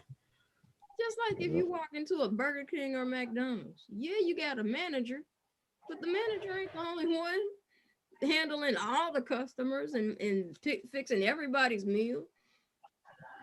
He or she has an assistant manager. Exactly. And then he or she has a shift leader, so on and so forth. Absolutely. It's like people have forgotten their logic, that they God gives them logic, and they've just let CNN, MSNBC, media just, and CBS or whatever, they just let them all just have their minds and say, I hand my mind over to you, fill it with whatever, because you seem like you are a very knowledgeable person, and you can tell me where to go and what to do and not to do in life. This is where we've at in society. These are the type of people our family members and friends have become. Just these idiots that have just said, here, take my mind and you fill it up and put everything good in it that you think I need to have and know. They got a whole series about it. It's called The Walking Dead. Bam. The Walking Dead. Everything damn near on Netflix too, I've noticed. See, they thinking it don't exist because they ain't, you don't actually see nobody walk around like, yeah. But like mentally, that's how you walk around this mother, That's what I'm starting to see every time I see people wearing masks. I'm starting to look at them like there go another zombie. There's another zombie. There go one. Because I was in Walmart yesterday and I walked in there. I ain't have my mask on, but I had my turban. I know how to put my turban, tuck it around, and then just pull it up like a band, like my bandana on my mouth or whatever. But just I ain't make sure you don't cover your nose. But go ahead. Yeah, I ain't even have it, all the way. I just had it like around my neck. Like I ain't even bothered like pulling it up because I was over it. I walk into Walmart and it's like everywhere you look around, every single person in the store is walking with a fucking mask on. And I'm like, oh my fucking God. I'm in the land of the fucking living dead. Look at this shit. Everybody's got a fucking mask on. And I'm like, what is happening with y'all? Like, are y'all really out here thinking that this corona shit is real? They're gonna be the ones who get the vaccine and the chip. Because they've never thought for themselves. Most people think once you get high school diploma or whatever, or go to college, that make you smart. Yeah. But that don't necessarily mean that you got common sense. Right. Or that you actually think for yourself. A lot of that's another sign that programming and answer, and this is another example to where when it first started, what happened with the toilet paper? I think I said this before, but it's like absolutely ain't nobody out here rushing to get toilet paper now. But all they were doing was just not trying to see, but knowing that, okay, we could create a panic. We're going to say, everybody need to get toilet paper. And then guess what? Everybody went out here and got this stuff. Then they get sanitized, and then they get masks. So it's just like, they already know, like, okay, that's why they say useless feeders and all this other stuff, because they just know, like, they just easily program. They don't think. Ain't trying to think. They just comfortable living. Oh, I want to live to old age, and when I get 60, I need to wear, a cane or something, or seven, stuff like that. And I need, just too much programming. Scared of it in life, and I'm a grown ass man or woman, and I need to be constantly told what to fear, even though I'm grown. I'm not a child, but I'm grown as hell. Pay my own bills, but I still need the media to tell me what I should be afraid of out here in the world. It's ridiculous out here. Just they still minors. They're in a minor state of mind. Right. Thinking they're grown, but see, the thing is, you're always growing. As long as you're living on this plane or whatever, you're always growing, even if you're not really learning anything. And I think the main thing is to understand you have to really do think outside the box and know that there's other possibilities from what you've been seen and accustomed to, from healing yourself, thinking positive thoughts that can heal you and, regrow certain things, or, just become a better, stronger, more powerful person than the limitations of they thinking, oh, you supposed to get a certain amount of teeth. Right. You know what I'm saying? Instead of thinking like, why did they say just that number? Maybe this tooth fall out. Okay, another tooth can come in, beyond the age of, when they say you lose your teeth at a certain age or whatever, and these are your adult teeth. Maybe some more teeth will come in. They can fill all that stuff in, but because we're so limited in our thinking, we haven't even accessed that possibility. Right. So like that, that's all. Yeah, and this is part of what the beef I always had with elementary school, the purpose of elementary, because they don't do a good job of teaching us about the things that we really need to be prepared for in life that really are gonna happen when as you grow up and go from being a child to a preteen, adolescent, and then a full-grown adult. You know, they just teach us how to count, say our ABCs, how to write our name on paperwork, and you know, things like that. You know, and it's a worker bee mentality, but it's no like longevity education that you get, like what to do when I get into my 40s or my 50s, you know, when my organs or whatever my body starts shifting gears, as my mom calls it. They just teach you how to be good slaves. That's all. Yeah. And the reason why they teach you that is because they haven't been taught any better. Yeah. You know, but if you actually look at certain things and understand that Christ consciousness and thinking with the possibilities, you know, it says like, seek ye first the kingdom of heaven, and all these things be added unto you, or be ye perfect as your Father who is in heaven is perfect. Once you have that mindset, you not confined to the limitations that normal people are, those that are sleeping, those that are the walking dead, you know, think. And you don't care if they say, man, this man crazy, he's a conspiracy theorist and blah blah blah and all this other stuff, because you know better. Even though they don't know better, you know, and they think they know more than you and think they smarter than you, but you're actually the smarter person, you know, and more intelligent, and like I said before, that's the thing about just protecting your mind from all this BS. You know what I'm saying? Because a lot of people that are asleep and they gonna constantly keep trying to pour their lack and limitations in your mind. And putting all that stuff on you instead of them actually taking the time out to listen to what you have to say. Right. Straight up. And then they call you crazy for having your own mind. And it's just like, God damn, I can't believe I'm related to you at times. Like, at least that's my experience at the moment. I'm having that experience and that realization right now with people in my family. So it may not be like that for everybody, but that's just how I'm feeling at the moment, because it's like you being penalized for having a mind of your own, and it's whack. Yeah, I'm going through it too. I'm the black sheep of the family, but I'm the most persistent with this information. Like, I grew up in a household that was my mom teaching me for us reading and all this shit and to learn.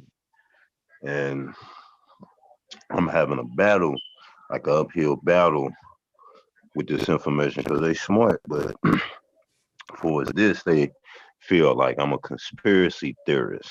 Right. You know what I mean? So it's an uphill battle trying to present it. Like, slowly but surely, they coming along. But like, I'm very persistent, and we ain't got time. Y'all need to come around so shit can be taken care of. Because I'm holding the responsibility of trying to impart this knowledge to them and get them nationalized and shit, and have them understanding what that means and why. So this shit's a burden, man. It's like I understand, it's like being the savior of the family. You know, you gotta saving your family is part of kind of saving humanity in a way.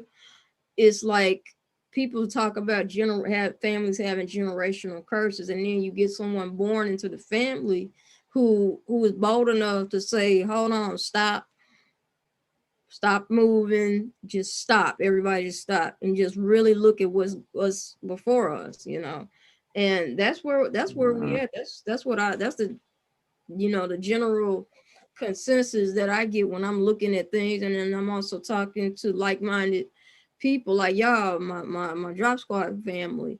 It's like we are able to, based on what we see each other twice a week, and we pass notes and check in on each other as often as possible, you know, and then we checking in with each other is like seeing that no, we're not crazy, we're not losing our minds, you know, because we going through the same exact thing. And then when we go back to our family that we share flesh and blood with, and we re-examining, is helping to understand why some of them are the same, the way that they are. Because some of us collectively, when we come together, we know that our family members, even though they don't know each other, we're noticing that our family members have the same problem as each other, even though they don't know each other, you know. Hopefully that makes sense. I hope Yeah, I follow you. I hope I put it together. But yeah, let's see, what is it? It says it's 1 o'clock, 1 a.m. on my time. So I know y'all got jobs and everything, gotta get rest. I'm gonna put a timestamp. I noted the time we stopped here on this video is 18:24:56. So when we pick it up, what, later tonight? Y'all good for the coming back tonight? Yeah. Monday I night? have a We do better those, presentation for you. all right. We do those predictions. I'm excited for that because I want to really get in on that with you, David, on these predictions and see how this gonna play out. I can't wait. I can't wait for Tuesday. I really can't. I'm so damn sick of it. I'm ready for kick it off with the predictions then. Yeah. And also, Will, I just want to say thank you for bringing Brother Jason here, you know, to where presenting the information that he brought. Yeah. Great information as well. And appreciate you, Supreme, as well, and Yachida, you know, and you know, his wife coming today, you know. So Shout out to Cheetah and Chrissy, by the way. They probably sleep. Cheetah probably sleep on this. Thank you, Brother David. I appreciate you, my brother. And I enjoyed that video you did today when you was out and about with Sister Stan King. Oh yeah, appreciate that, man. Some told me to go, like I need to go out there and hear what she was saying, and the information that she brought, man. I mean, she a real person that needs to be encouraged, because she talking about like black, really, because I ain't want to kind of take over her thing, whatever that she was in. So that's why I can't really talk or whatever. But talking about like not having our own nation and all this other stuff, and I wanted to get into nationality, but see, I just told I want to be able to, you know, support her, because give her some information where she can, you know, sprinkle some stuff in on Trump here, even though he already know about nationality and all that stuff. But being able to being the source of where get that out there, like, hey, they need to wake up to who they are. You know, we need to wake up to who we are. You know, so no, it's cool, because she's talking about like legalizing marijuana. She talking about all the stuff that we talk about, like pedophiles and all this other stuff, that she's not afraid to speak on that stuff. Right. You know, and even though, like me being in Georgia, she's running for Congress in a different part, and I don't think I can vote for her in where I am. So, you know, I just said I still want to be able to support her. Right. So that's why yesterday. You went on mute, Brother David. Yeah, my bad. That's why during the Zoom chat, appreciate it. That's why during the Zoom chat, I couldn't really say nothing when, you know, when y'all picked it, you know, Willa, when you called and all that stuff. I was just trying to. My bad, bro. I'm sorry. I probably was loud as hell too. No. I had it down or whatever, but just to see that she went to prison, man, for some years, you know, I think she gave birth to one of her children while she was in prison, and she was saying she about 18 now, and she's you know, got a 4.3 GPA and all this other stuff. And you know, she said when she met Trump, you know, it was like a father figure, you know, like receiving a smile from a father figure, somebody that was actually hearing and listening to what you had to say. And so, you know, her, you know, they talk prison reform and all this other stuff, but what's the best person to have in there is somebody who's actually been reformed from all the past and all this other stuff. So hopefully she wins or whatever, but yeah, I just went down there to show my support, man, and if I can support her for, you know, these next 2 days or whatever, you know, or even, you know, hopefully she wins, but if she doesn't, be able to support her for her next run, you know, so she was saying a lot, and she would talk, you know, she just asked us about do you think it's an agenda for you know, that's going on to emasculate the black male and all this other stuff. So to actually have somebody that can speak out like that and not be afraid to speak on that was a good thing, man. You know, so indeed. Appreciate you tuning in, Supreme, too, you know. I'm proud of you, bro. I'm proud of you, Grand Sheik, OG Sheik David. Because it's like you doing this as the prophet, peace be upon him, says take your place in the affairs among men. Mm-hmm. You know, so I commend you for doing that and stepping up to do that, you know. So I'm rocking with you, man. Like when next time you go, like I'm with you there in spirit. You got my blessing, everything. I'm behind you. So yeah, like I want to meet the president. Yeah. That would be, speaking of that, O is supposed to be down there. So hopefully we see O tomorrow, and he's gonna tell us how that rally went, you know. So that I'm jealous of O right now. He got to be at the rally. But yeah. Yeah, so that's the thing though, man. I mean, I know a lot of this stuff is out of our hands or whatever, and a lot of this stuff has been predetermined before. Yeah. And we just actually living about it or whatever. But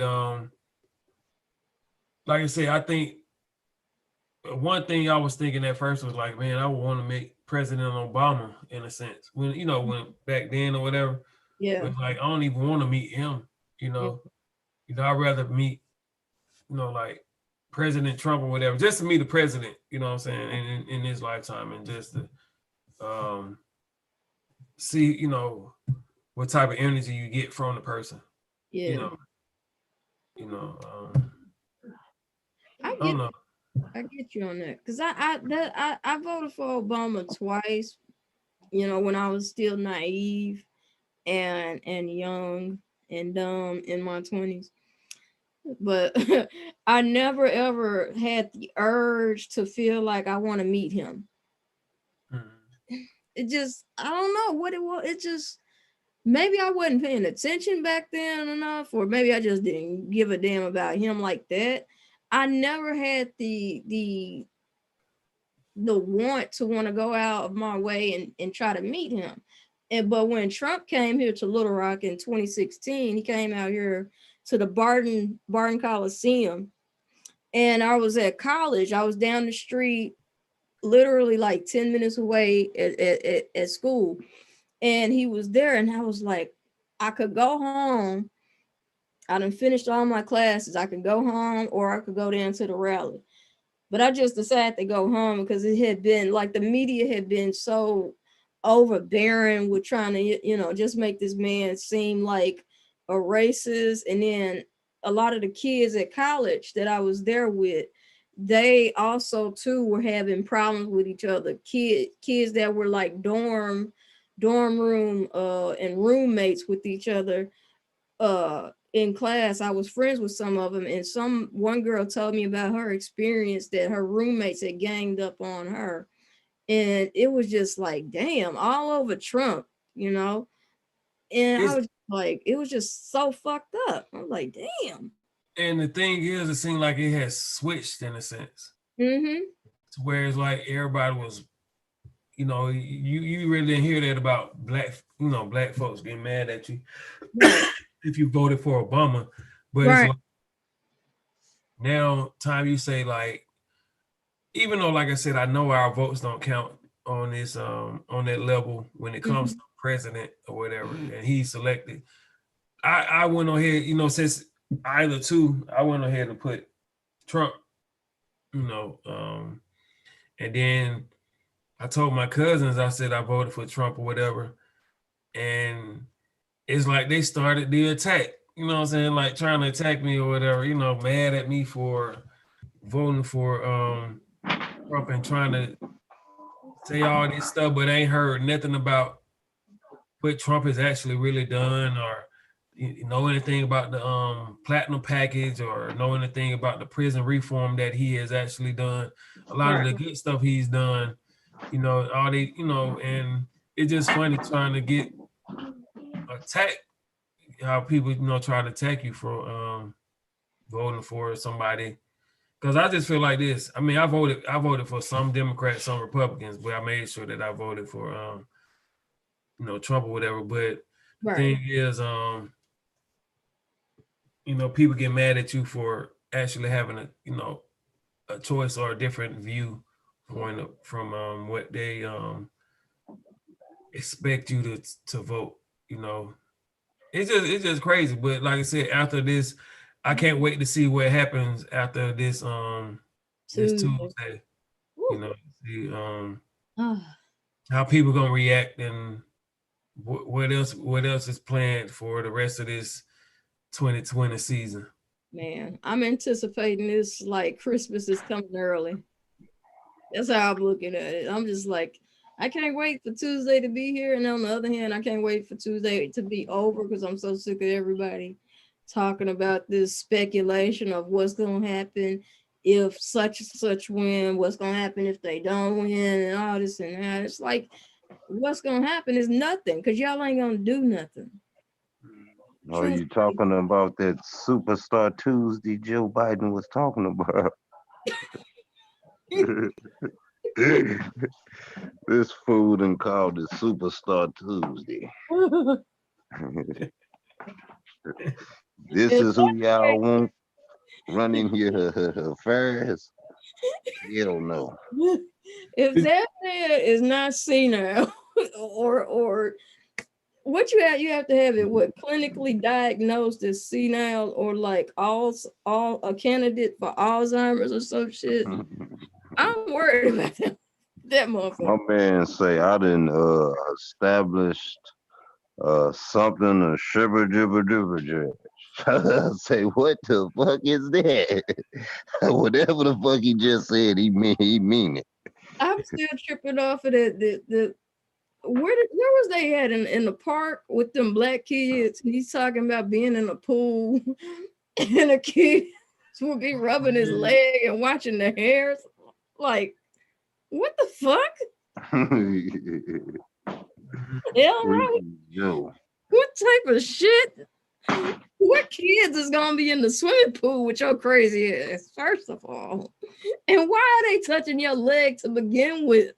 Right. The fuck? Do you realize you telling us this on camera?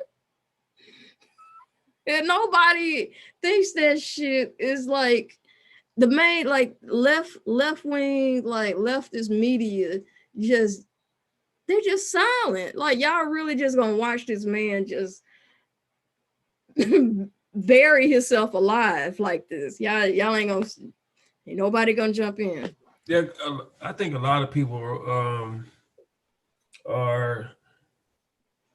they can relate in a sense, you know, because they probably been molested or ain't no, you know, whatever. Ain't no telling what done happened, you know, and you know, feel sorry for them or something. I don't know what it is, man. You know. I don't know, man. It's like I said though. I can't wait for Tuesday. I can't wait for tomorrow night. We do the later on, not tomorrow night. Monday night, which is now Monday. So later on tonight, Monday, we do these predictions. And I can't wait to hear what my brother David got. Supreme, yay. We just gonna be rocking out. So yeah. Once again, y'all, this has been the Drop Squad. We are forever your hosts. I am Wilhelmina Bay, Yachita L, Supreme, OG Chic, David, and we are the Drop Squad. We signing off. Peace and love, love and light. 5 to the 5 to the left, 2 on the right. Right, yeah. Had to check. My bad. Yeah. So, peace and blessings. Y'all have a good night, boys. Peace. All right. Peace. Peace, Supreme. Peace, David. Peace, Willie. Peace, everybody. Peace, Supreme, David, Yachita. Everybody, good night. Love y'all. We out. Love y'all. All right.